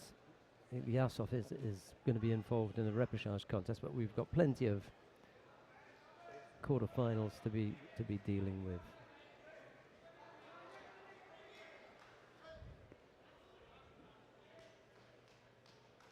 So Tekic over Kochman. It'll be Kutsera of Poland and Igolnikov of Russia up next. Piotr Kutsera in white, Mikhail Igolnikov in blue. Winner on match 2, David Tekic of Germany. Next contest, in white derby, Piotr Kuchera of Poland. And in blue, Mikhail Igolnikov of Russian Federation.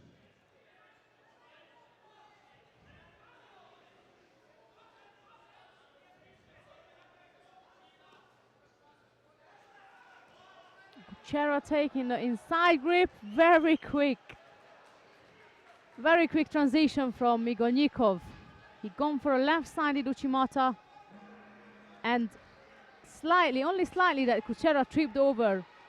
We could even argue about whether it was a Yuko or not, and just as Kuchera rolled over, Igolnikov jumped into Nevaza, secured an arm lock, there it is. He tripped over, and there was the arm left out there. Finishing off the last quarter-final contest in the under 90 kilogram category and moving into the semi-finals. Kuchera left his arm out hanging. You have to be able to go immediately from standing to Nevaza, not leaving your arm out. Even if it's a not so strong attack like this, you cannot. Well, I'm saying you cannot. It's good to practice the transition part of judo as well sometimes. Well, to get the right reaction. That right, I got humbled over because it wasn't really a strong throw. I got tripped over. That means we are into Nevaza. It's still on. 3 or 4 then, Sandra, your choice. We've got 2 quarterfinals, the Belarusian and the Ukrainian in the under 81 kilo category. Let's go mat number 3. Right, okay. Mat number 3 then. Viktor Klyavtsov of Belarus faces Viktor Makuka of Ukraine. My money is on Victor for this one. Oh, yes. I've got no doubt about it. Victor's winning this.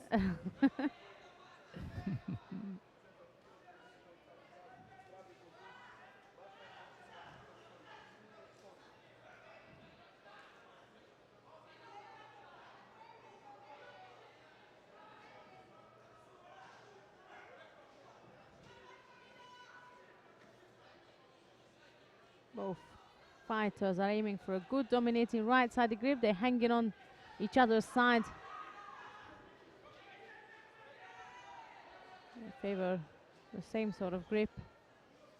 Oh, that's Makuka, who seems to have the more dominant one. Step behind for Nosotogari.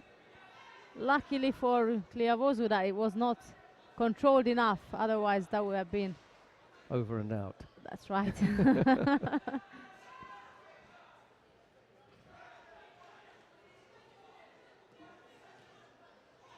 Just quickly check if Austria's got their first semi-finalist or not. I missed the contest between of Polerus and Sok in under 70. I think you would have heard more screams. You reckon?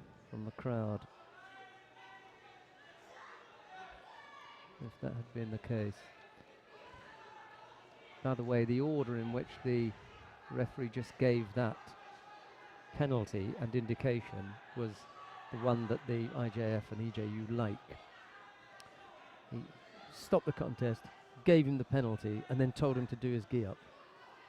They like it that way round, rather than stop the contest, tell them to do the gi, and then after they've done the gi, then do the penalty. They like to give the penalty first, so people don't forget what it's for. Yeah. After you've taken so long to do your gi up, then you get the penalty. What for? Right. Oops, problems here. Problems for Victor. Victor couldn't get off that. That's a Yuko lead now. He's lucky only to give that away. He didn't have the Makuka didn't have the power to bring him down flat onto his back. So I just had a quick look at Polerus, and she's indeed against Gacek in the semi-final. So the Austrian did win. There wasn't as big a shout as I thought there would be. And now Makuka comes back and picks up Wazari. So you save still with your bat. And I think you're more than safe right now. Next contest, in white judo, Becca Gviniashvili of the Russian Federation, and in blue, of France. That's Viktor Makuka of Ukraine, who is taking the first spot in the semi-final of the under 81 kilogram category. And coming up next, the winner of his opponent, which will be decided between of Nikon Zaborozchuk of Moldova, and he'll be up against João Martinho of Portugal. That's the replay for you.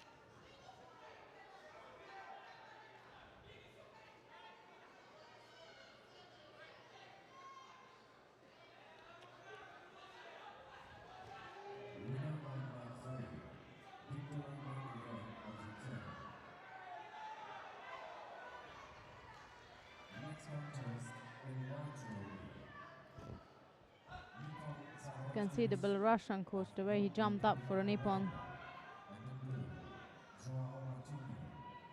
Not in this one, the previous one, when Kliavozu scored.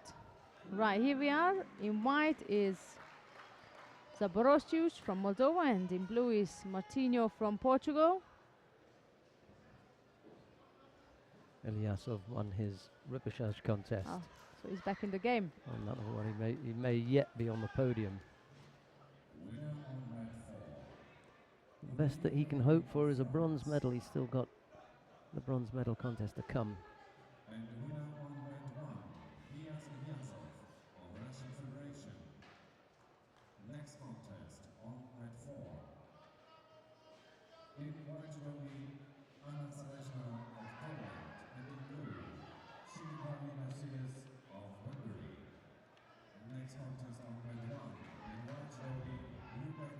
That was a bit of a danger. You don't know, Saikomi. I've just seen a nice Uranaga. That's how Ilyasov. Ilyasov. That's right. Unfortunately, they can't see it at home. I know. So we better not tell them.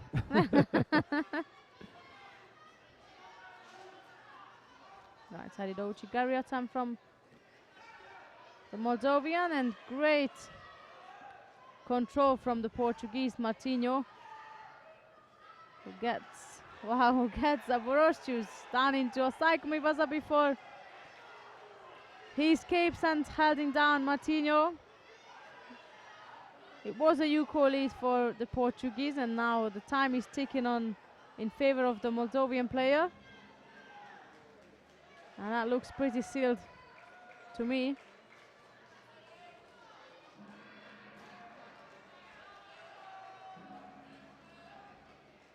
Here is the replay.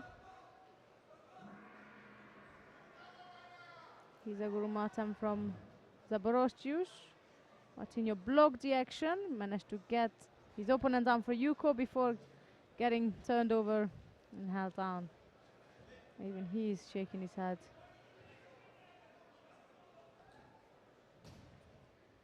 But here we go, that will be then Makuka of Ukraine versus Zaboroscius of Moldova on the top half of the draw.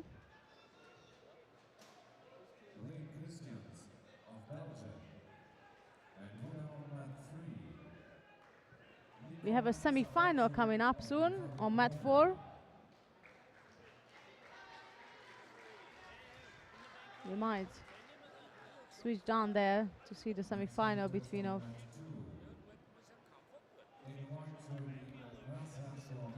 Yeah.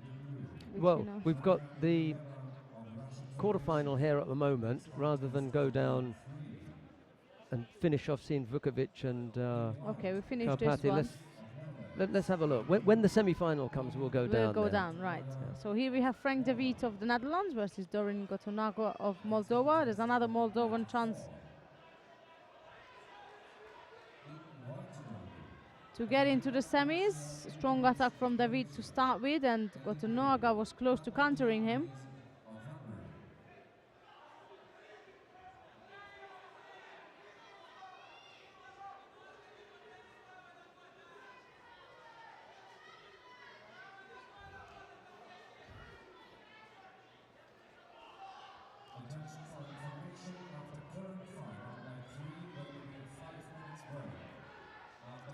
Also to Gary attempt. That's from the Dutch fighter.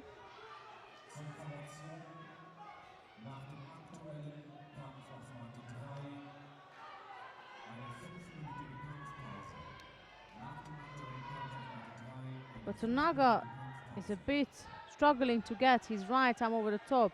Each time he's trying to get the grip, David stopping him and controlling his right sleeve, which is not helping the Moldovan player. They both favor a right-sided judo. And that's only David who is able to get the grip he wants to get in order to be able to attack.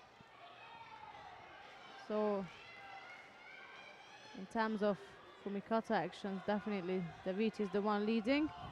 Uchimata from the Dutch fighter. Gotonaga managed to block it again.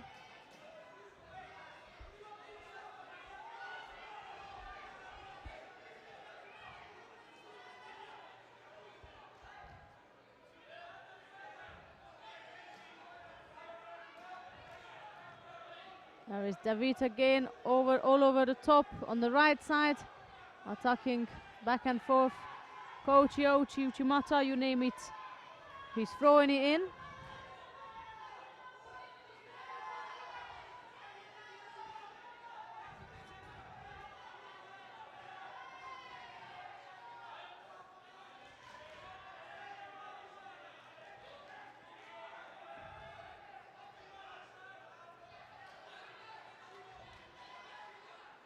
That's again, the control comes from David.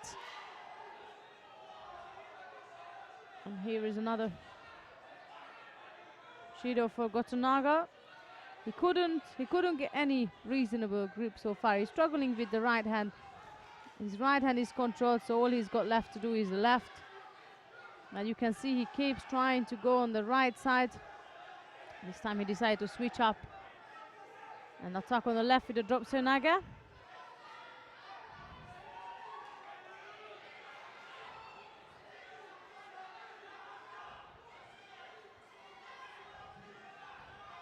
That's David on the top again.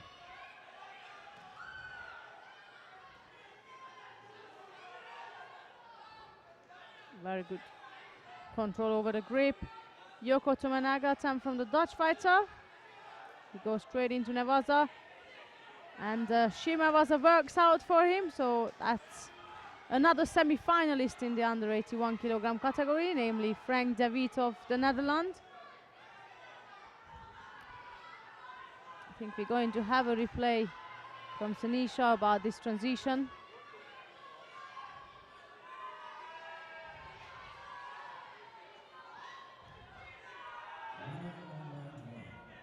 Here is the Yoko Tominaga attempt, and immediately as they get down, he's setting up for the Shimiwaza. That's right.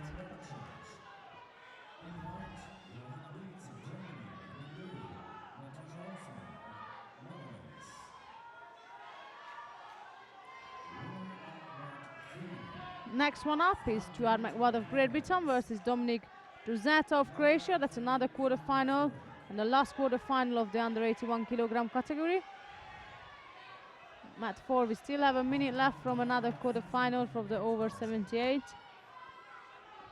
Well, the thing is, McWatt, was already, he'd been finishing off his last contest, so they're giving him a little bit of extra time. So what we're going to do is we will go down to mat number 4 now, and we'll watch the last few seconds of the contest between Katarina Vukovic of Croatia. She faces Kapati MS of Hungary. There is no score in this contest. Both fighters have picked up 2 penalties apiece. It may yet change. We've got 25 seconds left to go. We're waiting for the head-to-head between Lucy Renshaw and Ljubljana Piovasana, the number 1 and number 4 seeds in the under 63 kilo category. 2 British fighters. We're waiting for that to come up.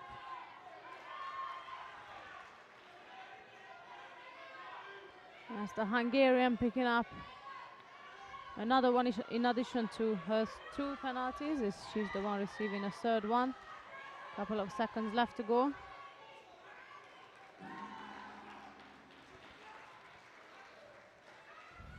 And she'll have to settle for the rapid charge.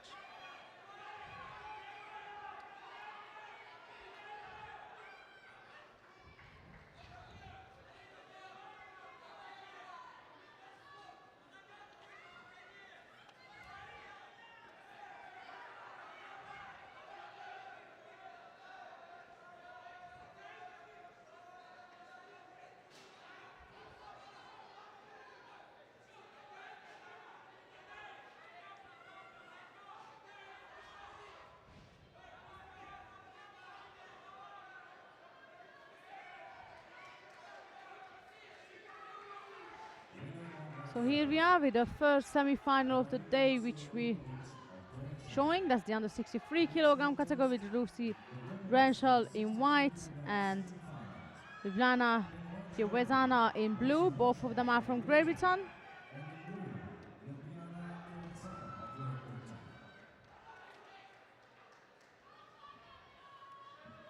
Here we go. Not only a place in the finalists at stake here, but the bragging rights. That's right. Between the 2 fighters from Great Britain. On the past 2 occasions they met, it was Lucy Renshaw who taken the lead. But before that, there were times when Piovasana won, so it's really a close contest.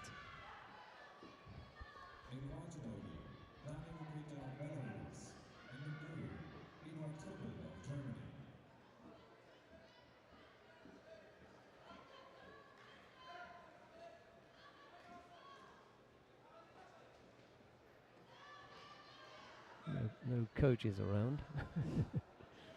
They're sitting in the stands, just watching on.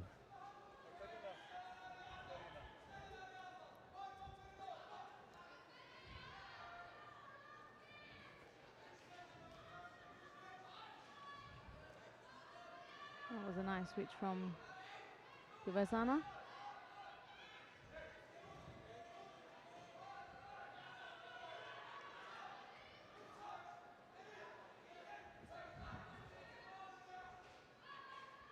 Some upsetting moments.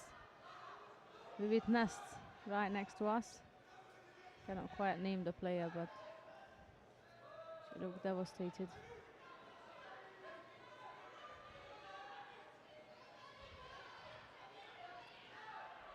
Lucy Renshaw picks up a penalty.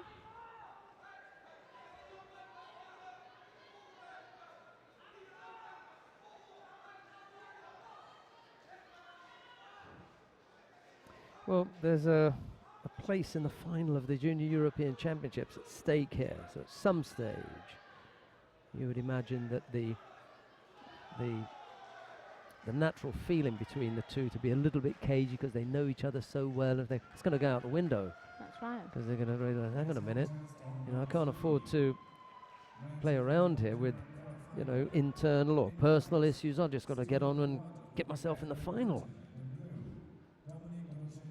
I want a shot at the European title. One of them is going to have that shot. Winner on mat 2, Equatorial of Germany. And winner on mat 1, Johannes of Germany.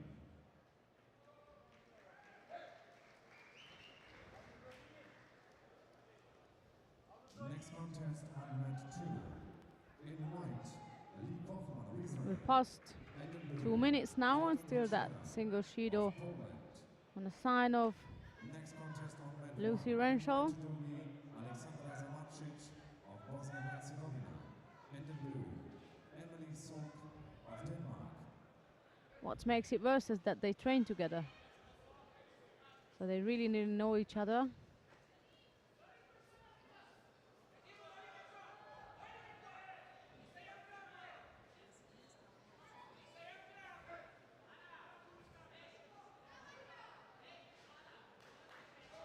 Now we're back to where we started from after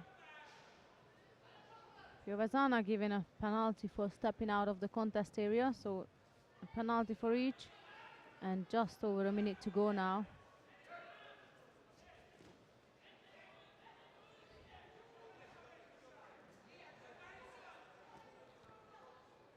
The penalty for Gviniashvili has been wiped off. That means she has the advantage again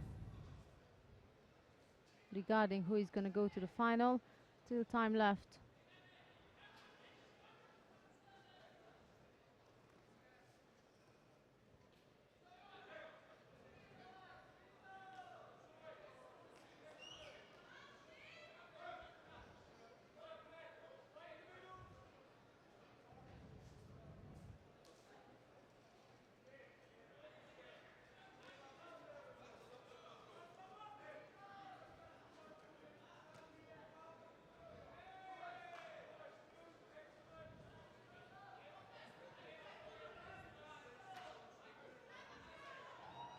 It was close, the sleeve was missing.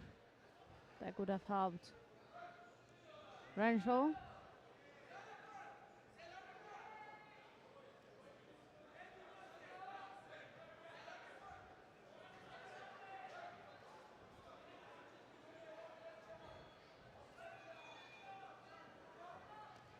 Winner on mat 2. Couple of seconds left. Next contest is the women's in the 78 kilogram semi-final. In white, Larissa Renaud And just right at the very last second is where Renshaw pulls it off the bag. Well, you'd have to have a look at a replay there to see whether there was some control, intention, you know, everything. Yeah, they're going to leave it. Nach dem aktuellen Kampf auf Matte 3 eine 5-minütige Right, and absolutely Kampfpause. zero complaints from Piavasana here. Watch. Lucy Renshaw of Great Britain. Yeah. Have to be Okay, strong yeah, in yeah, your yeah, mind. yeah. Next semi-final. In white, Elizabeth Talciu of Greece. And Stuart McWell also won his contest, so he's in the semi-final. Winner on mat 2, Stuart McWhite of Great Britain. Now a 5 minutes break on mat 3. Auf Matte 3 eine 5-minütige Wettkampfpause.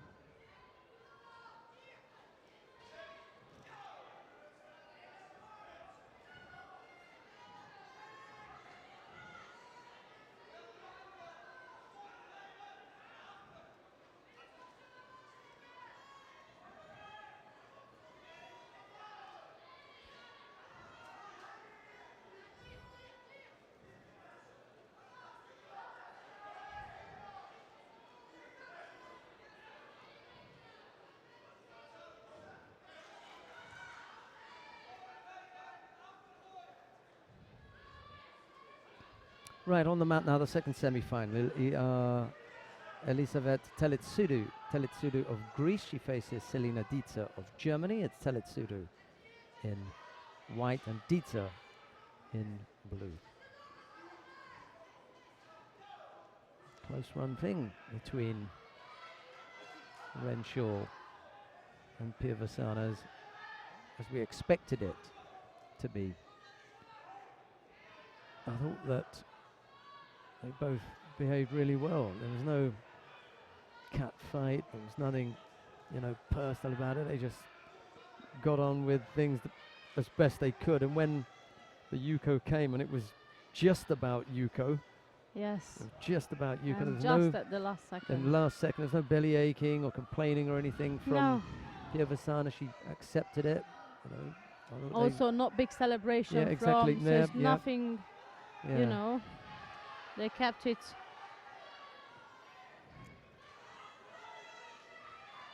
Toughie.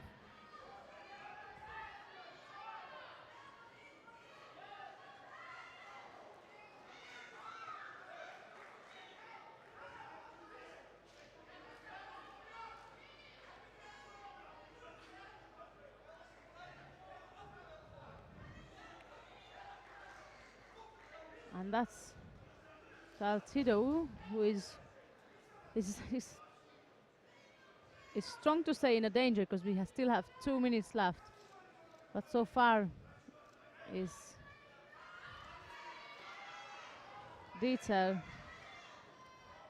Well, up until that point, up she until had the now, advantage. Yes, she had the advantage. And now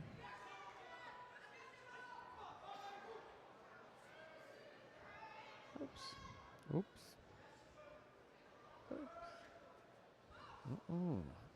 Right. we have another semi-final. It doesn't look it's going to be a short one. Or you think?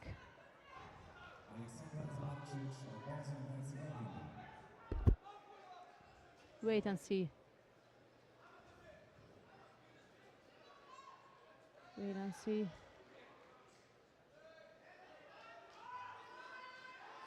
How long it will take? Next contest, men's 100 kg semi-final on that one. In white, Joseph Terek of France. In the blue, Oleg Abayev of Russian Federation. Looked pretty bad to me, but and if it's that bad, that means that Talcido definitely is going through. You can see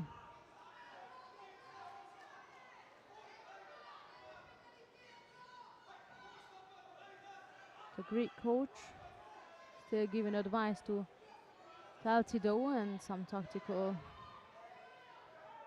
commands. So that means to me that Dietzer will be able to come back on the mat. That bleeding looked a bit rough.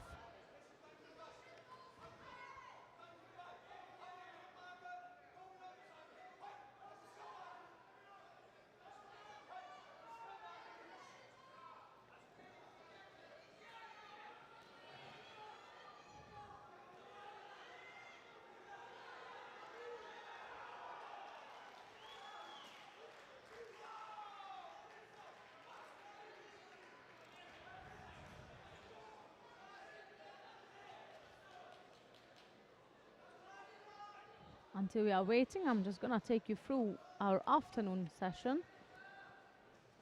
We will have the draw for the team event. The Matt, yes? question for the referee and the judges will be whether or not, because Dietzo's picked up an injury to the eye and the bridge of Yes. the eye, and that's resulted in a cut and Okay. and a loss of blood, and it looked quite serious. But I think there was more,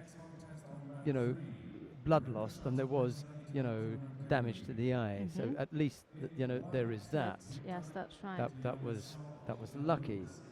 The question now is whether or not there was any intent from Teletsidu to do something that was against the spirit of judo and intentionally cause harm to her opponent. And given the replays that we've seen, there wasn't any. Wasn't her intention. She pulled. So that's cleared. Yeah, she pulled at her opponent, who was accidentally caught up in the action, and as a result of that accidental contact, she sustained a cut. So there won't be any penalty against Teletsidu. Whether or not Dietze can continue, we're not sure, because there's been there's been quite a break here. It's going to step forward a little bit, so I can Yeah, have a look at it, and then we can keep some sort of update until Chardonnays have a look at it. As I promised, I put you through what's happening later on today. Yeah, you see, it's above. Beg your pardon, it's above. the Okay, eye. no problem. So,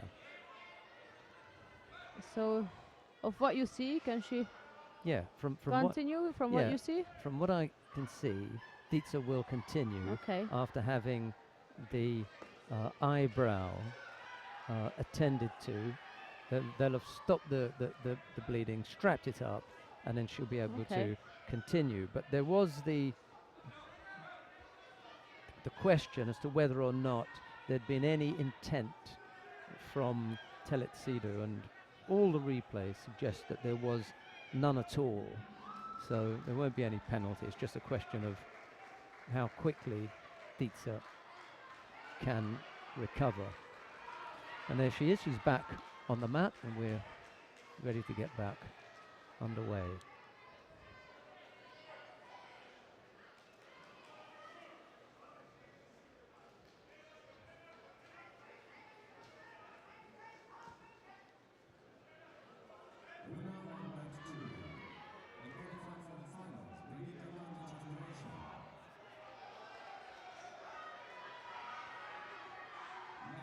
Was an attack from Daltido on the left side.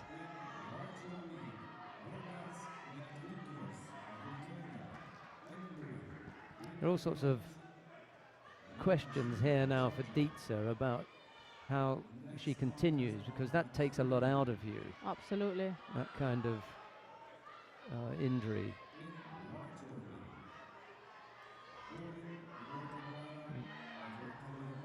Shaken up, and then, whether there is a view, any difficulty in her sight, vision. But it wasn't to the eye, it was above the eye, that was the thing.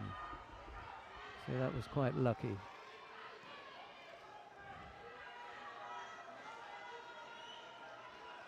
With just over a minute left to go.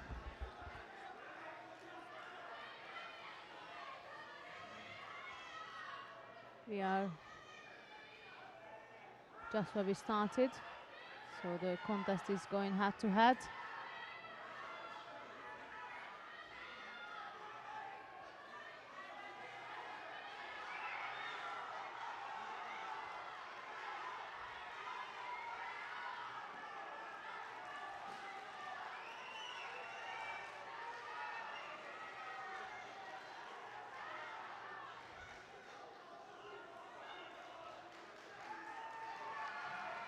And that's now the Greek girl, Talstio, who takes the advantage in the contest after it has been given a Another penalty in addition to her first one. 2-1 in the Judos.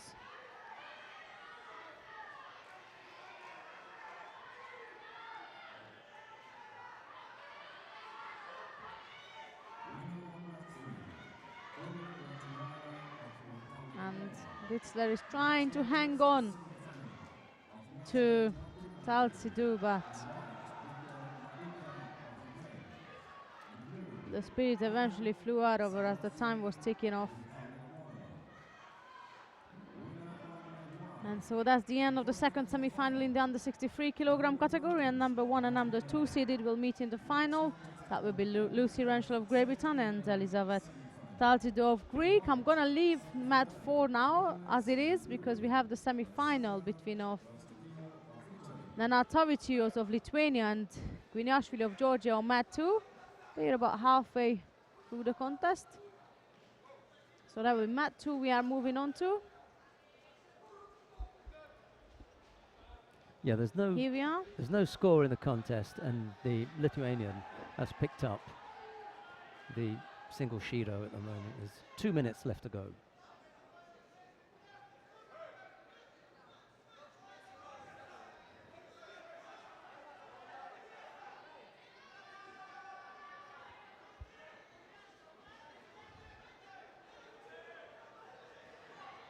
Nice piece of work there. Gviniashvili was aiming to pick up his opponent, and he's got the height different in the favor of the Lithuanian. However, that allowed, because the Lithuanian's got long legs, it allowed Gviniashvili to hook back for an ouchigari and take down his opponent for Wazari.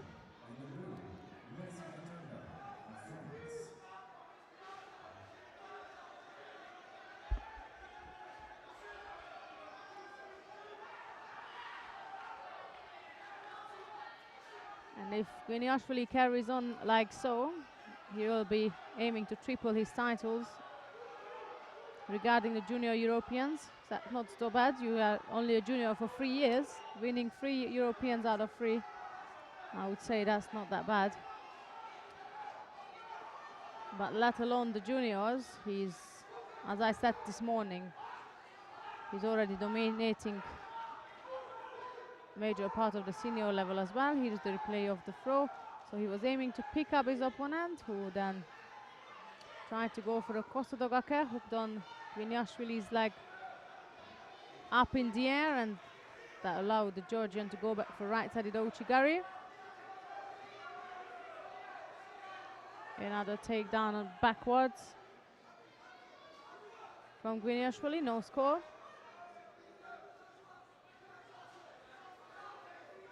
A little over half a minute left in this contest. Up on mat number 4, there's a semi-final going on between Russia's Shakbazov and Katanga of France. We'll let you know about that one. There's no score in that contest at the moment.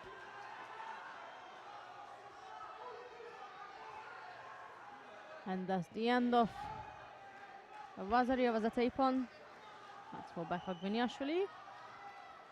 Books his spot in the final of the under 90 kilogram category.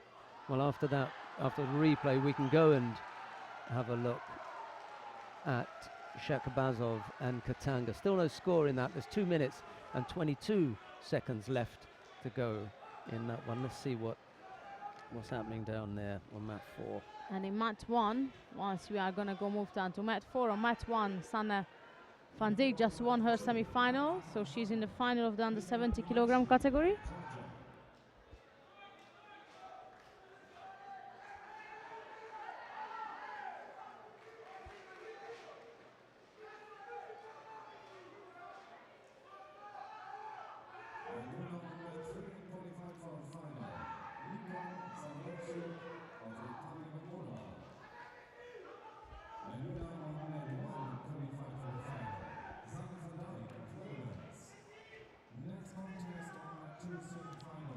Third penalty. We got a Picked up by Katanga. Shakbazov picks up his second. It's been untidy from both of them as they try to come up with a score.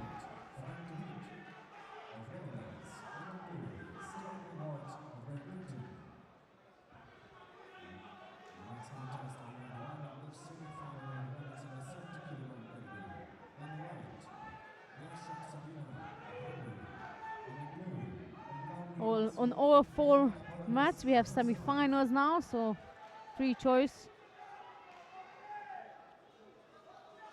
I'm pretty sure all the semi-finals will be eventful.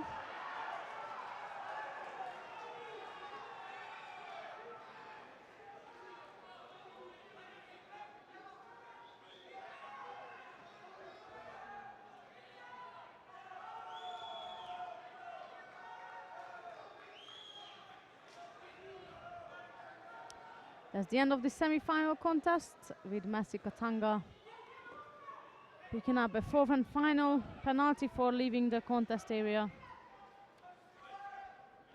That takes Rustam Shakbazov through to the final.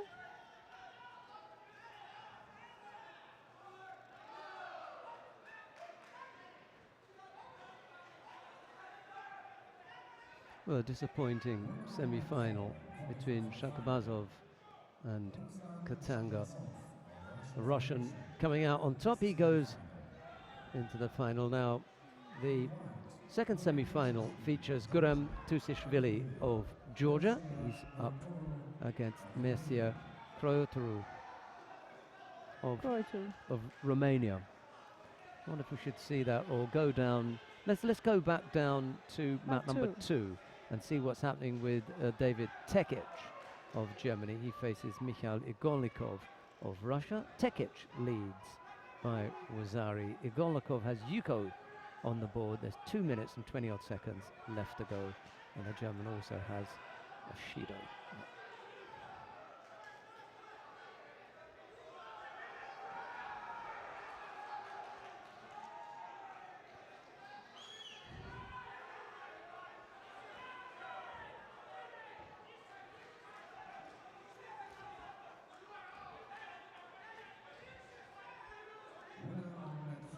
And on mat 3, Frank David was in favor as Stuart McWatt picked up a penalty earlier in the fight, but now he'd taken over that. You can see the replay there. That was a nice left-sided attack. That might have been mat 4 I'm talking about instead of mat 3, but yeah, that was mat 4. That was the Georgian, which we have on the big screen. But anyways, what's for sure is that the British fighter is leading by Wazari, and here also David Tekic is leading by Wazari.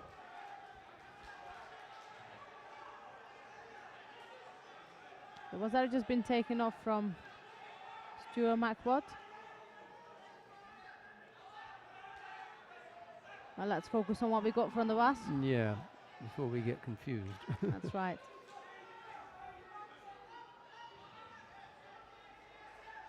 Igornikov gone for a left-sided Uchimata. Could have gone bigger than it was. The sleeve was out of control, so he couldn't pull Tekic through enough to score. The difficulty, again, I point out, is 1:26 left to go. How much has Tekic got left in him? Can he hold off Igolnikov for that long? He doesn't look at his fittest as now. So I get the point you putting across.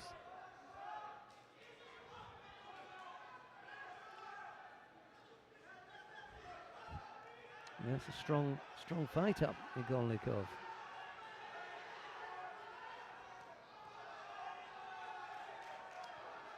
There is him driving Tekic through again. Here's the replay of the second Yuko, scored by Igolnikov.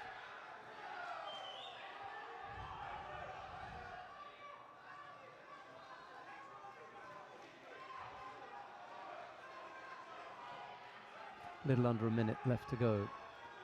Igolnikov also taking a bit of a break there, just as he leans forward, just to catch his breath. He'll stand back up for the attack.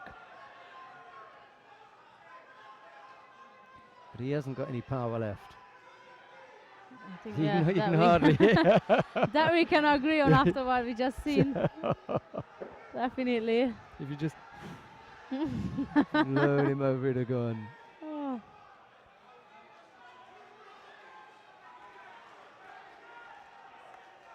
Both fighters finding it difficult to get to their feet here.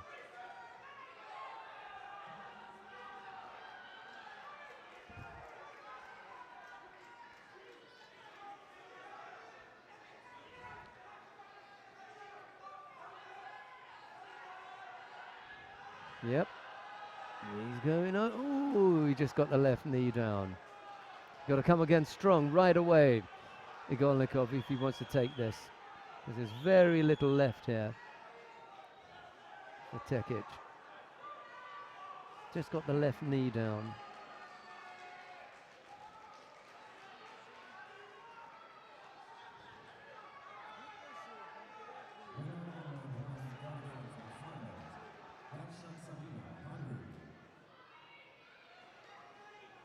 No, that's it now. Igolnikov didn't have enough to attack Tekic in the end with sufficient enough strength to put him under any real pressure. And as a result of that, Tekic was able to hang on to that Wazari lead. 2 scores for Igolnikov, but both Yukos, and Tekic just able to do enough to take the win. He'll face Becca Gviniashvili of Georgia in the final. Gershak Sabina, by the way, won her semi-final down on mat number 1, and that's the end of judo down on mat number 1. Right, who have we got coming up next then? I suppose we will be going. Yeah. No choice but 4. Yeah. We're going to be going to mat number 4. There's a repechage contest taking place down there, and here is Sandra Zagedi to introduce these 2 fighters. You can go with those. In white we got Siget Varimertides, and in blue it's Kárpáti Emese. They're both from Hungary. They lost out in the quarter-final stage, so there they are battling out for a spot in the bronze medal contest of the over 78 kilogram category. Ladies and gentlemen, dear friends, please be reminded that we start with the final block at 4 p.m. At 4 p.m. we start with the final block of day 2 of Judo European Judo Championships. She can't stop complaining. we just had Gershak Sabina passing by us, and Every time Gershak comes by, she says, "Wasn't that Ippon?" yeah, exactly. She thinks every She every loves time, to yeah. throw around. Yeah. Who doesn't? Well, she's in the final. Mind you, exactly. That'll be a good final. Sanne van Dijk. That would be Gershak that would be a tough one. Sabina. For the is that Hungarian. 1 and 2? No, No, that's Samadzic was the number Gershak 2, wasn't she? wasn't. She was seeded in the top 8, but not in the Yeah, top so 4. And we only talked about top 4 this morning. So That's right.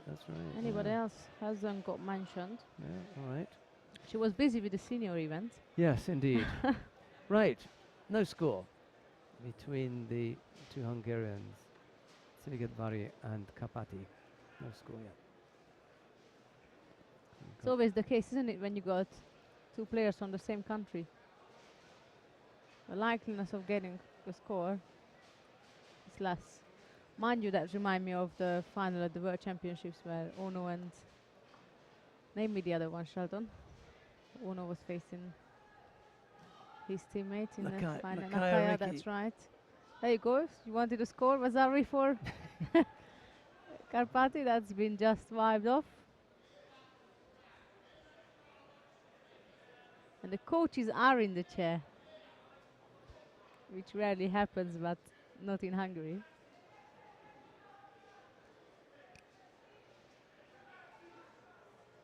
So it's not been wiped off. It is still on. Don't know what I was looking at.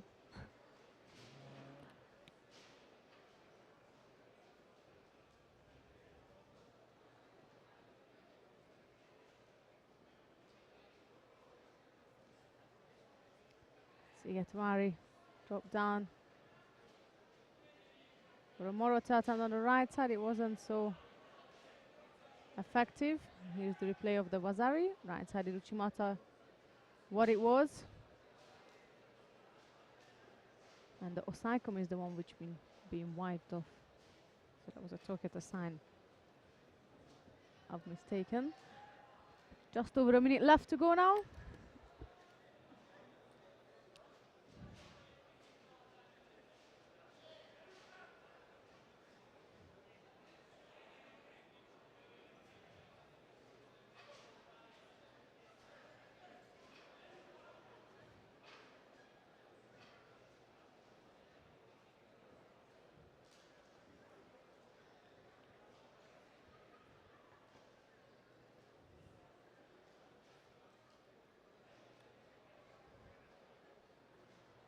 Just now that we enter the last minute of this repechage contest with the two Hungarians battling against each other. Penalty for Karpati.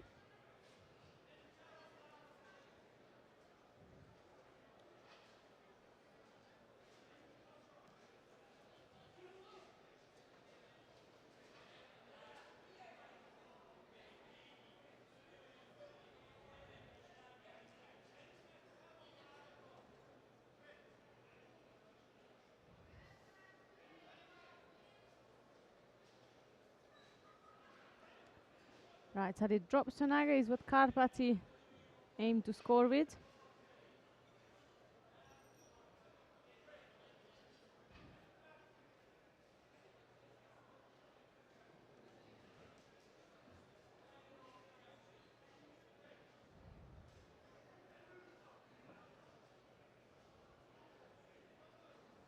And to the last 20 seconds now, and Sigetmari's arm is blocked out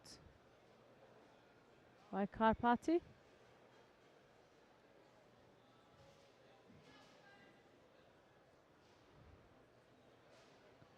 And that's now the time is up, so that will be Sigetmari Matidas who has to bow off and finish the day. On the other hand, it's Karpati Emesher who will be going through and have the opportunity to still gain a medal here at the Junior European Championships. That will be a bronze medal she has the opportunity to gain.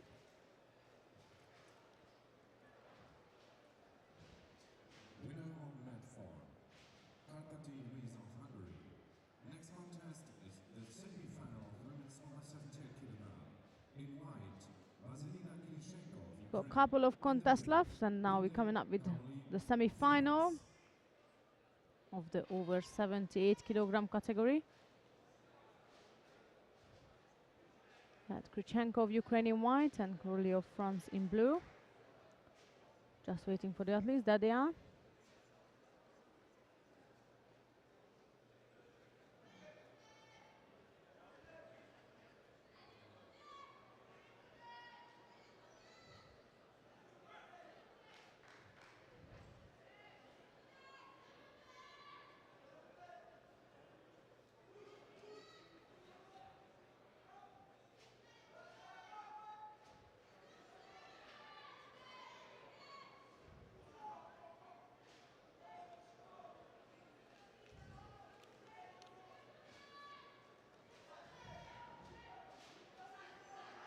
That was Kirichenko, who is the number 1 seed in this weight category, and she just stunned Karoli for Vasari.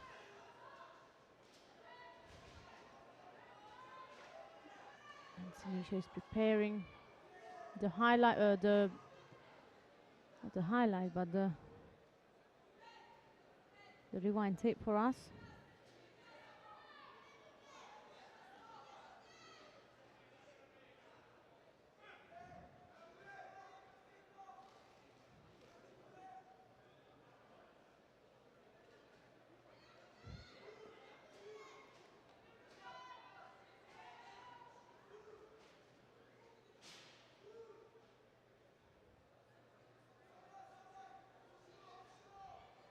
Karoli's trying to go over the top, sticking in a bit of an uchigari here and there, but the distance from Kirichenko is just too much for Karoli to able to get that uchigari right on.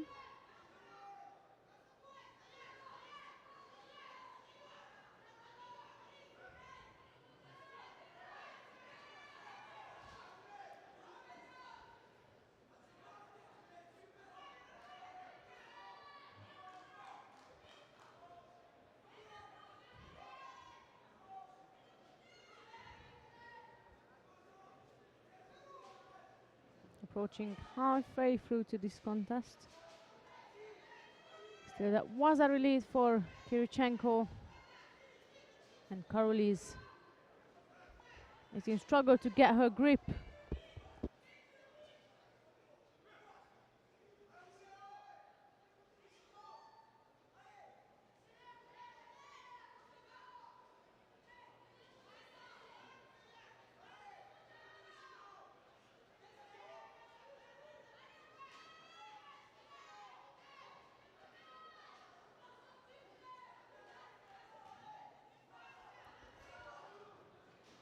That's a second penalty for Kirichenko.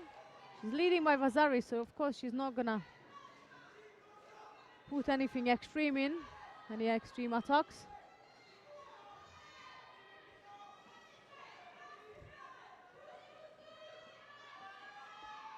That's another Ochigari from Karoli. That was closer than the ones before. It was a closer attempt. Whilst Kirichenko and Karoli is battling with each other, I just saw the president of the Georgian Judo Federation, that's David Gviniashvili, and the reason I'm mentioning that is because today they will sign the contract and the necessary paperwork for the European Club Championships, which will take place in Tbilisi this year. So if you want to know any more information about that, just please visit our website at tgu.net, and there was a piece published regarding the criteria, and I believe the outline, if it's not online yet, I believe it will be online in a matter of days, but today they will sign the official and the final paperwork regarding that tournament. So that's a piece of information for you, and that Corey was trying to put in a bit of an effort there with the Makikomi on the right side. Just couldn't pull Kirichenko through enough. We're also going to have the team draw today.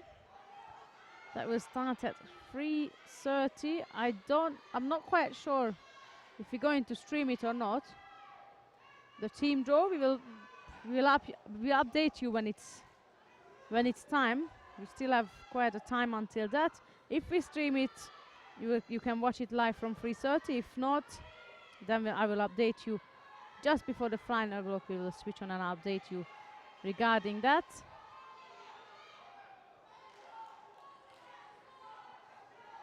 And that's, we're approaching the very end of this semi-final contest between Kirichenko and Karoli.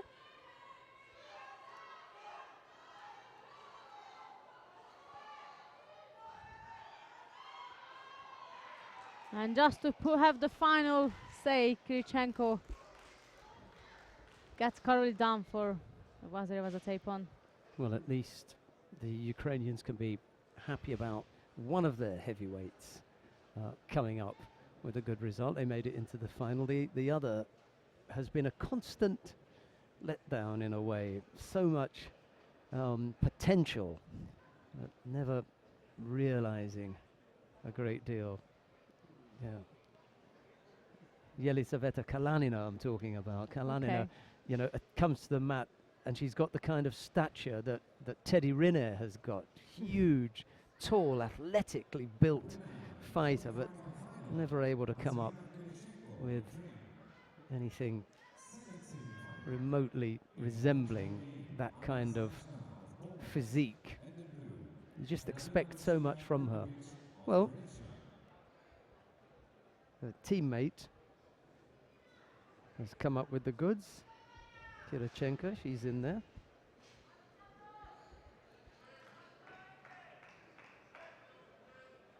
That's the last contest.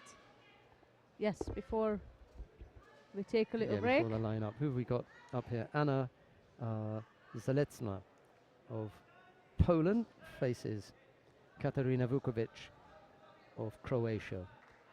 It's Zaleczna in the white judogi and Vukovic in blue, and immediately after this we'll take a break. That's right. 2 o'clock now, we'll be back. What were you telling the viewers at home? What time will we be back? Final block? 4 o'clock. At 4 o'clock. It's Yeah. nice, a good break today, and it's just as well. That's right. Because Selina Dietzer needs a good break. She was the one who had the cut above Did you the have eye. I managed to go. I managed Okay. to have a chat with her. I managed to have a chat with Yes. her coach. There's zero concern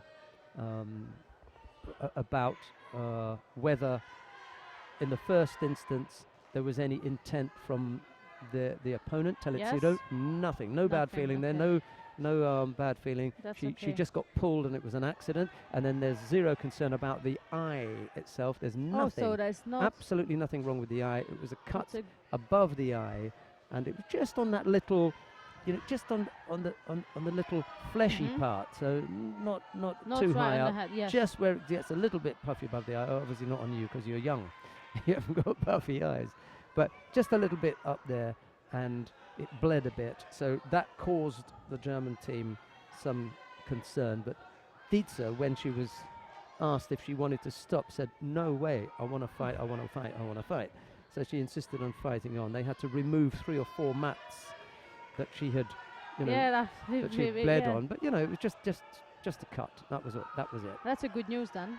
Yeah, it was good news for Dietze, and we'll see Dietze in that match. I think that's going to be Wazari up there.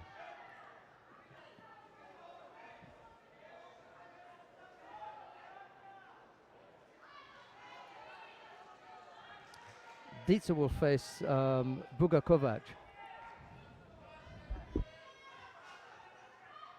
Yes, for the bronze medal. That's what Shadow was beginning to say.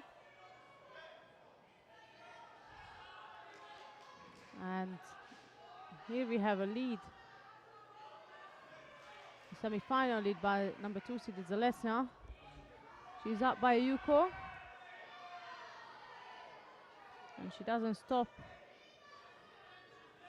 There, as you can see, she keeps attacking.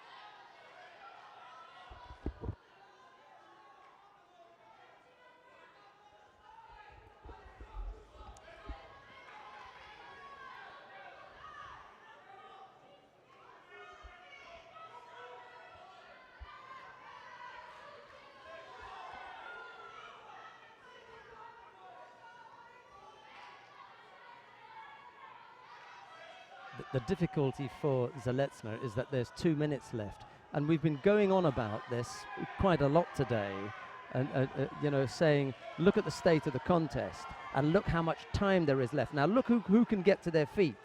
Zalesnya is struggling to get to her feet. There's 2 minutes left. Vukovic is full power here. Can she go 1:57 without That's picking a up long another time. penalty? It's a long time. She keeps drilling that right-sided Makikomi, but There's one they are thing. getting weaker and weaker, those attacks. There's one thing that can save Zalesnya. She throws Vukovic for Ippon. But the problem with that is you need some power. That's right. And she's just run out. The Croatian here is just got to play clever. You see and the 3 Shidos on the side of Zalesnya, so that's... Yeah, you need 2 things to win here. One of them is judo, and at the moment Zalesnya, if this was a car, that the gauge that says judo has just has just hit empty. Agree. The power gauge is also, she's running on empty at the moment. What? Can't believe it.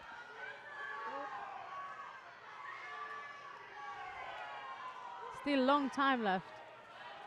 And as you said, who is the one getting up and ready to go? That's not Minute 24. There's Zalesnya. no way she can make it. Look, if Vukovic was clever, she'd stand up, put in a couple of good attacks, and that'd be it. This is done. That's right. Yeah. Wrap it up now. If this was boxing, they would throw the white towel in the ring. Absolutely. Can't believe that they let this go on. I think now we come to the end. See, I don't think that last attack was any worse than any of the others. Any of the others. I was going to say that they all look the same, and it's not the end yet. Vukovic is not being clever here. She needs strong attacks. She needs good, strong attacks, and she can take this. Good if she can come up with a score. Well, Zalesnya has been on the mat for about 40 or 50 seconds longer than I thought she would be. She's untidy, Vukovic, with her attacks. She doesn't need to be desperate. There was so much time on the clock.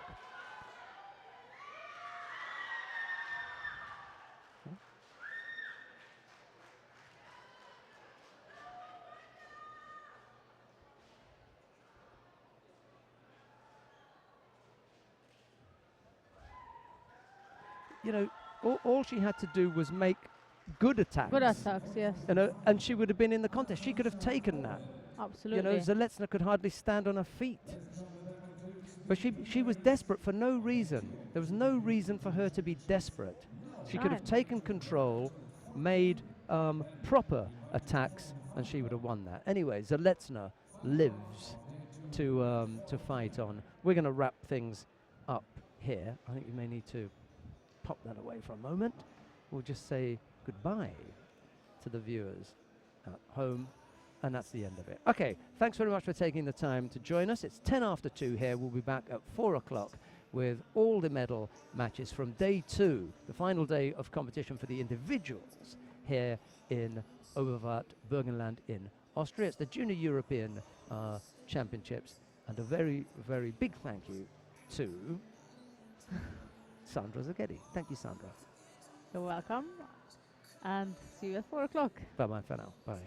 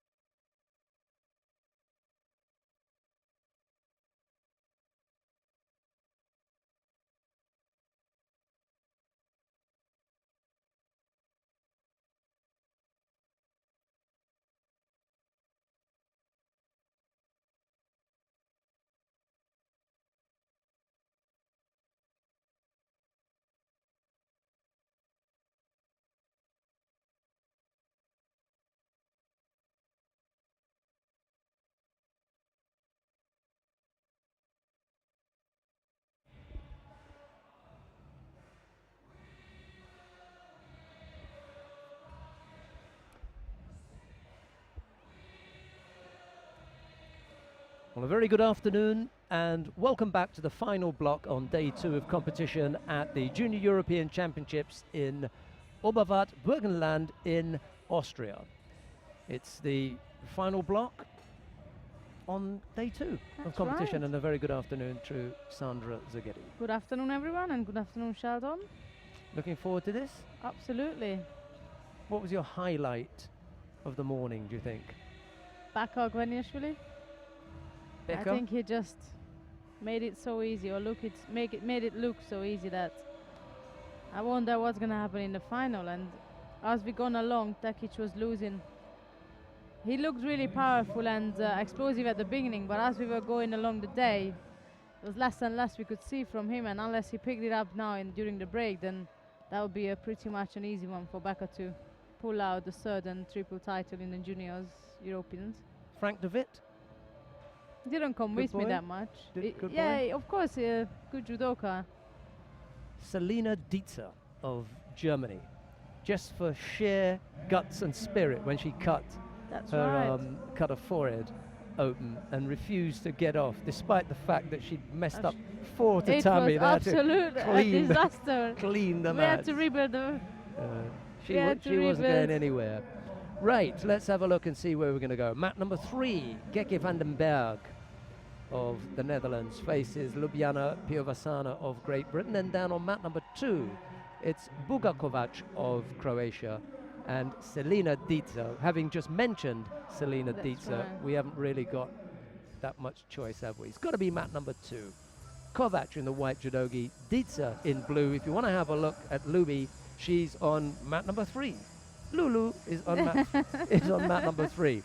She's up against Geke van den Berg of the Netherlands. Goodness me, that's an old picture of Selina Dietzer. There she is with the head all bandaged She'll up. wrap that there. She's had some time to recover, given the nature of the injury. You know, a head You need injury. more than 2 hours too. But you know, it was really unsettling, disturbing for a lot of people who were watching, because there was just, you know, that cut in an awkward position where there was a lot of blood, but absolutely no long-lasting effect, apart from what is likely to be a bit of a scar up there. She's bound to, because she's had a couple of stitches. She's had 4 stitches up there. So Wow. Kovac picks up a penalty for negative gripping. That was. She finds it a little bit awkward to come to terms with the combative Selina Dietzer, with whom I've got some very nice pictures from the Dusseldorf Grand Prix. Yeah, she came up and had a chat with us. She impressed us in Dusseldorf a while ago, so we decided to invite her up and have a picture. Well, I think I can't remember who it was that she fought. Nice Ashiwaza on a score for the German as she gets on the board, and there'll be incredible support for her from her teammates, simply because she's just so gutsy. Osai Komi as well. Oh, she can't hold on to it, and Kovac lives again, having just given up the Yuko after this. Well, Diashibarai, I think. Right arm around the head from Kovac as she traps the leg there and decides not to go any further. Just blocks any progress. A little over 2 minutes left to go. There's another chance to pick her opponent up.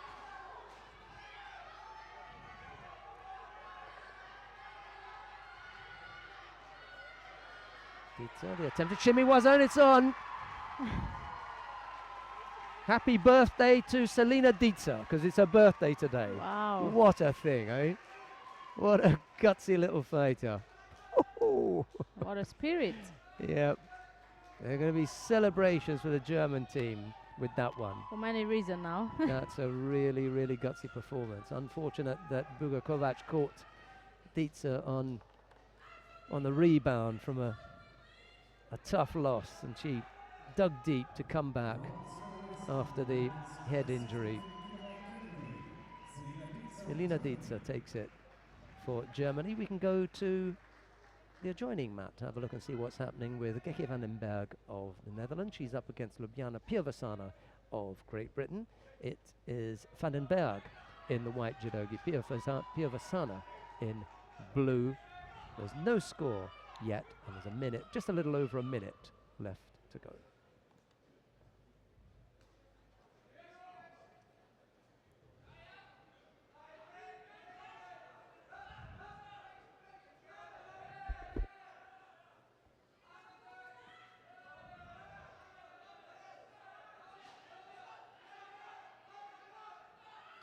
British fighter struggling to get close enough on the left side. And as she was getting closer and aiming to attack, she get countered for Vasari by her Dutch opponent.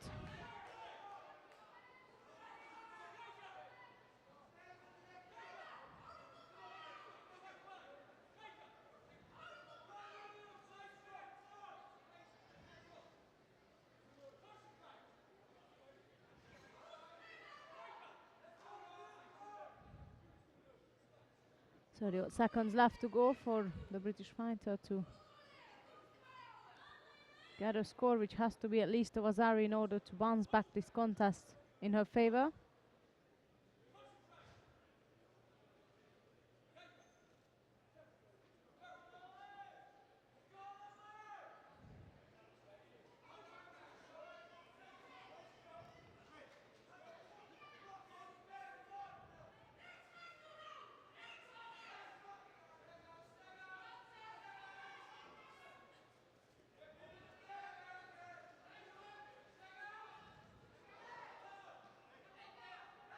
Only 2 seconds left now.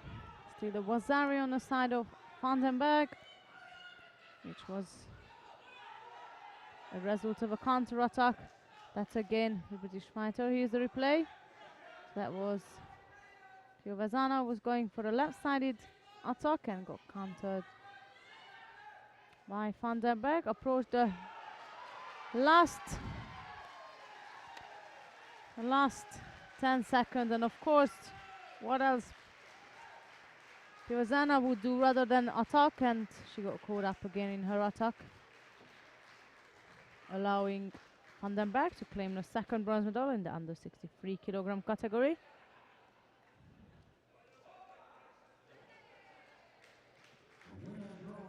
So that's a Dutch and a German bronze in the under 63s before the final lineup, which will be between of a British and a Greek fighter, namely Lucy Renshaw of Great Britain will be in white judogi, and Elizabeth Taltsidou from Greece will be wearing the blue judogi. Here we are, once the referee has arrived. Then we are going to start the final contest of the under 63 kilogram category.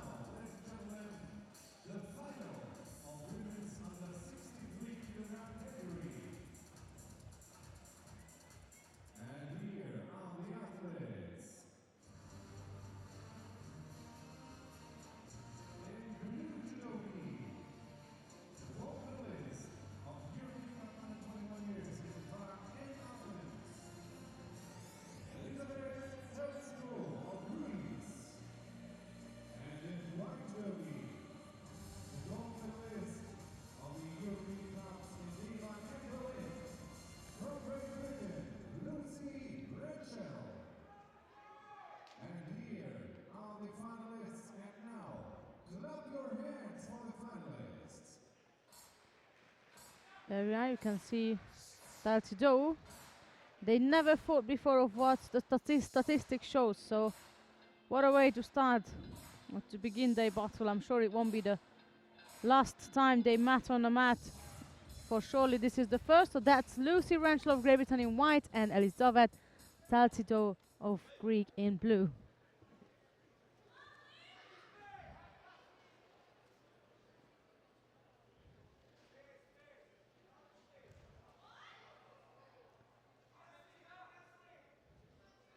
Renshaw was aiming for a right-sided Ochigari there. Now she stepped back, she's easing up a bit. A good start. Judo also strong on the right, so it's a right versus right situation.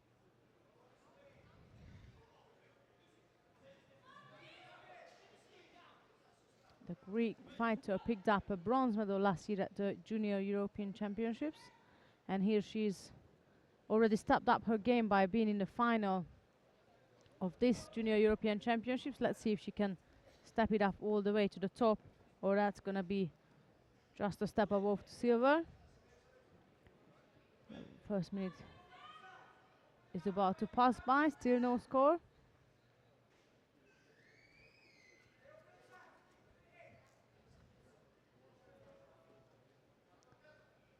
Judo is taking a left-sided grip this time, right around the waist of Renshaw. And that's the British fighter to claim a penalty there. And Tataru stepping up her game now, putting more pressure on Renshaw on the left side with a grip over the top. Didn't look like a comfortable position for Renshaw.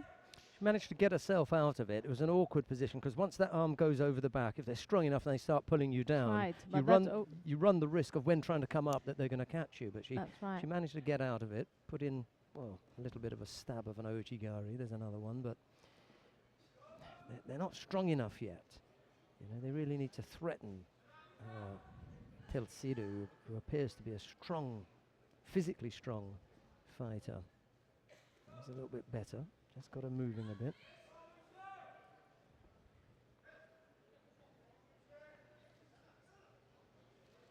Oh. Still not quite able to get the hips that far enough across. Teltsidu, that is. Have you had a word with Dieter? Dieter? Yeah, I did. Yeah. Had a chat with the German. She's happy. She can celebrate her birthday now with a bronze medal here at the Junior European Championships. She can then go and have a bit of a rest and see how quickly the head injury heals. And it's a nasty cut, and it will take, you know, several weeks to heal up, as long as she doesn't aggravate it by, you know, hitting it again. That's right. Just the one penalty against Renshaw, although the referee was minded to give her another one just a few seconds ago. He's not convinced by the attacks, that's why, you see. Those little stabs at Ochigari aren't enough for him, and he's on the edge looking for you know, the next Judo if she's not careful. And that's again a top right hand. That's a bit better. Stronger effort. We were talking about following up with something on the way down, and now Teltsidu picks up Bushido for passivity. So the advantage that Teltsidu had is gone. Renshaw just needs to stay close. Now it's the Greek's turn to look under threat as Renshaw gets a grip over the back, but Teltsidu fell to her front and that broke things up. A little bit of pressure there. Right. Renshaw was under pressure at the edge, so she threw in an attack as well.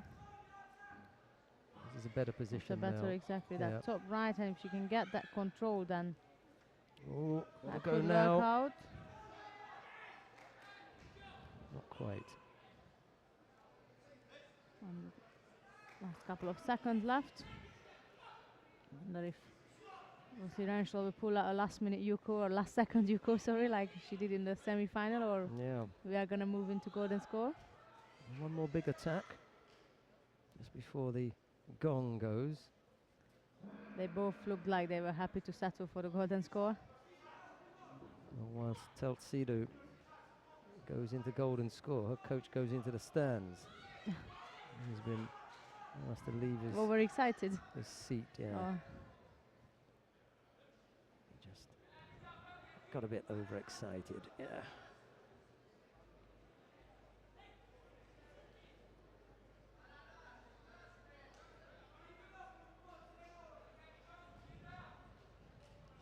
Nothing in it. No.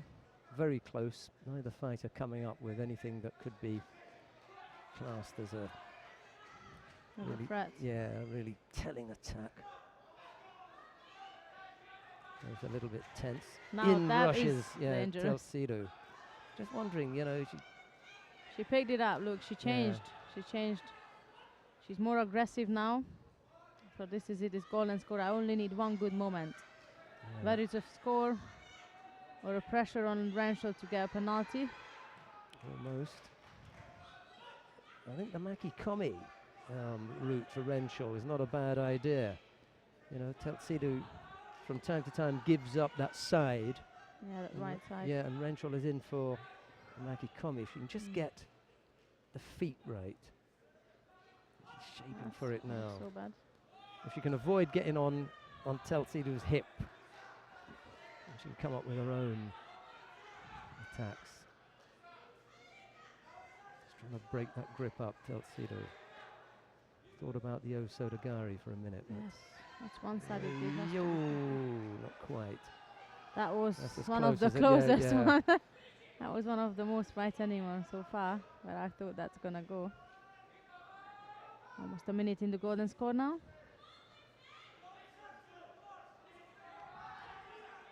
Well, you know how tight things get in the golden score period. You want to make sure that you don't give anything away here. So, got to come back with a strong attack now. And if you're clever, you'll follow it up immediately with another. That's right. Don't give your opponent a chance to get an attack in. Put the pressure on them right away. Top right again from Renshaw. Oh, couldn't change direction there. Ochigari, that's And another good effort. Over she goes. This is it. That's it. That Ochi Yeah, looked frightening right from the Yeah. beginning. It was a matter of time. She's gonna flip her over with that. She hung in there really strongly. Hopped that through at the end. See, it was the grip here, and a nice strong grip at the back. Good tight hook on the leg and pushing back. She got everything right there. That's why she came up with the ippon.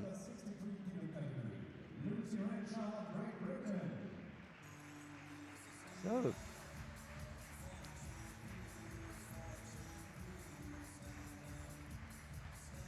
this is where it goes right here. Good hook, good push back now and drives her over.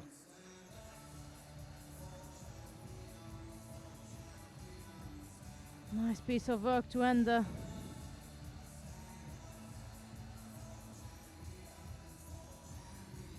Celebrations for the British team over on the far side. There's one thing missing there. Lubiana Piavasana, I think she's in the back. Right. Let's have a look at mat number 3. If you want to see the contest between João Martino and Stuart McWatt, that's going to be on mat number 2.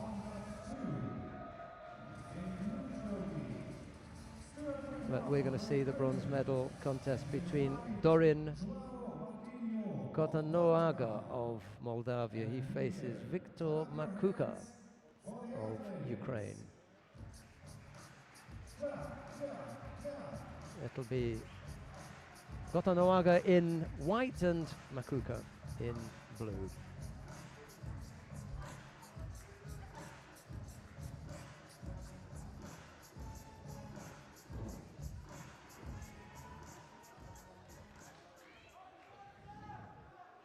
Makuka was one of your favorite today, wasn't he? Let's see if we can pull out a bronze medal here.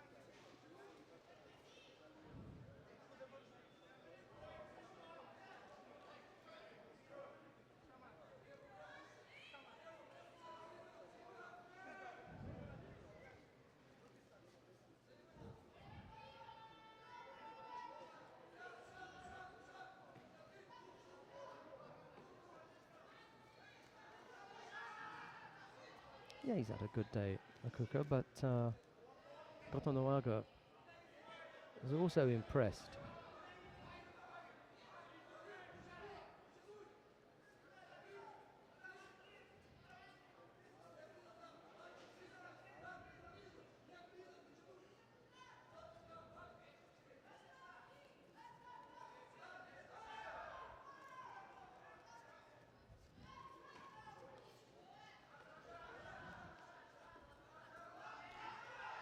Oops, that was a bit of a danger there for Makuka.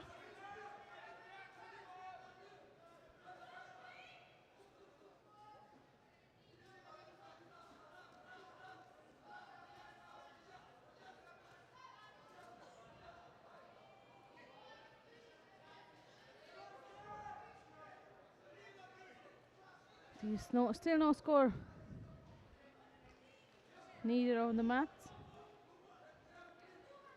But double Shido's gone out for Kotonoga and Makuka.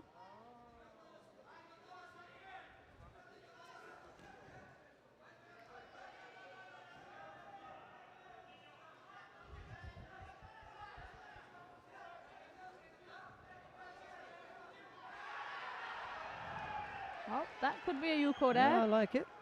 Yeah. Yeah.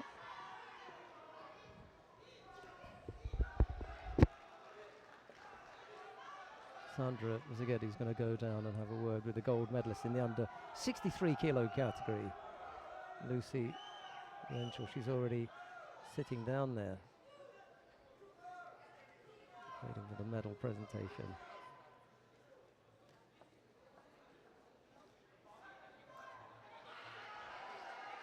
Nice effort on the left side there.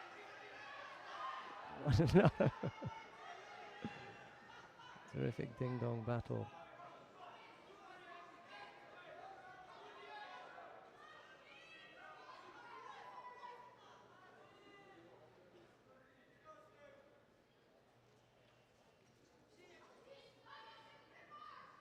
Abdominal injury, maybe?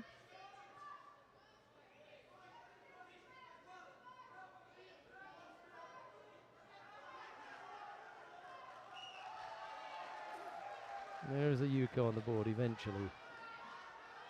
He had a good long look at that one. Sandra and I thought yes. Eventually they came up with it. Usodogari is in Makuka's mind here.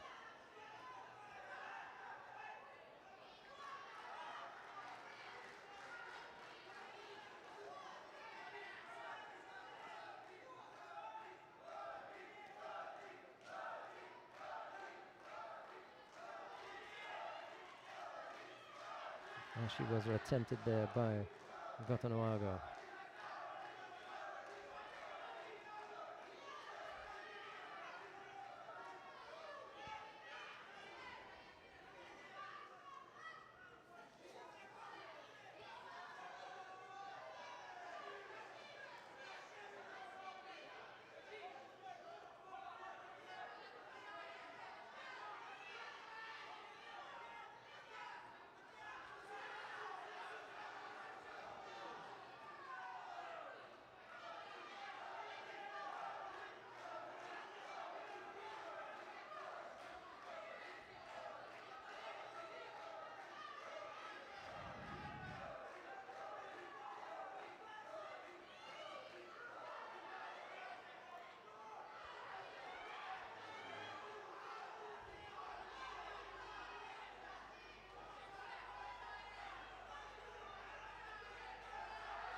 Oh, that's great work.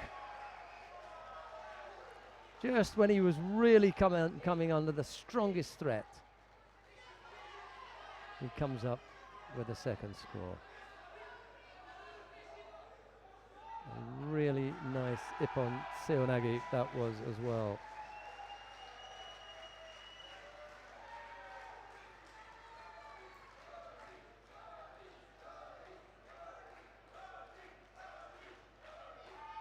A great effort from Makuka, but there's not much that you can fault there, is there?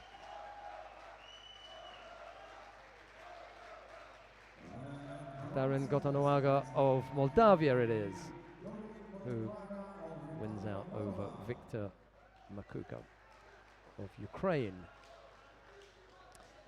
Well, the contest on the adjoining mat between João Martino of Portugal and Stuart McWatt of Great Britain has just finished. Martino was Wazzari on the board, so he wins out over Stuart McWatt. Those are the two bronze medalists.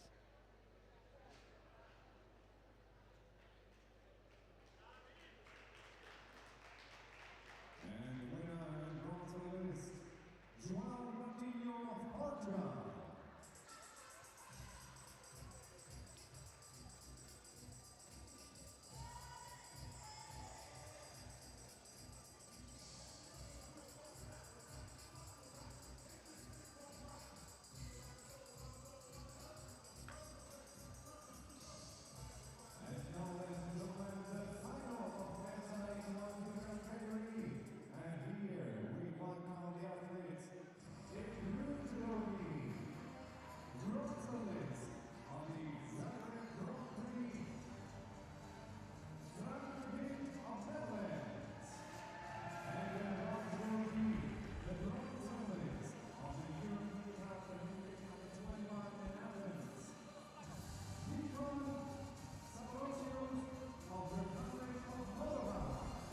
Right, we come to the final of the under 81 kilo category for men. Nikon Zaborocic of Moldavia faces Frank de Witt of the Netherlands. It'll be Zaborocic in the white judogi, de Witt in blue.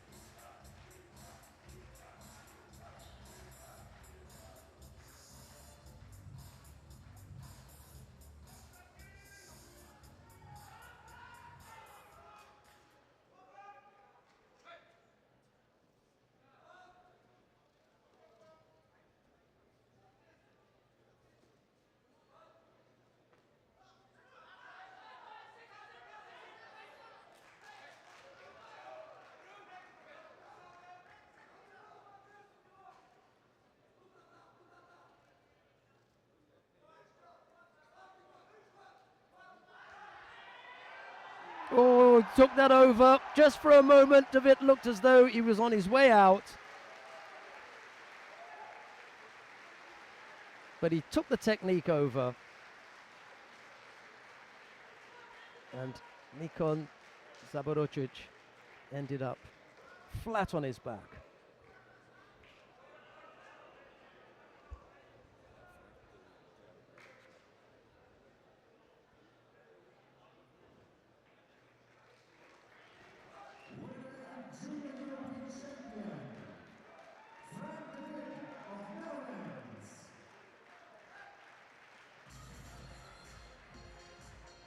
This point, he looks as though he could be going right there, and then it's a really, really nice change of balance.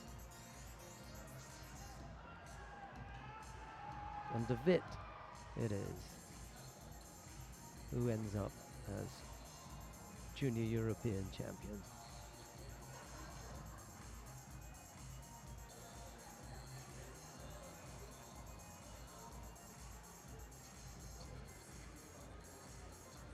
Yeah, that's going to be on the highlights reel.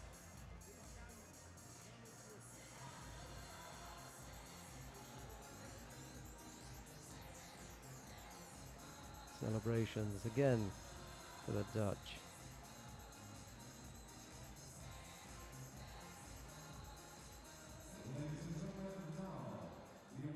Well, we've got the awarding ceremony now in the under 63 kilo category.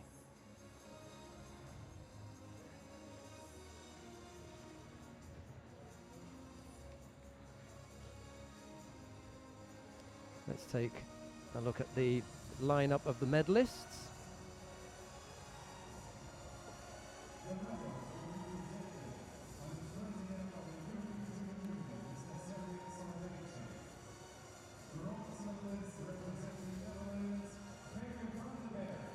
Gekke van den Berg of the Netherlands steps up to take her bronze medal, as does Selina Dietzer of Germany. So a real birthday present for the German who's celebrating her birthday today. Silver medal goes to Elisavet Teltsido of Greece. The gold medal goes to Lucy Renshaw of Great Britain.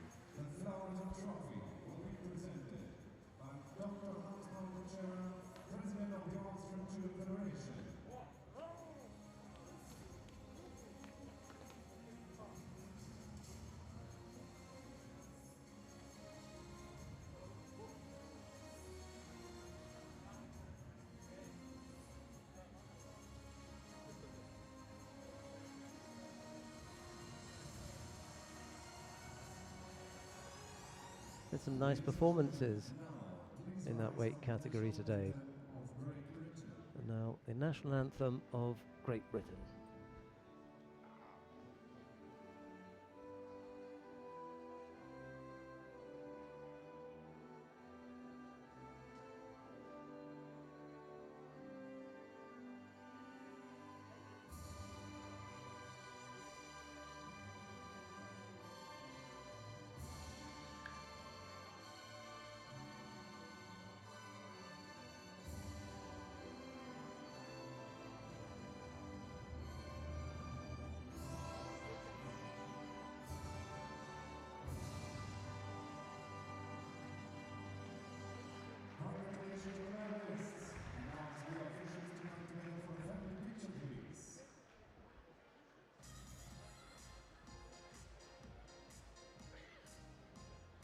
Van den Berg and Dietzler.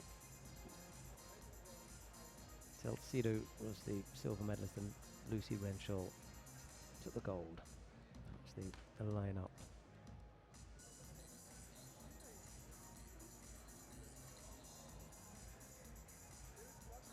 There's a double celebration there because, as I said earlier, Selina Dietzer has a birthday today. Ladies and gentlemen, and now, the bronze medal contest in women's under 70 kilogram category. On mat 3 in the blue judogi, Alessandra of Italy. Well, let's go to mat number 2. And the reason for going to mat number 2 is we may see a home medal if Michaela Pollers can pull it off and come away with a win. She faces Joanna Blitz of Germany. It'll be Blitz in the white judogi, Pollers in blue. The other bronze medal match on mat 3, Alexandra Samadzic of Bosnia-Herzegovina faces Alessandra Prozdacimo of Italy.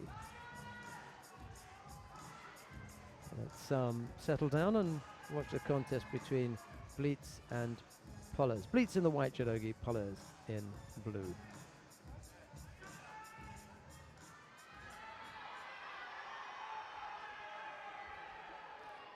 The roof will come off the stadium if Michaela Pollers wins here.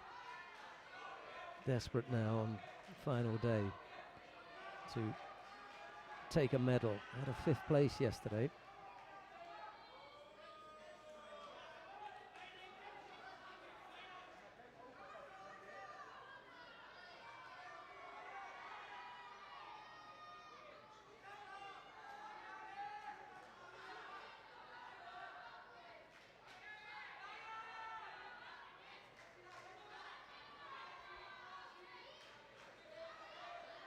Oh, that was nice.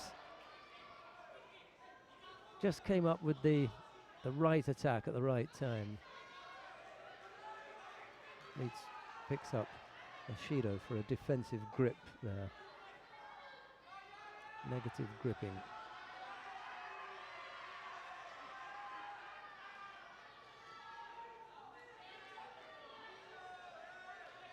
Can't come up with a counter this time round.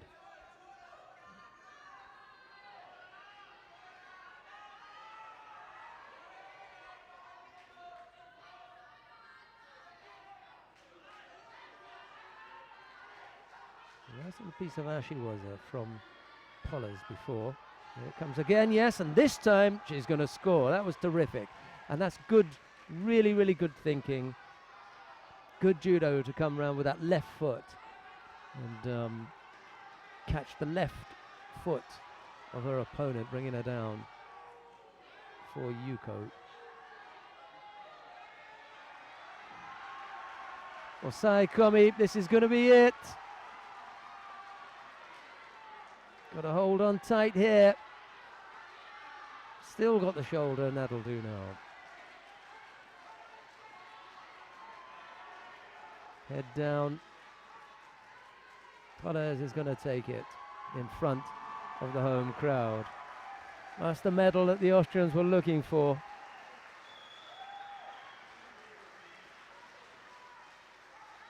Delivered well for the host nation. Pleased for them. Joanna Bleeds not able to get on the scoreboard, and a well-supported Michaela Pollers takes it. I think Bleeds is as happy for Pollers as she realises the significance. There's the left leg going around the back and bringing down Bleeds. A very, very good score that was. That was a technically good piece of work from the Austrian. I wonder who coached her into that. Right, we're on mat 3 now. Samadzic and Prozdachimo. No score yet. Both fighters have picked up Shiro apiece. There's a little over a minute and 20 seconds left to go.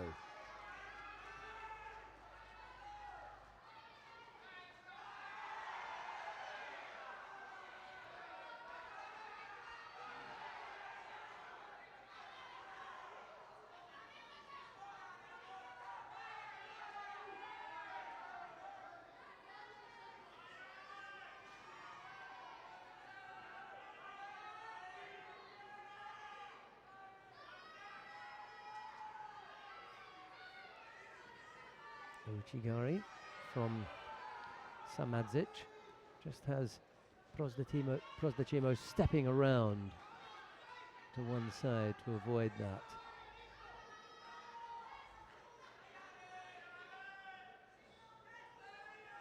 Inside the last minute. Mehmet Yilmaz is the referee in the middle. From Antalya in Turkey, where we had the last 2 editions of the EJU Judo Festival.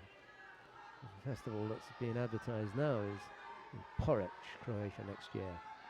Left-sided effort from Prozdachimo, but Samadzic was quick to block it and then attempted her own counter, but Prozdachimo was down on her knees, so difficult to throw her from there.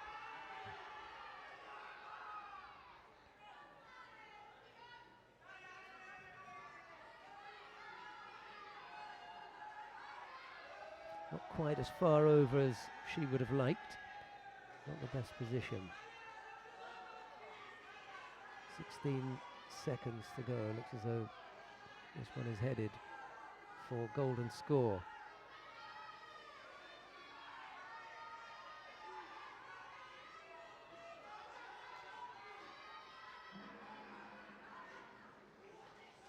Going to need a little bit more time.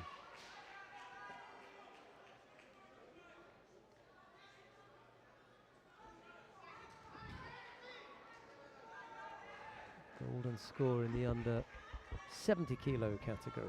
What have I missed, Sheldon? There's a nice little battle between Samadzic and Prozdachimo. You missed Pollers taking a bronze medal for Austria. Oh, nice. Yeah, I actually just caught her down there. I saw everybody celebrating in tears and that, so I assumed, and then I asked Bronze medal for the some of the home nation. That's a good That's one. right. Ooh, chance for a Maki Komi there, not quite. Didn't wrap the arm up.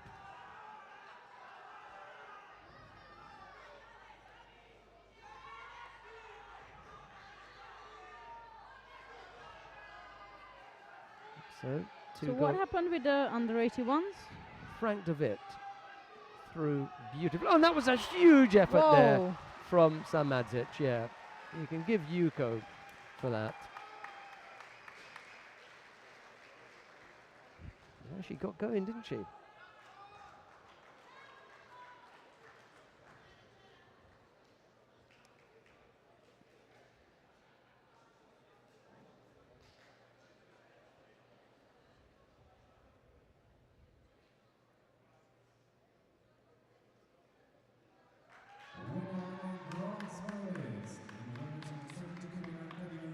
So Madzic.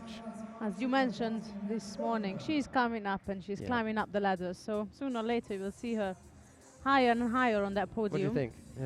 Here's the effort. Oh, definitely. Yeah. It Down was on a the- yuko, but on the other side, but yeah, it's still a that's yuko. right. Yeah, down on the side and then rolls on. It was a. On the other side. She threw everything into this. There we go. That's right. Yeah, that'll do.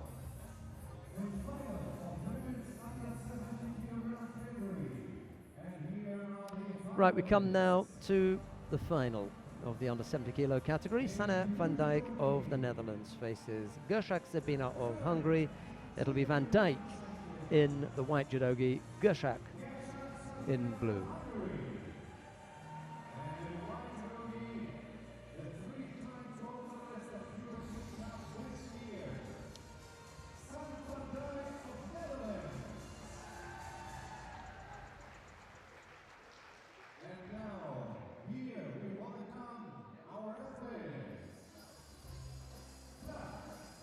This is going to be a tough one.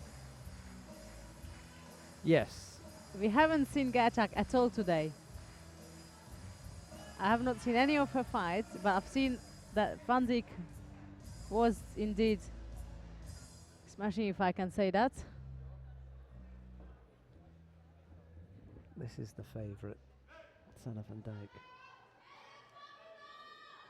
You could hear the Hungarians.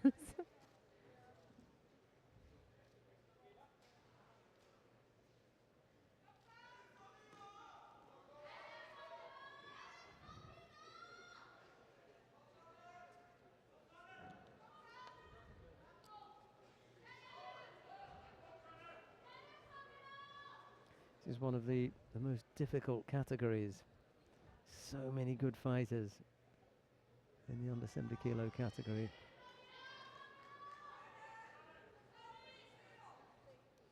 Who did we start off with this morning? The under 70 kilo category. Sanne van Dijk, Alexandra Samadzic, Michaela Pollers and Alessandra Prosdecimo. We've seen all of those within the last couple of minutes. Van Dijk brings Gershak Sabina down for Yuko. Van Dijk's going to be on the podium. Samadzic is going to be on the podium. Pollers will be on the podium. Only Prosdecimo misses out. She came fifth. Fifth, right. So 3 out of 4, it ain't bad. Not at all. Although I'd probably have picked Gershak over Prosdecimo to be on the podium anyway.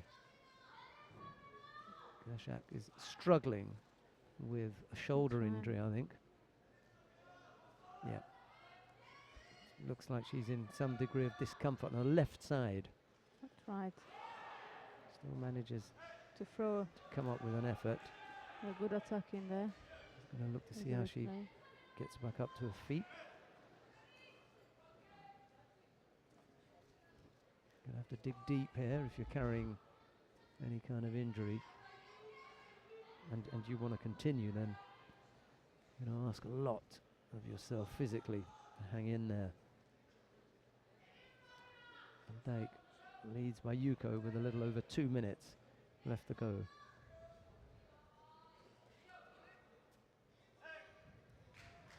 Oh, De Witt is in there for player of the day. Lucy Renshaw, well, she didn't blast everyone off the mat. She won her first contest by Wazari, then the Sangoku was on the Four fights, 3 Ippons, Wazari and Yuko. So she's been on the scoreboard and winning 3 out of 4 by Ippon. Ippon. It's not that bad. De Witt, I think, has been slightly more, dare I say, attractive He was the number 2 seed in the under 81 kilo category. Both fighters have picked up penalties now. David ended up having 5 fights with 3 Ippons, 2 Rosaris. So close. Let's have a look and see. We've got enough categories to be getting on with. That's right. Because we've still got Becca Gviniashvili to look out, see what he does. It's not as easy as it was yesterday. She hasn't yesterday. Well, Yesterday no, we were. not quite. It's got I mean, 100 will yeah, be exactly. will be interesting. Oh no. Oleg Abayev. Because number 1 seed he got knocked out earlier, didn't he? Danilo Pantic. We haven't seen all of them. Plus 100 kilo category. We've got Tusishvili. I think he's looked pretty good. Shukabazov. Yes, great counter. Whoa. Great counter.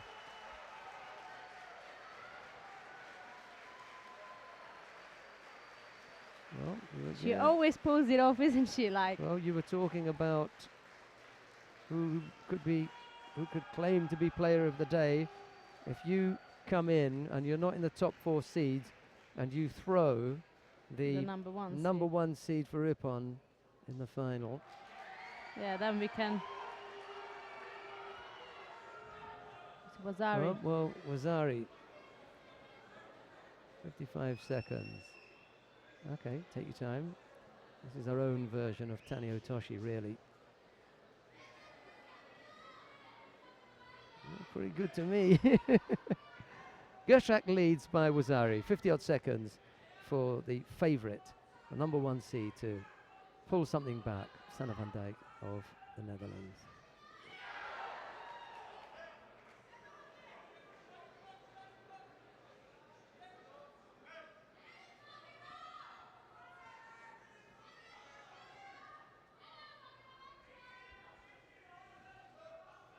So the 8 seconds left to go.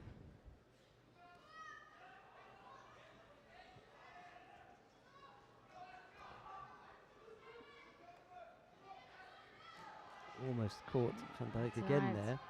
See, Gershak can be clever here and just work in Nevaza, burn up some of the That's clock. what she's doing, and now there's a. She's trying to torture Van Dijk with.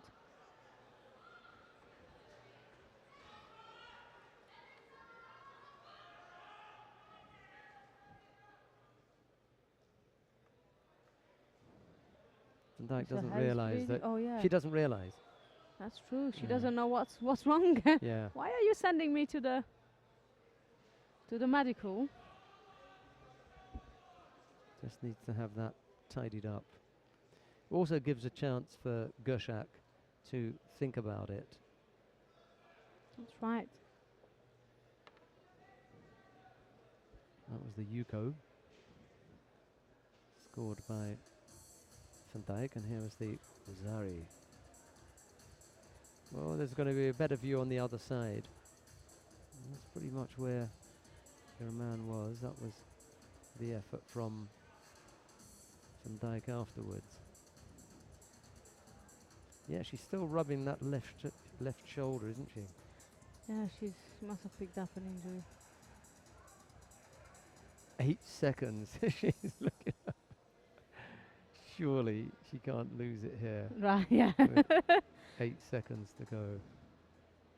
This is such a nice piece of work to go It around was the back nice. there. Yeah.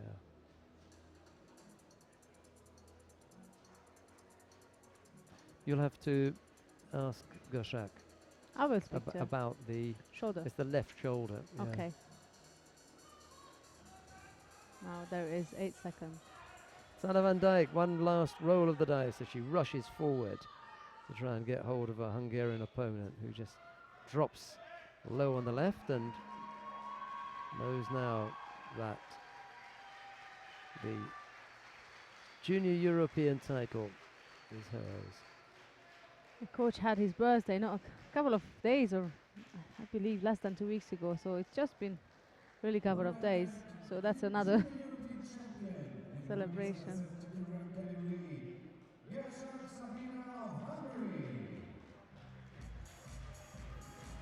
All the teammates gathering around at Yeah. the back. Here is This is Van the Dijk. Yuko scoring. Van Dijk scoring Yuko first of all.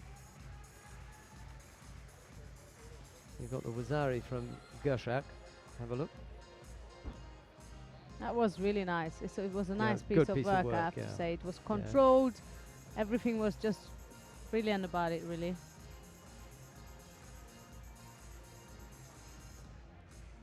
And it was Van Dijk attempting the same technique. Right, we've got another awarding ceremony. This time it's the men in the under 81 kilo category. They're lining up down at the far end of the competition hall. Let's have a look and see what's taking place down there. The awarding ceremony of men's in the 81 kilo category.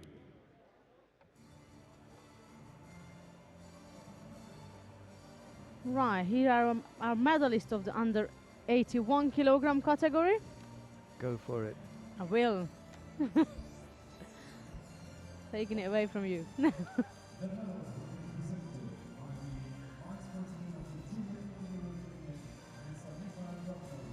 So our bronze medalist of the under 81 kilogram category, Dorin Gotonag of Moldova and João Martinho from Portugal. That's Gotonaga and that's Martinho.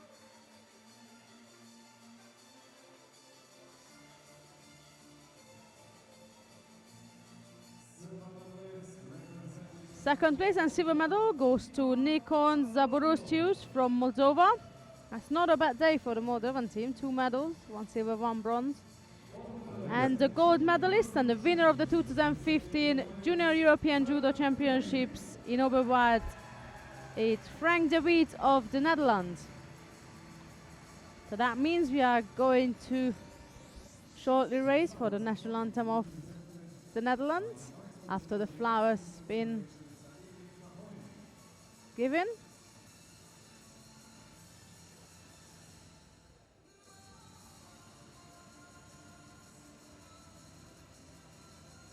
De Witt's got to be a candidate, you know, when he Whoa, polishes off I missed opponents that like one. that in the final. Yeah, it was absolute spanking. That Yeah. was.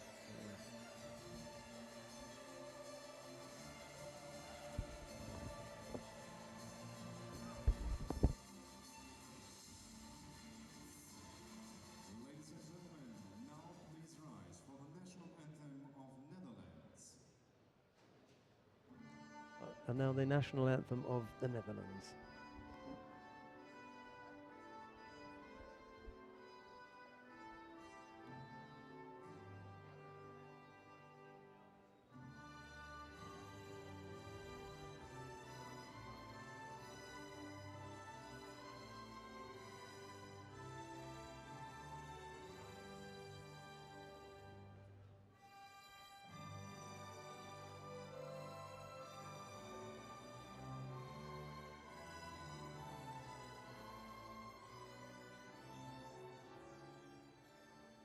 Congratulations to medalists. I ask the officials to come together for the final picture, please. Which mat are we gonna go with now? Well, I think we should have a look at triple. That's Edward right. Triple Oh, we and think the same. Mikhail Igolnikov. Igolnikov did come in here fairly highly rated, didn't he? No, he didn't. No, I think you How meant come? the under 100 one, Yeah, isn't but it? Ilasio. Igolnikov, he's such a top player. How come we didn't have a... Maybe he a was spot top for 8, him? you know. You never know. Let me double check. I thought he would have been seeded, Igolnikov. Yes, he was indeed number I think he's done something in the seniors, you know, Igolnikov. number 6.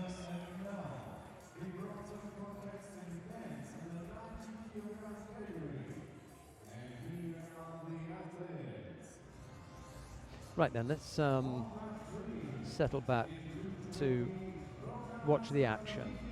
And on mat number 3, Piotr Kucera of Poland faces Rokas Nenatavicius of Lithuania. But we're going to see the contest between Edward Triple of Germany He faces Mikhail Igolnikov of Russia. It'll be triple in the white judogi, Igolnikov in blue. There is Sandra Zagedi.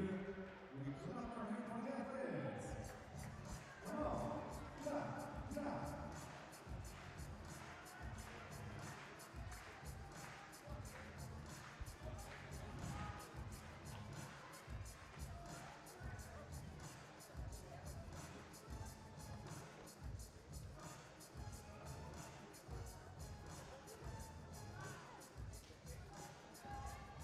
So that's triple of Germany in white and Igolnikov of Russia in blue.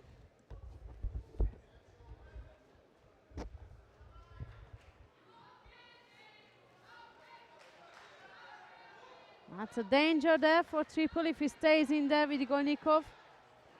Managed to destroy the attack.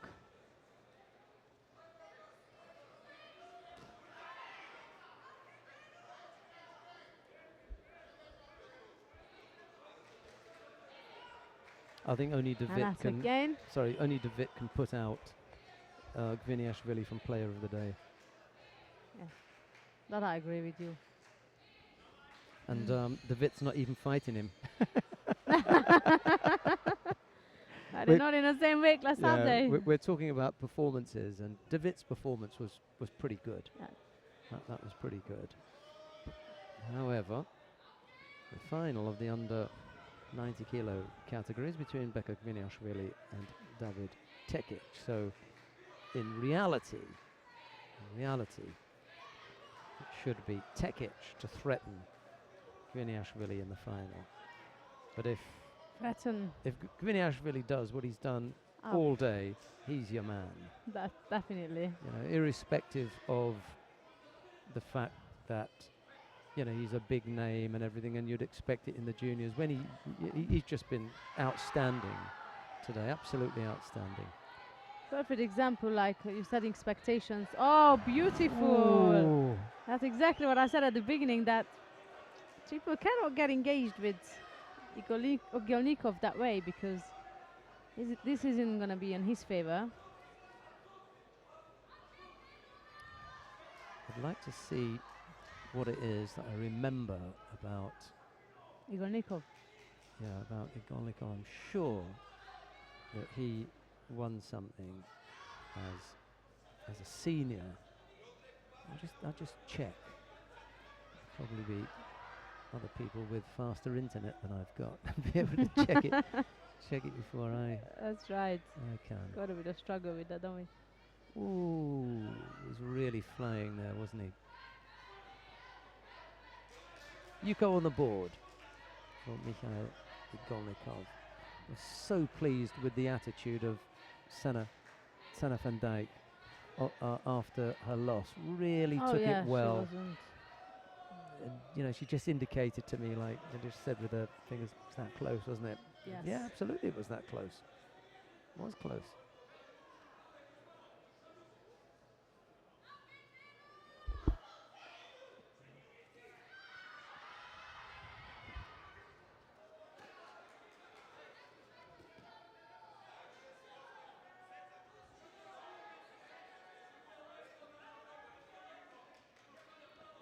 Approaching the last minute of this contest, and still that Yuko sitting on the side of Igolnikov with that stunning left-sided Uchimata he scored with.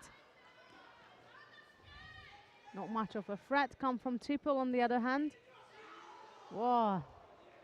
Just as I said that was almost Igolnikov going over before he managed to bounce back.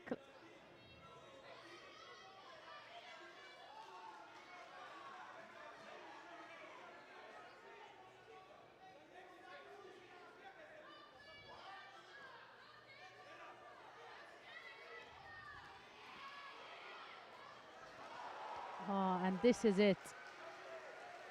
There is still a minute left, but Igolnikov decided to end it there and then, and he goes into Nevasa just in case, but this was just big enough to give no doubt whether it was what it's been given. Look at that. Beautiful piece of work. Igolnikov came to mind as now Sinishavir has quite correctly pointed out to me, not because he'd fought in any senior competitions, but because he was the junior world silver medalist last year. So that's why we remember him. Okay. Good piece of information we just claimed.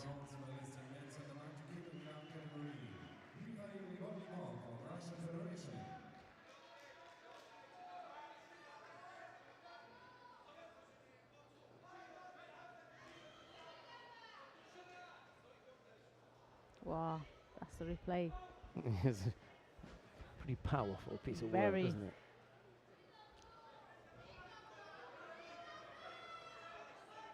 Right, we've got the second of the bronze medal matches taking place. Piotr Kutsera of Poland is up against Rokas Nenatavicius of Lithuania. Nenatavicius has picked up 2 penalties, Kutsera just the 1, so the Polish fighter with the advantage at the moment. And we're going to take a short break whilst Kutsera comes off the tatami for a bit of medical attention. I'm going to leave you with a good hand. Yeah, I'm going to leave you with Sandra Zaghetti because I'm going to go across to talk to the trio of Samadzic, Gershak, and Van Dijk. I shall be back shortly. For you to get back, Shardon. At a minute to go. A penalty on the side of Kuchera and doubles that on the side of Nenatavicius.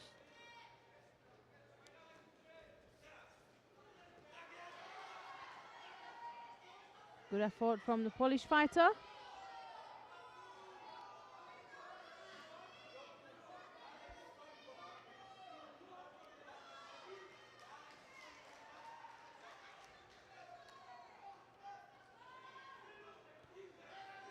That's the third penalty that the Lithuanian picked up with 40 seconds left to go.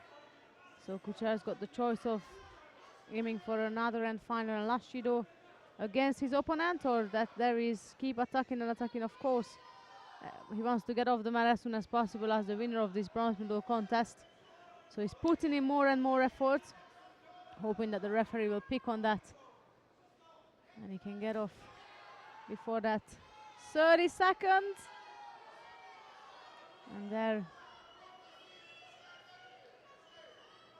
there he was with another great effort on the left side. Got down to his knee for drop Senage. 28 seconds left to go. Kuchera is preparing for another left-sided attack. There is that drop Senage. Climbing all over his opponent. 14 seconds to go.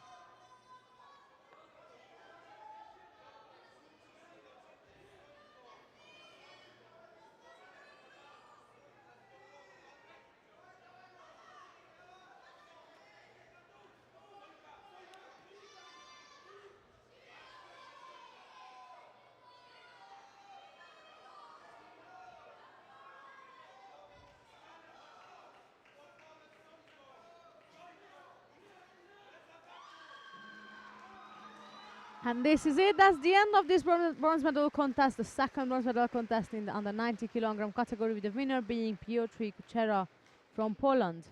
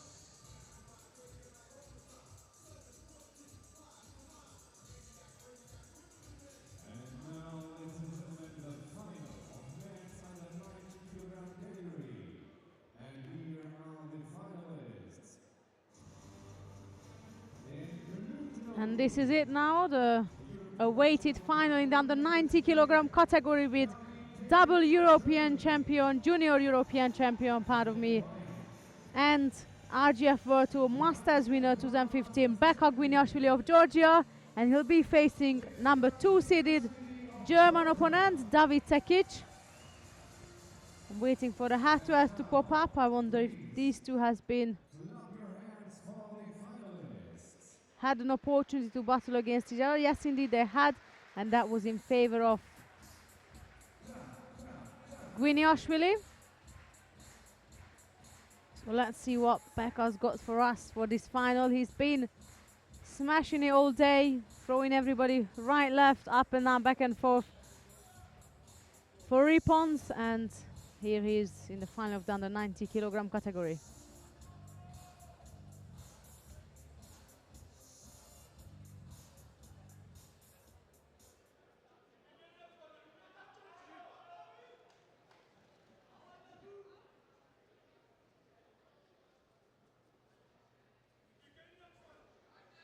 Gviniashvili immediately takes a close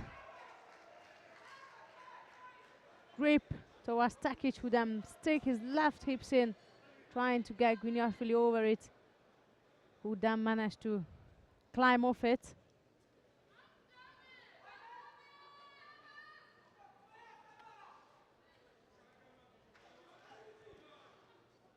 As a Sumigashi attempt from Gviniashvili, and even though it's not a massive stunning ippon, what he's gonna win the final with, but it does look like to me that Tekic is seared on his back, and he's not going anywhere, not from the arm of Gviniashvili. And hey, what a way to just walk through the under 90 kilogram category in the Junior European Championships 2015.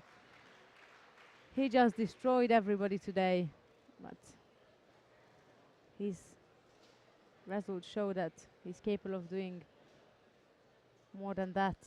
And he's the triple Junior European title holder and the winner of the 2015 Junior European Judo Championships here in Oberwart. Junior European champion in men's under 90 kilogram category, Becca Gviniashvili of Georgia. I think it's safe to say, even though Sheldon popped down, I think it's safe to say that we got the player of the day.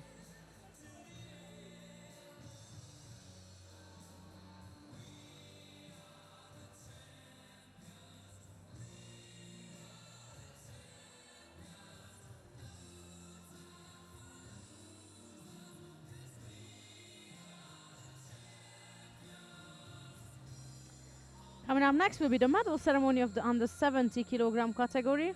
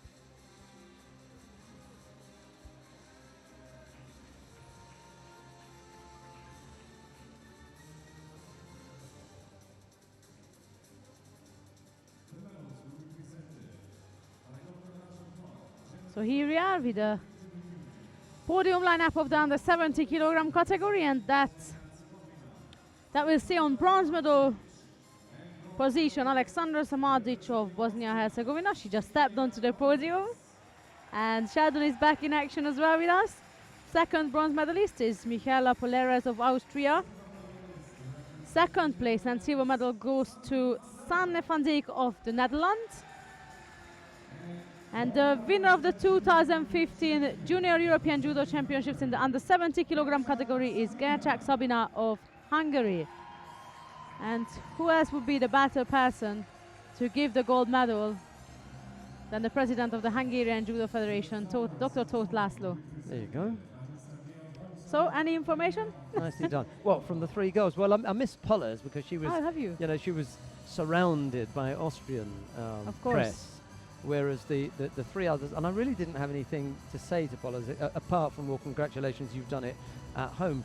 With the greatest of respect, she doesn't come into the same category as Madzic, Van Dijk and Gercsak, you know. Absolutely. She has fought out of her skin today. She's done really, really well. But, you know, that's going to be a hard climb for her. The Austrians have got their under 70 kilo category superstar, and that's Bernadette Graf. But Pollers has done a great job here for them, and we may even see her tomorrow in the team event. And now the national anthem of Hungary.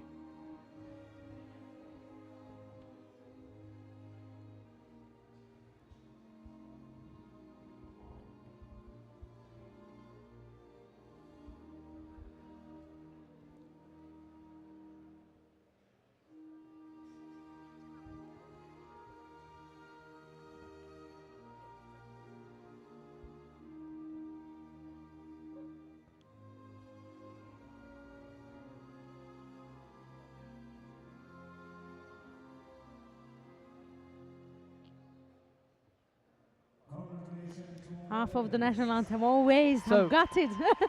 Becca. Oh, yes. I said that to our audience when you were away with the girls, yeah. That's okay. right. Right, so Becca it is. So I'm going to grab him and I'll be back. Yeah. Okay.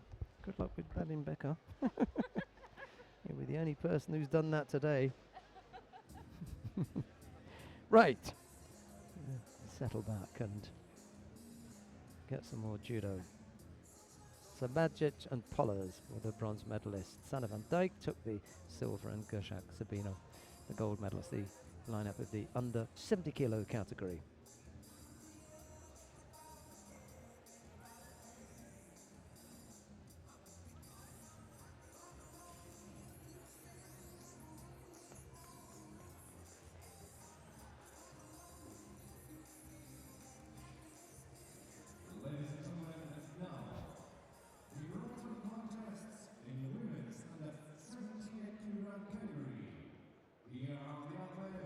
Right, we've got the under 78 kilo category to look forward to now. Why don't we take a look at mat number 3. Raz Hershko of Israel faces Morgan Duchesne of France. That's the contest we're going to see on mat number 3. Now, if you want to see Léane Christians of Belgium, she's up against Sara Rodriguez of Spain. That's on mat number 2, but we're going to see Hershko and Duchesne. It's Hershko in the white judogi, Duchesne in blue.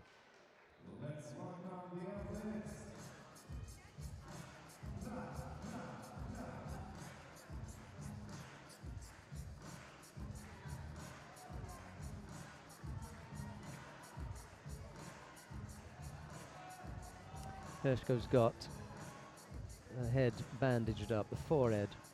Not sure what it was that she had difficulty with earlier on. No, she hasn't. I thought she had the head bandage. No, she's in fine and fit condition. No problems there. We're underway with the bronze medal match in the under 78 kilo category.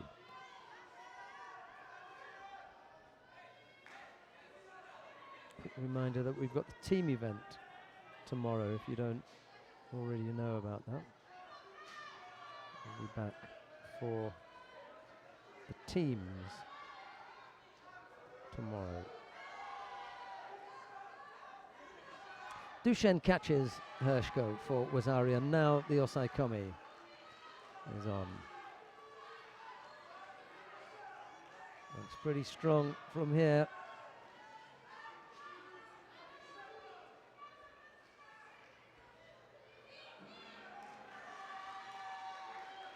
Duchesne able to do enough to hold on and take the bronze medal.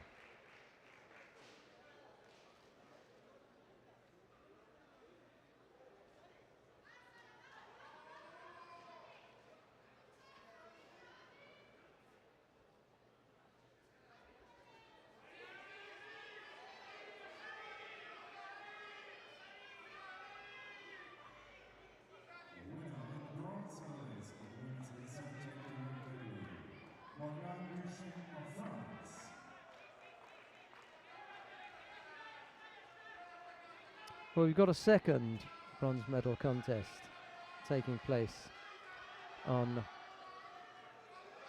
map number 3, that is. No, map number 2, beg your pardon. Lynn Christians of Belgium and Sarah Rodriguez of Spain.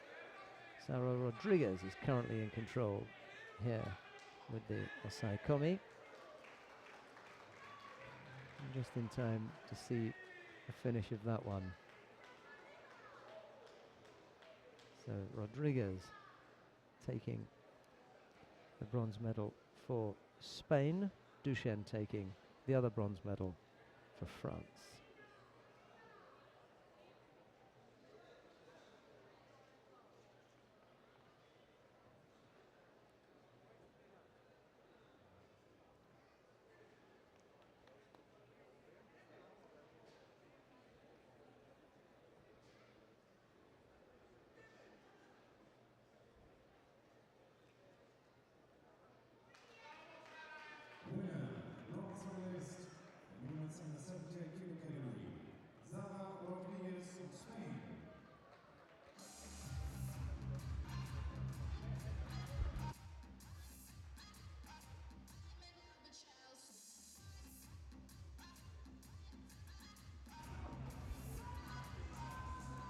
Well, we come now to the final of the under 78 kilo category. Larissa Grunwald of the Netherlands faces Brigitte Matic of Croatia. Grunwald came in as the number 1 seed this morning. And to bring you commentary on this final here is Sandra Zagetti.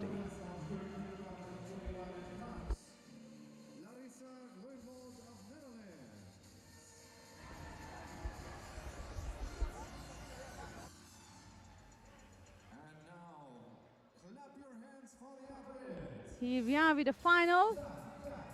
Under 78 kilogram category, Larissa Grunwald of the Netherlands in white versus Brigitte Matic of Croatia in blue. I'm sure Sheldon given you this information, but just in case, better to have it twice than none.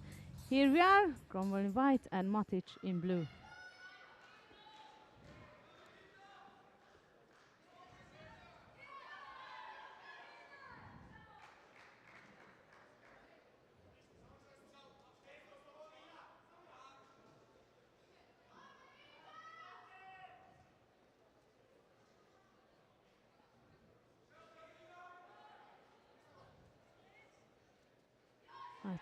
Matic initiating the first attack on the right side with the Maki Komi.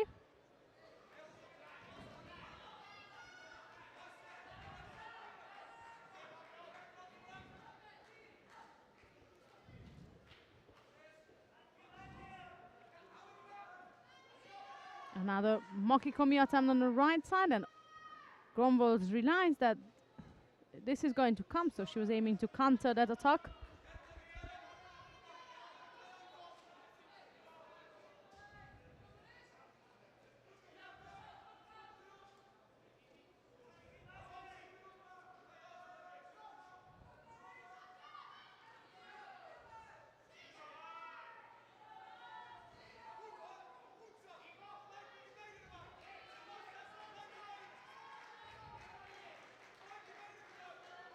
Penalty to Grunwald.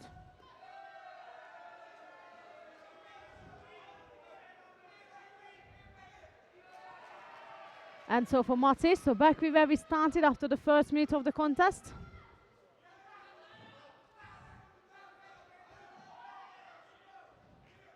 That was a slightly poor effort there.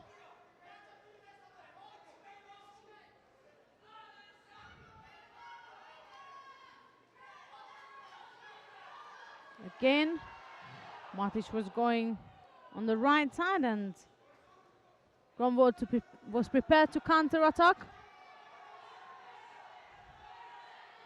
And she's into Nevaza.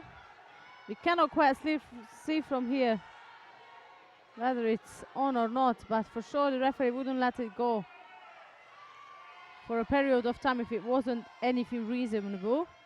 So there must have been something going on that. And exactly, yes, indeed, the Hungarian referee knew what she was doing. She let it go. She must have seen it better than us. From our angle, we couldn't see it properly. What was going on and down there? And there is Larissa Gromeld of the Netherlands claiming the junior European title in the under 78 kilogram category. There is a replay of a strangle. There is one moment when if you stop, you could slightly see that it's definitely not over the chin, but then again, we didn't know how strong it was that. And here we are, we know that now.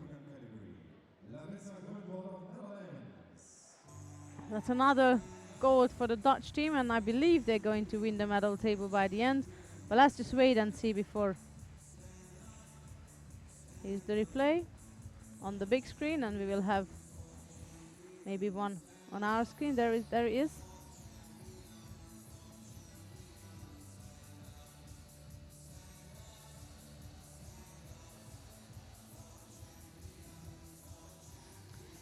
Coming up next will be the medal ceremony of the under 90 kilogram category.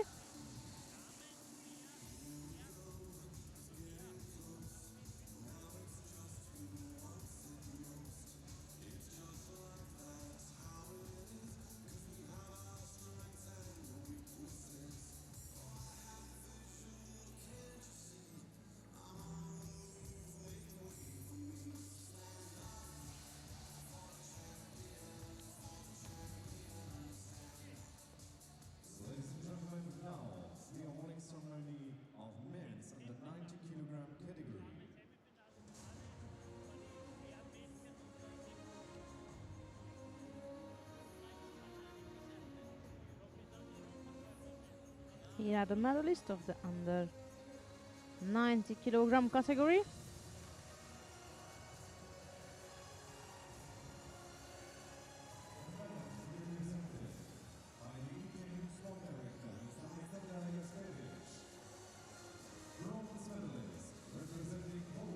The medals are presented by the European Judo Union Sports Director. One of them is Alexander Jaskevich. And here we are, bronze medal goes to Piotr Kucherov of Poland and Mikhail Igolnikov of Russia. Second place and silver medalist, David Dakic from Germany. And gold medalist and the winner of the 2015 Junior European Judo Championships is Becca Gviniashvili from Georgia.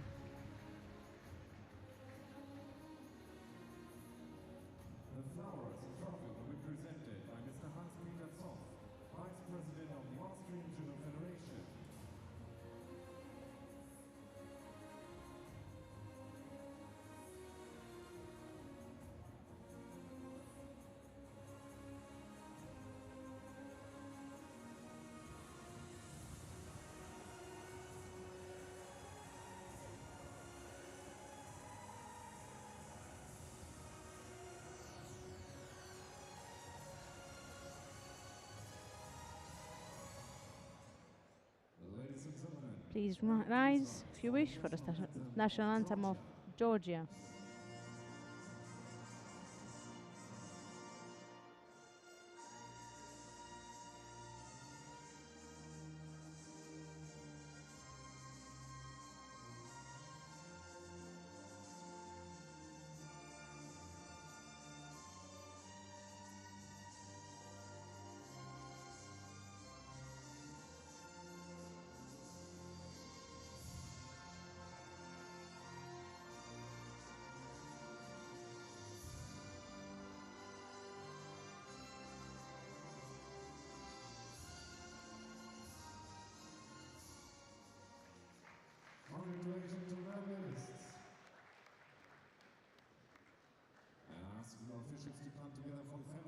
After the official picture has been taken, we're going to continue with the bronze medal contest of the under 100 kilogram category.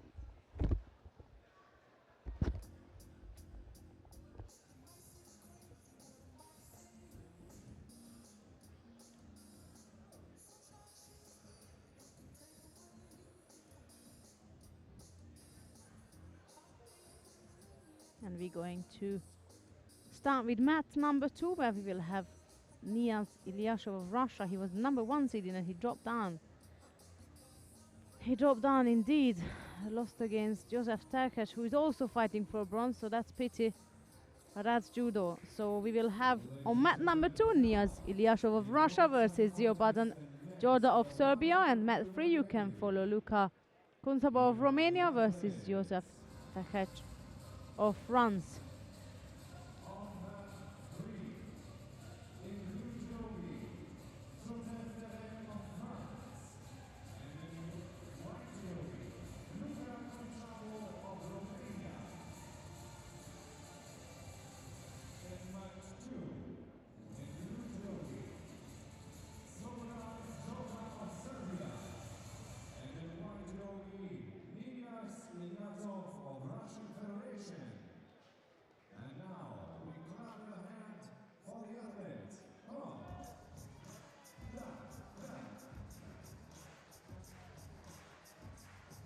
Here we are. The athletes are approaching the contest area.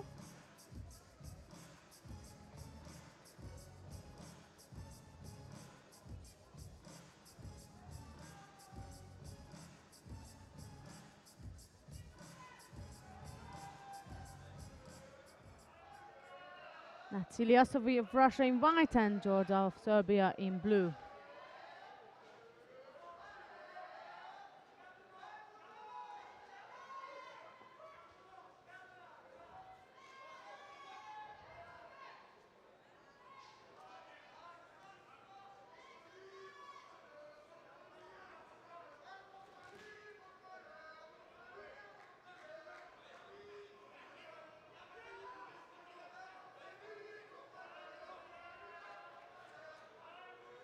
Penalty for each players to start with. None of them got really engaged much.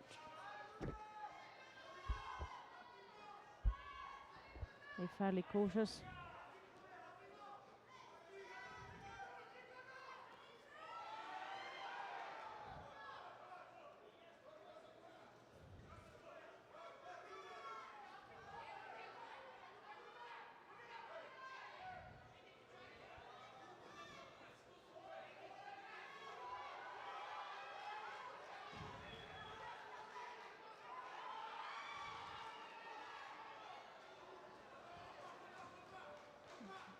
Yeah, so initiated a little attempt there, but didn't finish it off.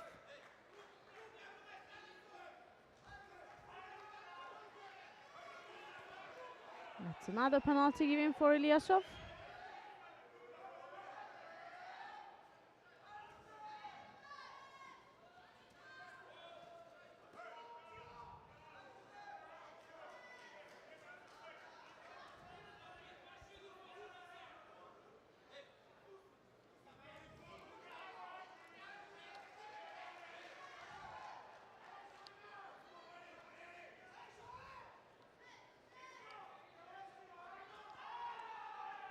That was Georgia turning on the left. There's not much been happening, as I said. Neither of them wants to go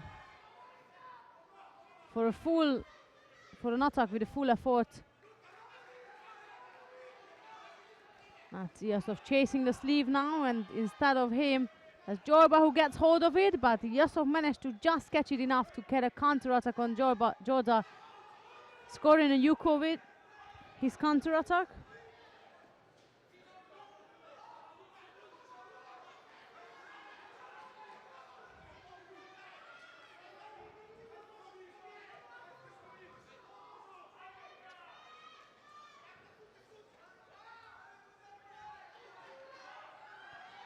Halfway through this contest now.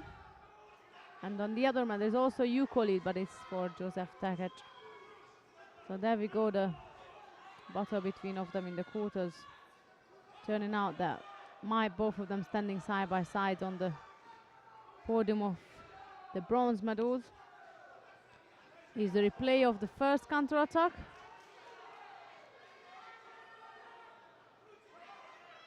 And I believe there was another one which it wasn't pulled enough or controlled enough to get a score for it. Still a Yuko lead, a minute 30 to go.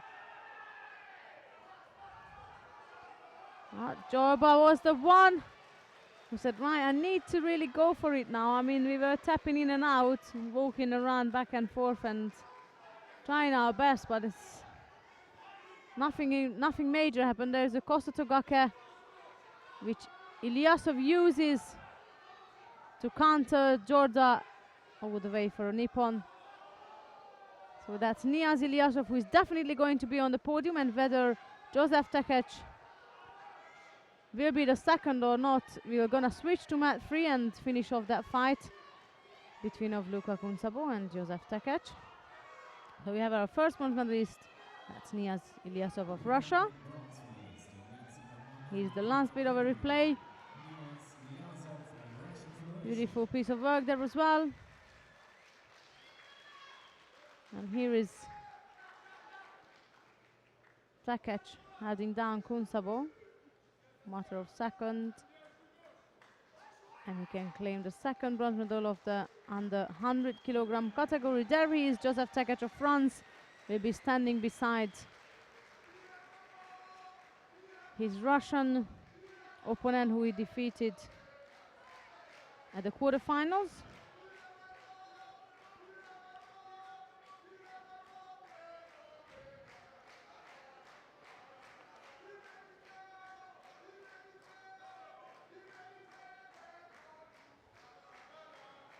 The French team is our background noise. They celebrating the bronze victory of Joseph Tekec.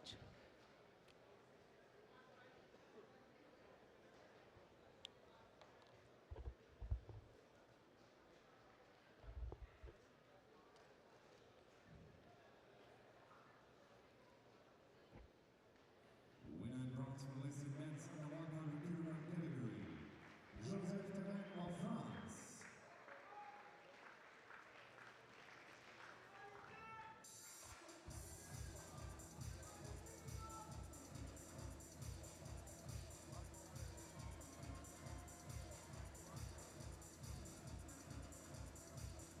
Coming up next will be the final of the under 100 kilogram category, and that will see Oleg Abayev of Russia versus Danilo Pantic of Montenegro.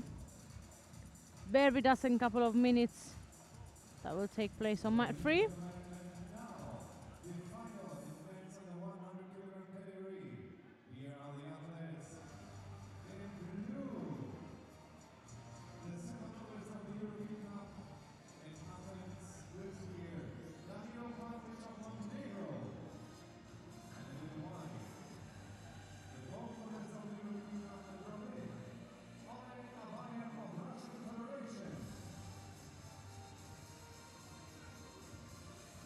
There we are, Abayev of Russia in white versus Mantic of Montenegro in blue.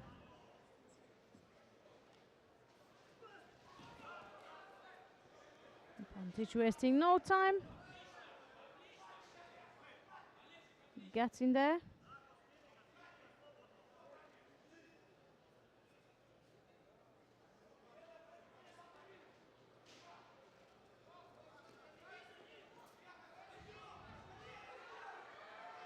Abayev is looking strong there with a left-sided hip. Oh, Pantic needed some serious set of skills to get off that. I thought that was gonna go, and this will be it.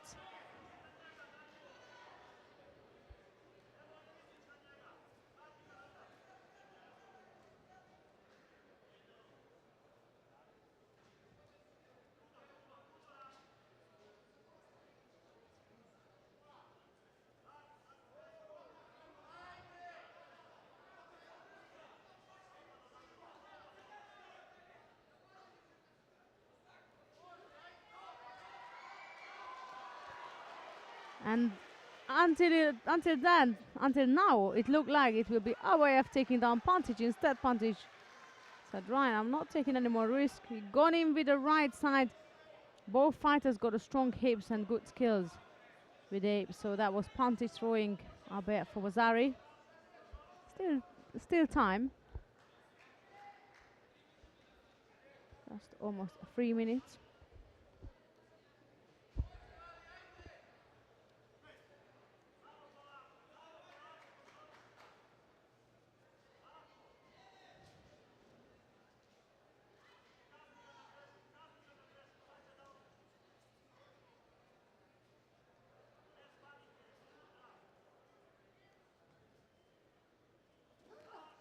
Absolutely drops Sonaga from Pontic. And he might put himself in a danger there. Oberwart is on the strangle, hold on. Whatever he can just get, he's on it. And Pontic is really working on, but this is indeed around his neck. Whether Oberwart will finish it off or not, that will depend on him, and he let it go. So that's still a 1-0 lead for Pontic, but he cannot afford to put himself in such a danger as he just did.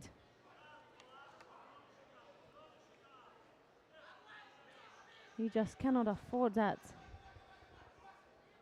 Well, of course, if he was going to win this, that's when he needs to watch out.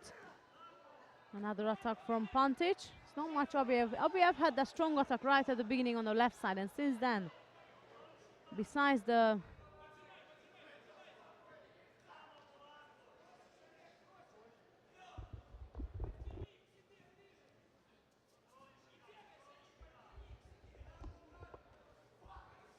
Oberwart is going over the top on the left. Before he was seeking a grip underneath around the waist.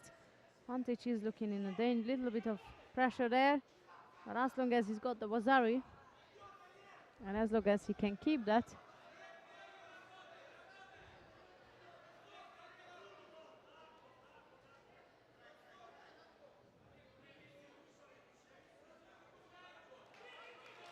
might be Shido's giving out, but that's not helping Oberwart right now. Not especially if he is getting one. And there is Pontic finishing off the final of the under 100 kilogram category. Was a tape on Danilo Pontic of Montenegro is the winner of this weight division and the new 2015 junior European champion, judo champion in the under 100 kilogram category. Who would have thought it? That's this right. morning? He wasn't It wasn't even up there in our top four. Wasn't one of your surprise picks. That's right. What an effort. Knocking off Oleg Abayev in the final, throwing him for Ippon. Mind you, Abayev wasn't on our list either, so there was a whole turnaround in this weight category.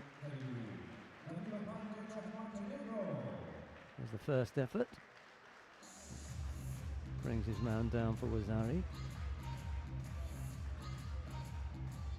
So what has been happening down there? Just chatting with Becca Gviniashvili. And that was it. Any emotions, or is just a training? Another day. Part of his training schedule to come in and win. Yeah. Another day at the office. Yes. For the Georgian. I would have thought so. Of course, you know, he was emotional because he wanted to, you know, get up there for the record and yes, you know, have 3 titles.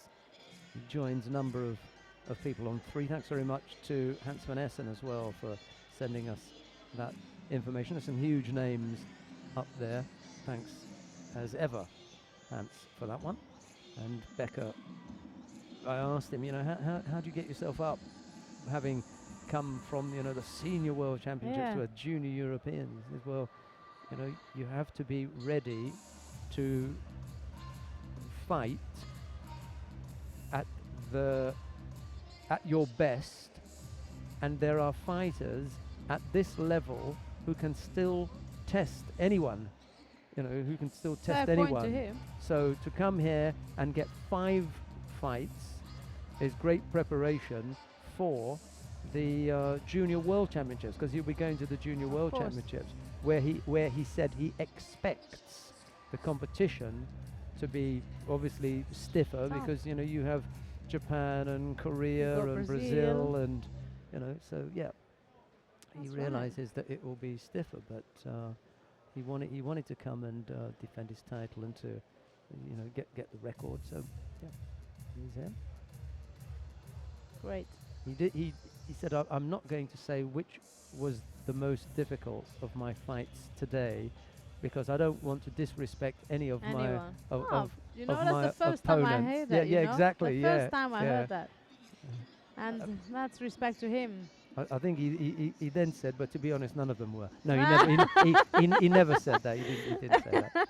Please don't quote me on that. He didn't. Not what we've seen Yeah. anyway. At least Yeah. he did look effortless to us, but of course inside. He was very forgiving to all his opponents and saying he didn't want to disrespect anybody by singling out one and saying, oh, he was better than That's right. the rest. Tekic was sitting next to him, Mhm. and when he heard the translation, he said that was nice, because I thought I was the hardest. Tekic came up with a little bit of a joke on there. his That's own. Right. nice. That So fighters they with joke 3, around. courtesy of Hans van Essen, Ulla Verbrook, Becca Gviniashvili, Edith Bosch, Karin Valles, Kate Howie, Georgios Azoides, and Rafał Kubacki.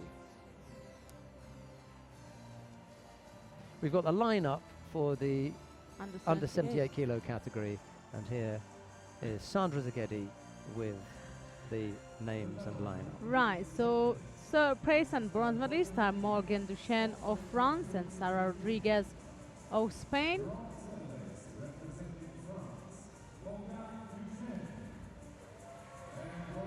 The medals are presented by EGU Sports Director Hervé Lindy.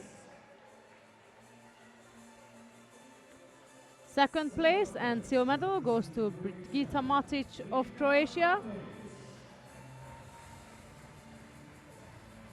And the first place and the gold medal winner of the 2015 Junior European Championships in Oberwart is Larissa Grunwald of the Netherlands. Number 1 seed this morning, lived up to her billing, didn't she? Larissa Grunwald. That's right. Sarah Rodriguez was the number 2 seed, and missing from that lineup is Beata Pakut and Yasmin Lester-Hayes. That's right. They got squeezed out, but Rodriguez found her way to the podium, as did Grunwald.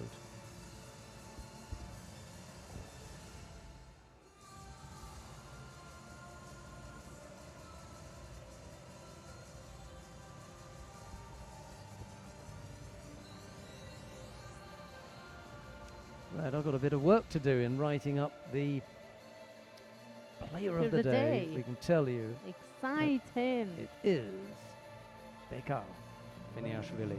I don't think anyone's going to argue with that, No, I doubt they will. but you can think about it whilst we stand for the National anthem of the Netherlands.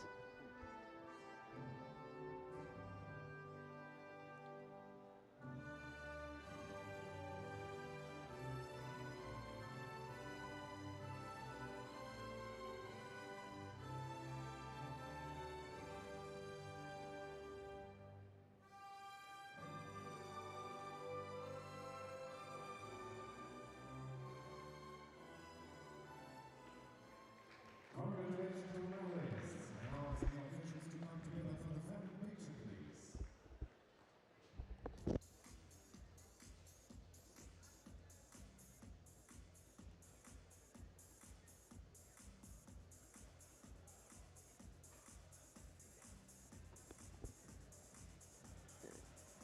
As much as I want to go to mat number 3, let's go to mat number 2 because we have Yulia Lyachenko coming up in the bronze medal contest of the over 78 kilogram category. I'm just gonna search for my paper in my mess on the table.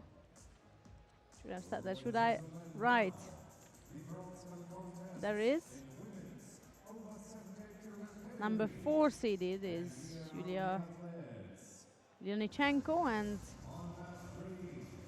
number 3 seeded was Katerina Lucia Vukovic. So number 3 and 4 seeded are gonna battle out the bronze on a mat 2,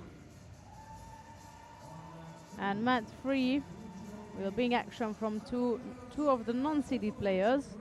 Mind you, it was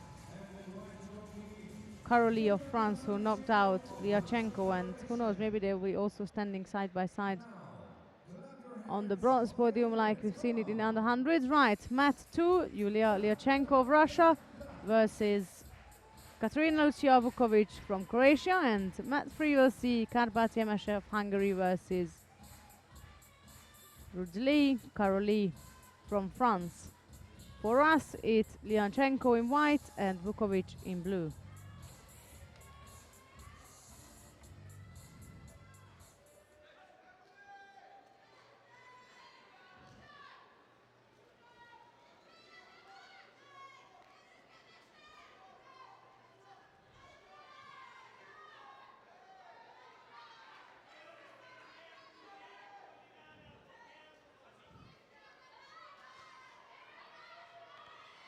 Right-sided Makikomi.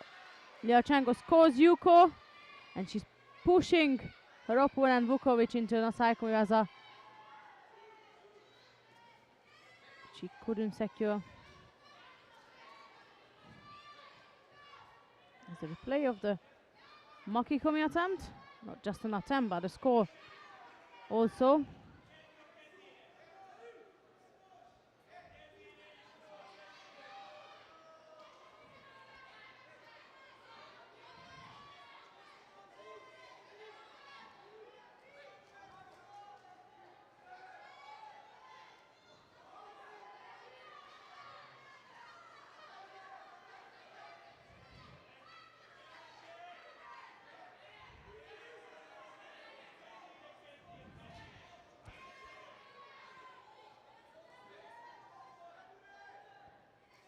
Still that Yuko.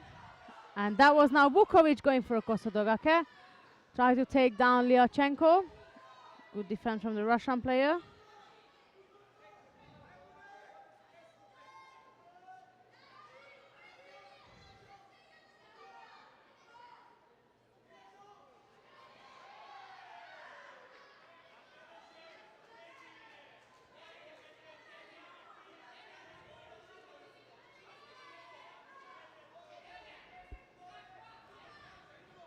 See how Vukovic handles this one.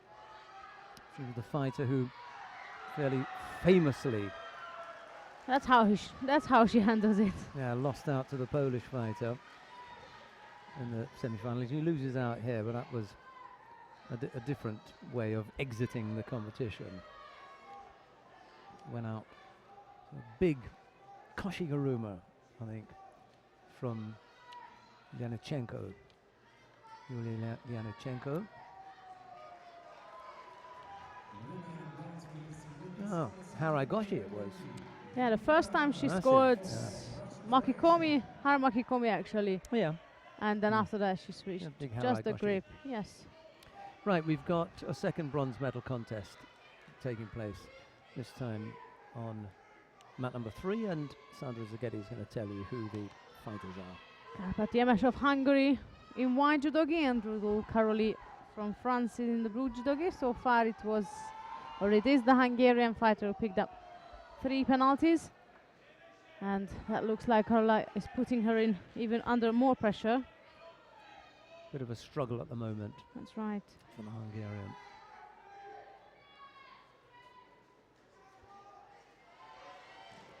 There she is, aiming to score with the Makikomi on the right side.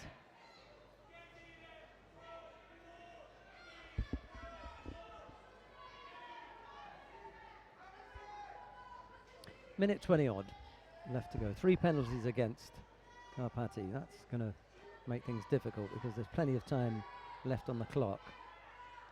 And as long as Karoli keeps up the tempo and avoids getting scored on, she's going to take this. Well, she's defending against the attack there, so can't give her a forced attack for that.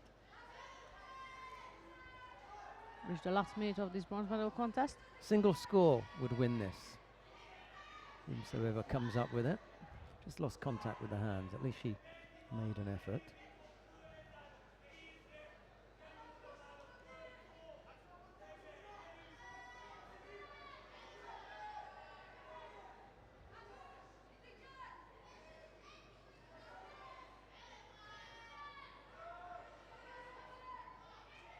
Hungarian is trying to get past by the left arm of Karoli, which is looking a bit difficult.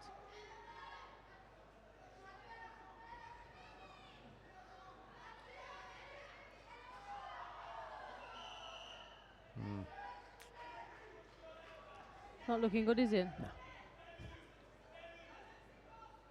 20 odd seconds.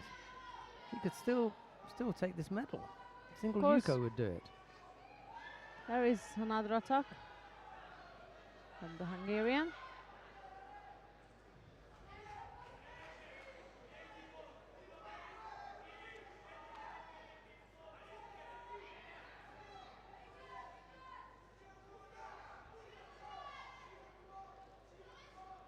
Karpat is trying to put the last bit of the attacks And that's the end of this bronze medal contest, with Rudely Caroli from France taking the bronze spot on the podium.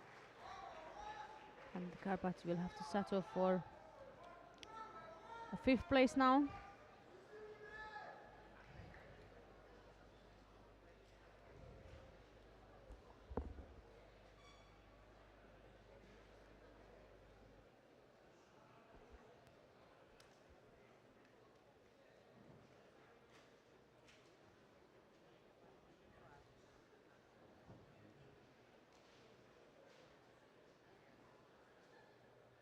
Winner and bronze medalist in women's over 78 kilogram category, Yoli Caroli of France.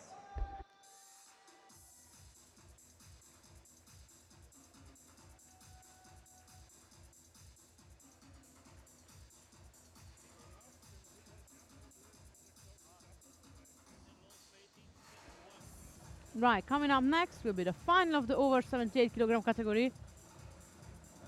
There we have Vasilina Kirchenko from Ukraine versus Anna Zalesnia of Poland.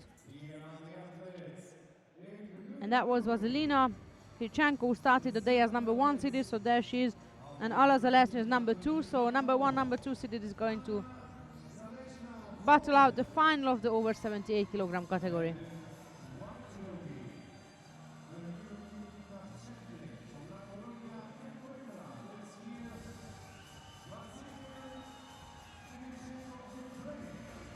If Zalesnia is going to do this, she's going to need to do it in the first minute and a half, because we know what she looks like after 2. So she really has to do it quickly, because we saw her in the against the Croatian, where the Croatian should really have won it, but oh well, here's her chance. She managed to get into the final. Can't ask for more than that. And now, that's right. If she wins this, that means she beat the number 1 seeded as well. Yeah. Kirichenko looks as though she's up for business, though.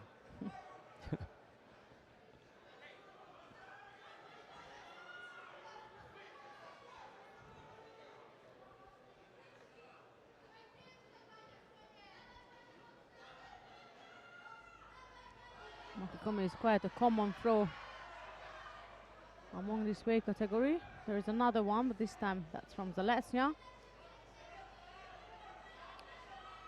There's the attempted turnover. Brute force effort. Attempted is the right word. From the Ukrainian.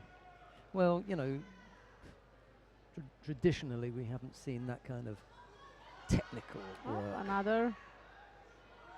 Another attack from Zalesnia. She lost control over the sleeve.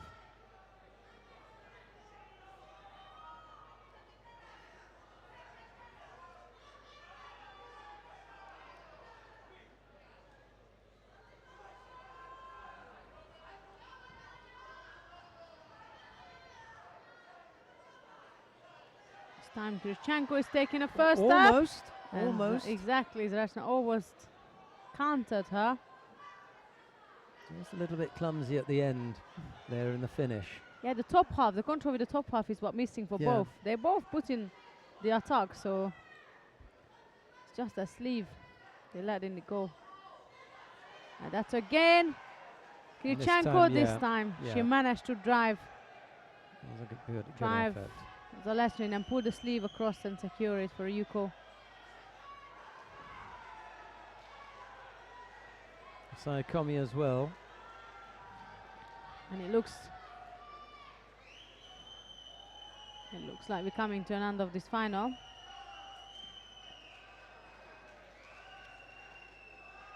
That was a better effort from Zalesnia, to be honest, than her semi-final. She looked a little bit more concentrated. She didn't.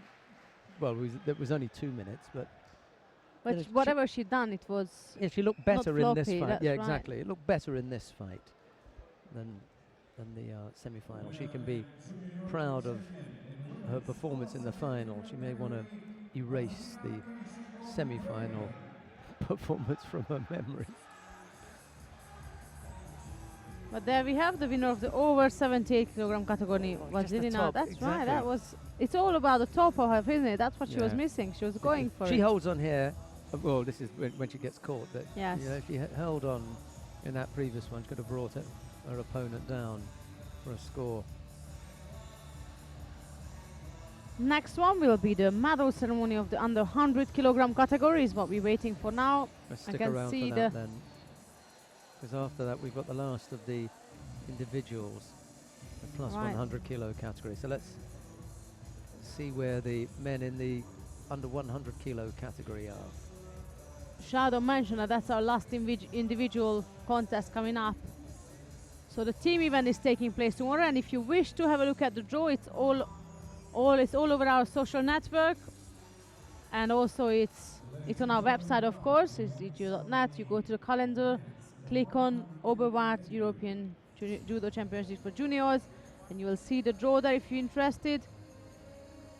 And now is the medal ceremony of the under 100 kilogram category.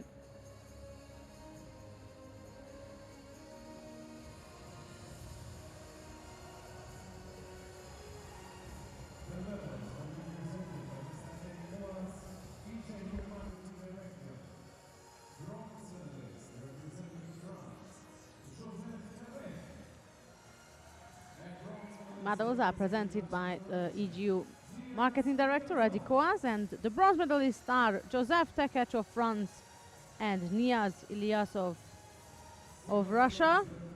Second place and silver medal goes to Oleg Abayev of Russia. Gold medal winner and 2015 Junior European Judo champion Danilo Pantic of Montenegro.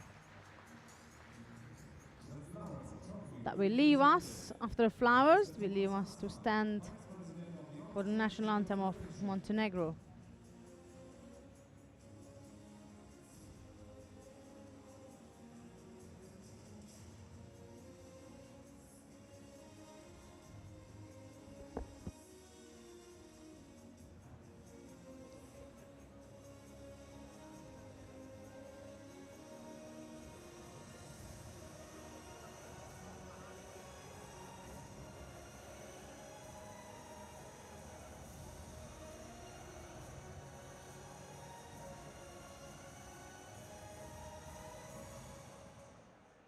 Ladies and gentlemen, now please rise for the national anthem of Montenegro.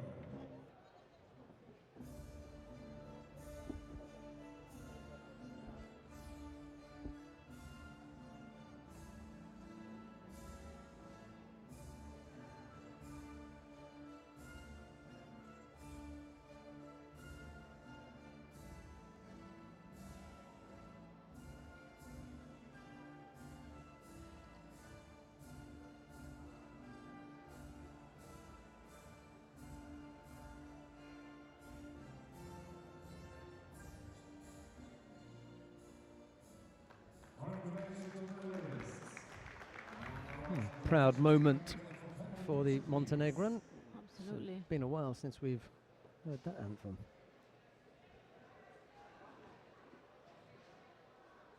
I suppose Serdan Navaljevic must have had it played from a few times. He's won a few events, hasn't he, in the past? But apart from that, I can't really look back to think when, you know, many occasions when we would have heard that anthem. There you go. What have we got coming up then next? Sandra Zagedi.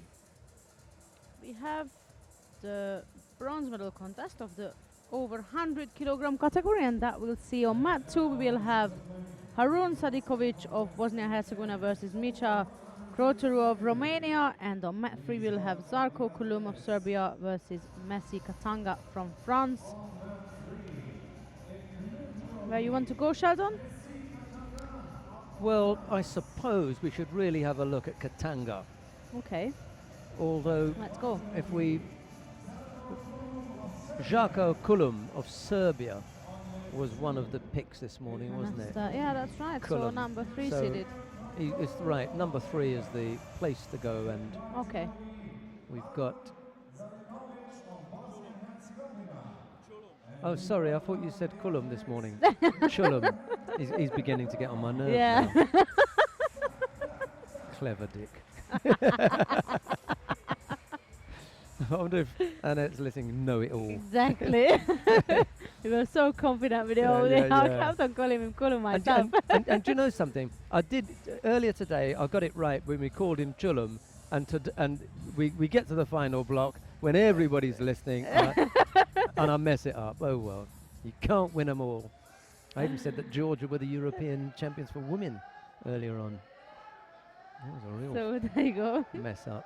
Right, we're underway. Jarko Chullum of Serbia faces Messi Katanga of France. It's Chullum in the white judogi, Katanga in blue.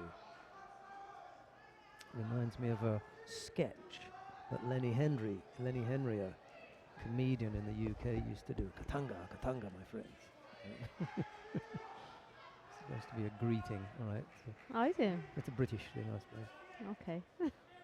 Right, both fighters pick up a Shido apiece. So we get some action from the big guys. Katanga can get caught up in mind games from time to time. When he's not, he can be destructive, a physically powerful fighter. He hasn't got the greatest of movements, but those really stocky short fellows very rarely do.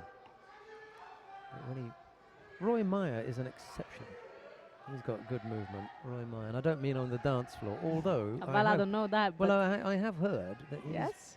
he's a bit of a mover, is Mm. Roy Meyer.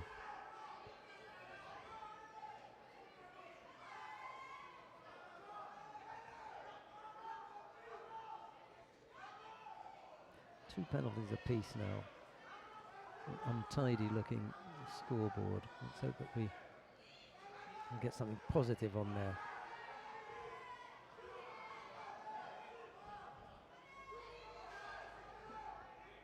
Now Katanga got hold of the sleeve, and there he is attacking with a loss of control on the upper body.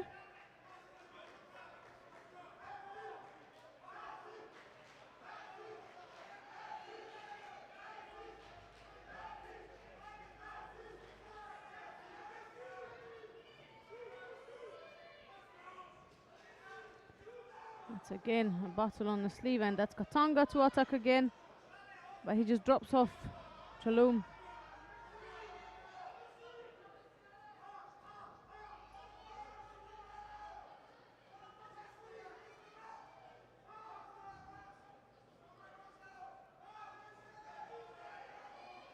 Chullum looks more solid than Katanga, and more structured with his gripping. He's tapping the feet.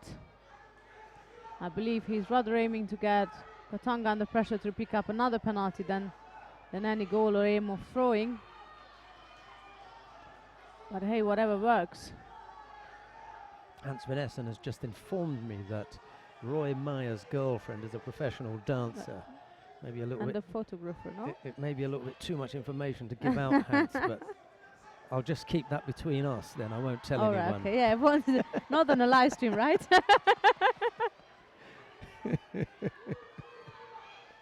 I've just seen on the social network regarding the triples you mentioned that Gerczak's mother put on the social network that she has a triple European title. Now, whether it was in a row, that's what she put, so I'm gonna go and search that myself. But she just put on a social network that, yes, we got the triple in a row European title. Could be cadets. That's what that's what Yeah. because I remember her having a big battle against, it was another Dutch girl, wasn't it? Well, it would have been at 63 Oh yes, absolutely. anyway, and it would have been as a cadet. So She definitely won a junior European title. I can assure that was in Bucharest. Let's see the well, but twos. it will all be juniors anyway. Yes. So Just I thought I'd make a note of it and double check. yeah. But for sure. Don't give Hans more work. He's going to be at home just Of course, Ru- but he rush- loves it. he'll be rushed off his feet now. He loves it, doesn't he? Right, that's Katanga in danger now. Less than 10 seconds to go. 3 penalty on his side and 2 on Chulum. And Chulum is... he needs to get engaged. Right, that's the end of this bronze medal contest with Zako Chulum of Serbia winning it, and with couple of seconds left on mat 2, and I can see Harun Shadikovic has got a Vazari, 2 seconds to go.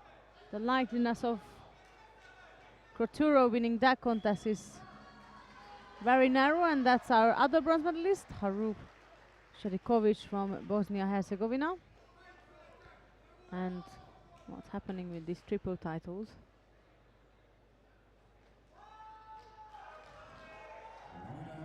Chulum. We will soon find out.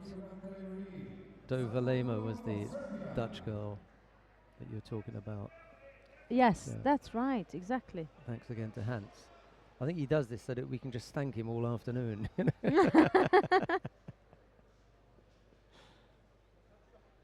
Oh, did you get already the information? Oh yeah.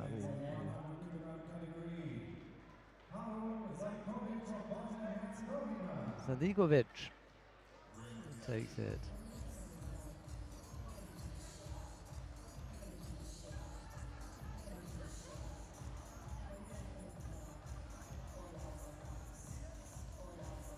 Last contest of day 2 and the last contest of the individuals of the 2015 Junior Europeans. That will be in between Ruslan Shokibazov of Russia, and he'll be up against Guram Tushishvili from Georgia.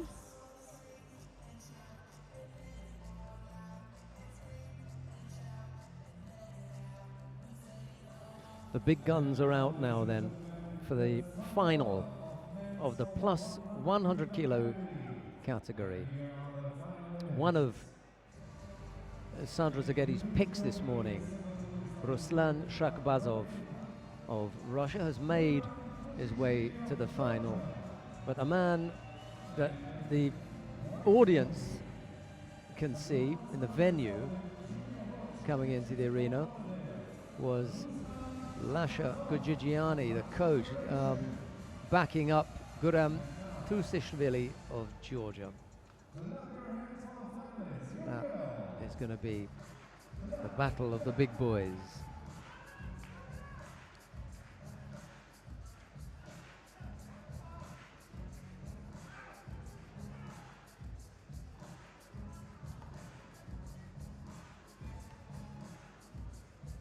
Right, here we are in white judogi Shokbazov, and in blue it's Tushishvili.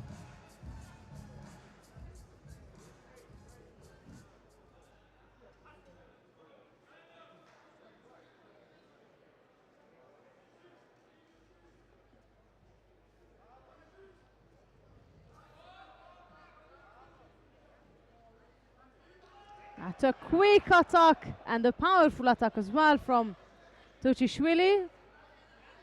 That was a drop shot on the left side, driving Shokbazov for a score. You call it for the Georgian.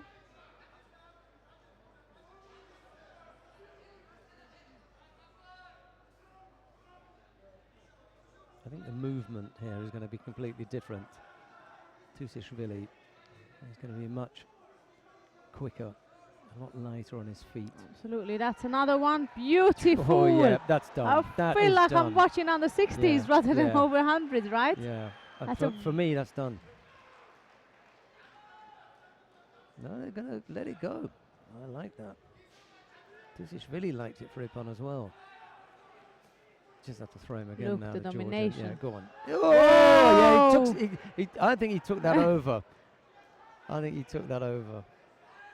That's the first attack from Off the sleeve Tushishvili. there.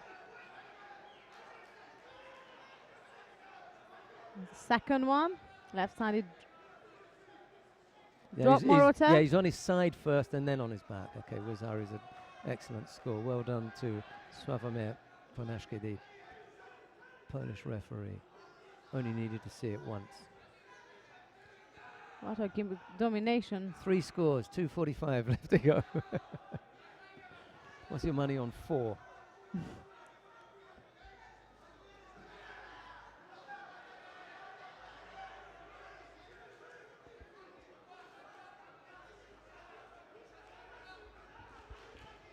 Gviniashvili's got Shakbazov's number at the moment.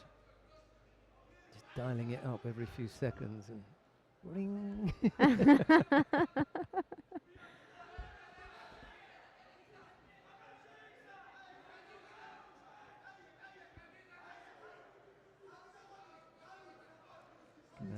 David, yeah. Gviniashvili sitting right next to the Russian coach as well. Well, you know, there are two people coaching in the background. You don't want to hang around too long with Shakbazov there in that position. He's a powerfully built fighter. You don't want to end up on that end. Okay.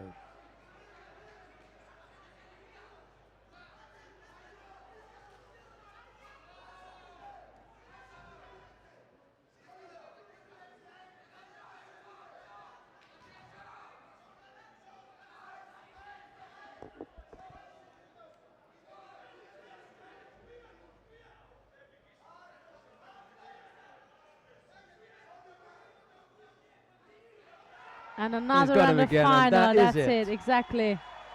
It was the matter of time, to be honest Yeah. with you. Well and truly sorted him out, didn't he? 4 scores. He did indeed. And he still had a minute and a half to go. A comprehensive thrashing of the Russian heavyweight Ruslan Shakbazov What a performance. by Guram Tusishvili.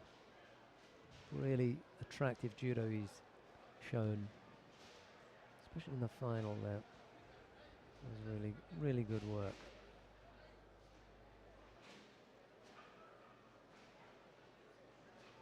Yeah, so the mother meant a cadet and 2 juniors title of Gerchang.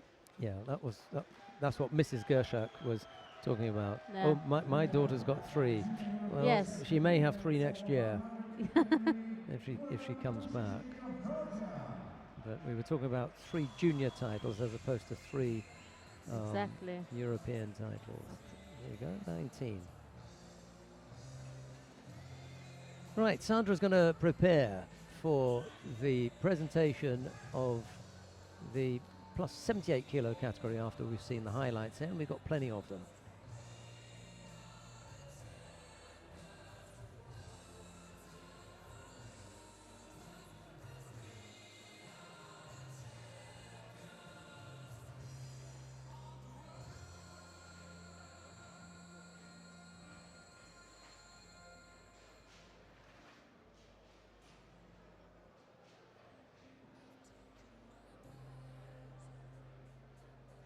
Ladies and gentlemen, now the opening ceremony of women's over 78 kilogram category. Here we are with the medal ceremony of the over 78 kilogram category.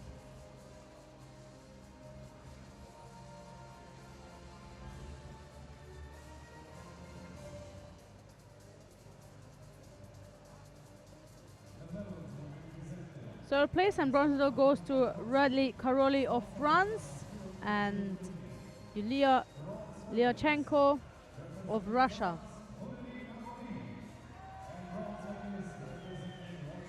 She's got the look-alike hair from Ando. not Andiol, no. She's got the glasses, she's got the Andiol glasses, but Andiol's got different hair. So who did you? That is Idalis Ortiz here okay. going on. Minus the colours. Oh yes, the red and whatever styles she's. Yeah, exactly. She's Whatever very- style yeah. she decides it takes her fancy that day. Sorry, the Silver medal medalist, gone to Anna Zaleczna from Poland, and the gold medalist and the winner of the 2015 Junior European Judo Championships is Vasilina Kirichenko of Ukraine. And once the flowers presented, we are going to stand for the national anthem of Ukraine.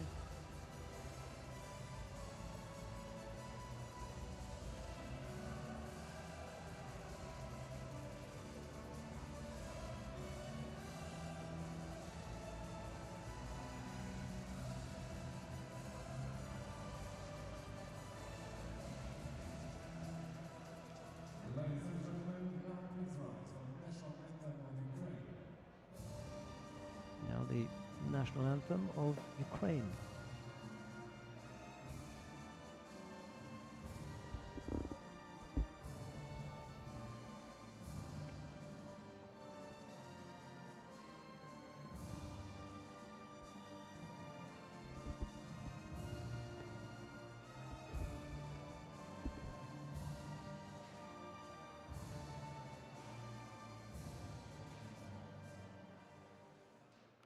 Congratulations all medalists.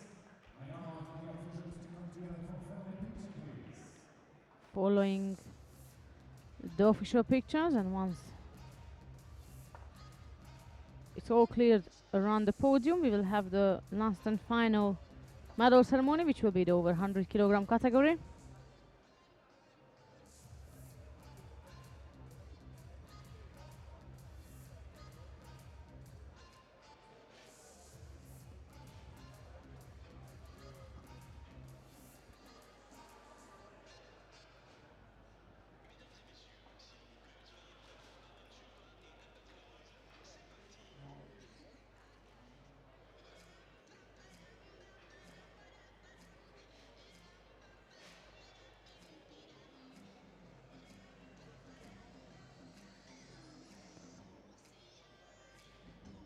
So this is it. We're just waiting for the gold. There's the silver medalist walking in, and I believe the gold medalist is coming as well in a second. Just had to change judo gi, of course. They all have to wear their one judo gi on the podium.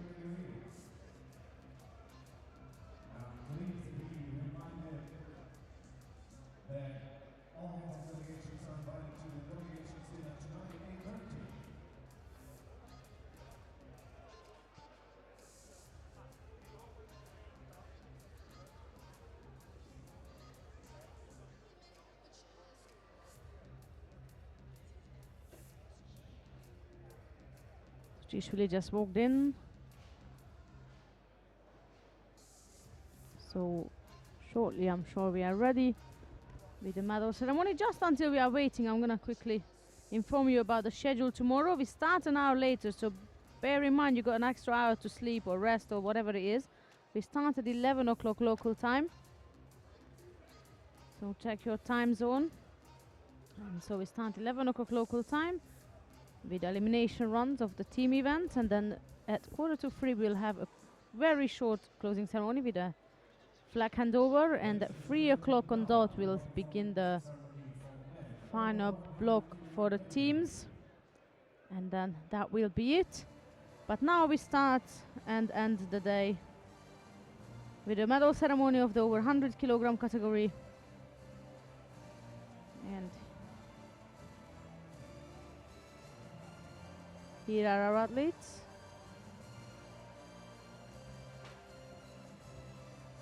Shagbazov still looks a bit disappointed there. I think Shagbazov would have fancied his chances of throwing Gviniashvili. He's a powerful guy, Shagbazov. You know, if he gets a chance and you're anywhere near him, he's going to bang you over. But in the way things worked out,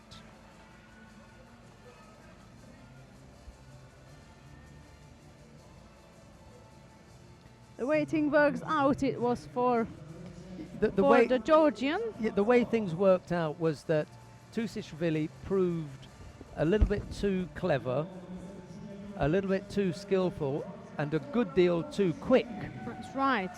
For Shagbazov, he never really got to grips with him. He came in here as the #1 seed, but you know. That's right. The Georgian did him up, didn't he? Go on. Just quickly, the medalists before the. Yeah.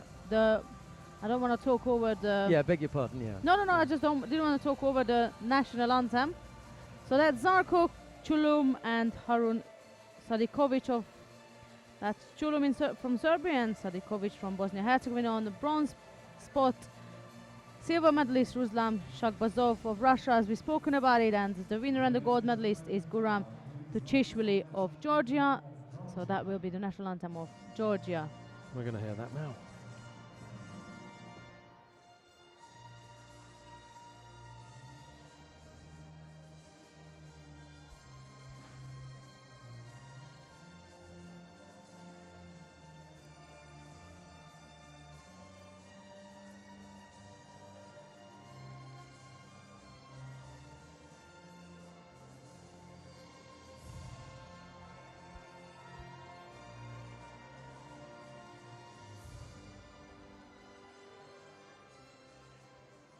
Well, a couple of anthems ago, we heard the Montenegrin Yes. anthem, and in stark contrast to that, which we very rarely hear, we heard the Georgian anthem, which we're all well accustomed to. That's right. 'Cause that is a regular occurrence at judo events. Right. Now, Sandra Zaghetti is going to tell us a little bit about tomorrow, the team event, if we haven't already done so. And if we have, well, we can hear it again, because it was so well put. Sandy, go ahead. Right, so tomorrow we start an hour later. You've got an hour extra rest, sleep, whatever you're up to. If you're going out tonight or something, then you got an hour extra hour in the morning. We start at 11 o'clock local time, so please check your time zone wherever you're watching from. So that's 11 o'clock eliminatory runs of the team event. That will be 2:45 when we will do a short closing ceremony with a flag handover for the host nation of the next Junior European Championships. I won't tell you as yet where it will be. But if you stay with us for the final block at 3 o'clock, then I will reveal you all that information. So that's 3 o'clock with the final block of the team event tomorrow. And yeah, that's all the information I've got for now. So you already know where it will be. I'll tell you tomorrow.